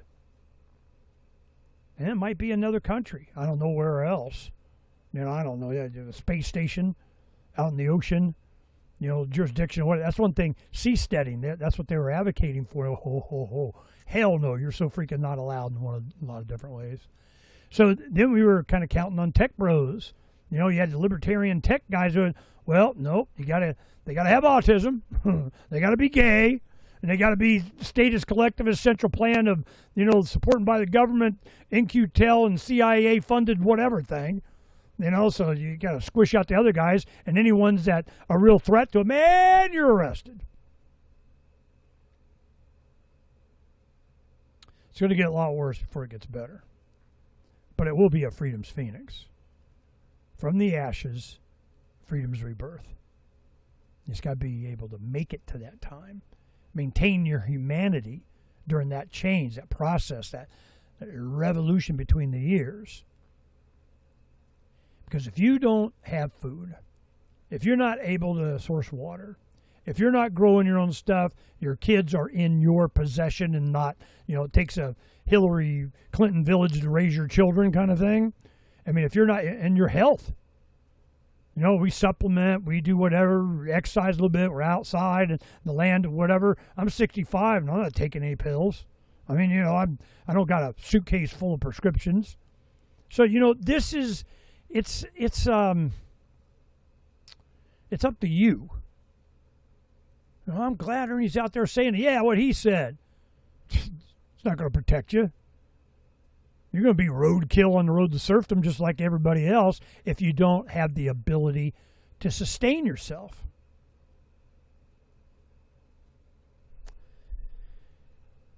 I get no pleasure in the knowledge, the certainty, the confidence that I'm going to get to say I told you so later. So I'm encouraging you. Do it now. First thing, even before you get precious metals and everything, before you buy your guns and ammo, before you do, you get your gold and whatever, buy food. Because you are not going to be able to think when you're hungry. You are not, I'm going to have to put food on my family. The reason I say food on the family was a misspoke line by President W. Bush, baby Bush, said, they need to put food on their family. Everybody made fun of it, whatever. So I always say that. But, food for your family. How about growing it? We had our first garden for our little kids when they were small because we had 4 kids. And we had a garden we grew just so they knew what real food tasted like. They had no idea. You're eating crap from the supermarket or whatever. And when we moved in this one home, it had a bunch of stuff started coming up. We had no idea they had a garden there. You know, things with the seed, and all of a sudden you had grapes everywhere and berries and, you know, and the citrus. And I'm like, whoa, all right, well, let's, you know, we'll grow a garden. Well, we had like a 10 by 12 or something. You know, we just, in the dirt, planted seeds. Good. Bell pepper tastes like what? Cherry tomatoes taste like what? You know, the broccoli and cauliflower and whatever tastes like what? Oh, my God, it's not even the same thing. No, it's not. So it's always nice to have a garden, but we're going to have to get into mass production. That's why we got the tractor. I mean, we're producing. We're amending soil. We're doing the, you know, so, and we got to get a plant in here directly, certainly after this summer. You know, you don't plant in the summer in Arizona. But, you know, Donna just retired her garden and tilled everything and redoing the soil because we got to make it more acid or lower pH, whatever that is, because, you know, it's just so alkaline here in the desert. And it's taken a lot more than we thought. I mean, damn. I mean, you know, bags of sulfur kind of thing. So this is what I advocate, and I'm trying to inspire by doing it. But it's not just for me. It's to inspire you. I want people of like mind to thrive this thing. Because there's going to be, you know, hopefully Freedom's Phoenix, the rising, is going to be a lot of opportunity. And it always does. Because humanity keeps on keeping on, because they always have, unless they can physically change humanity. mRNA in your lettuce, in your livestock, in your water. Hell, they'll just give you a shot and you stand in line for it. You know, they have to change humanity in order to control it. If they can, they are. They sure as hell want to. Peace!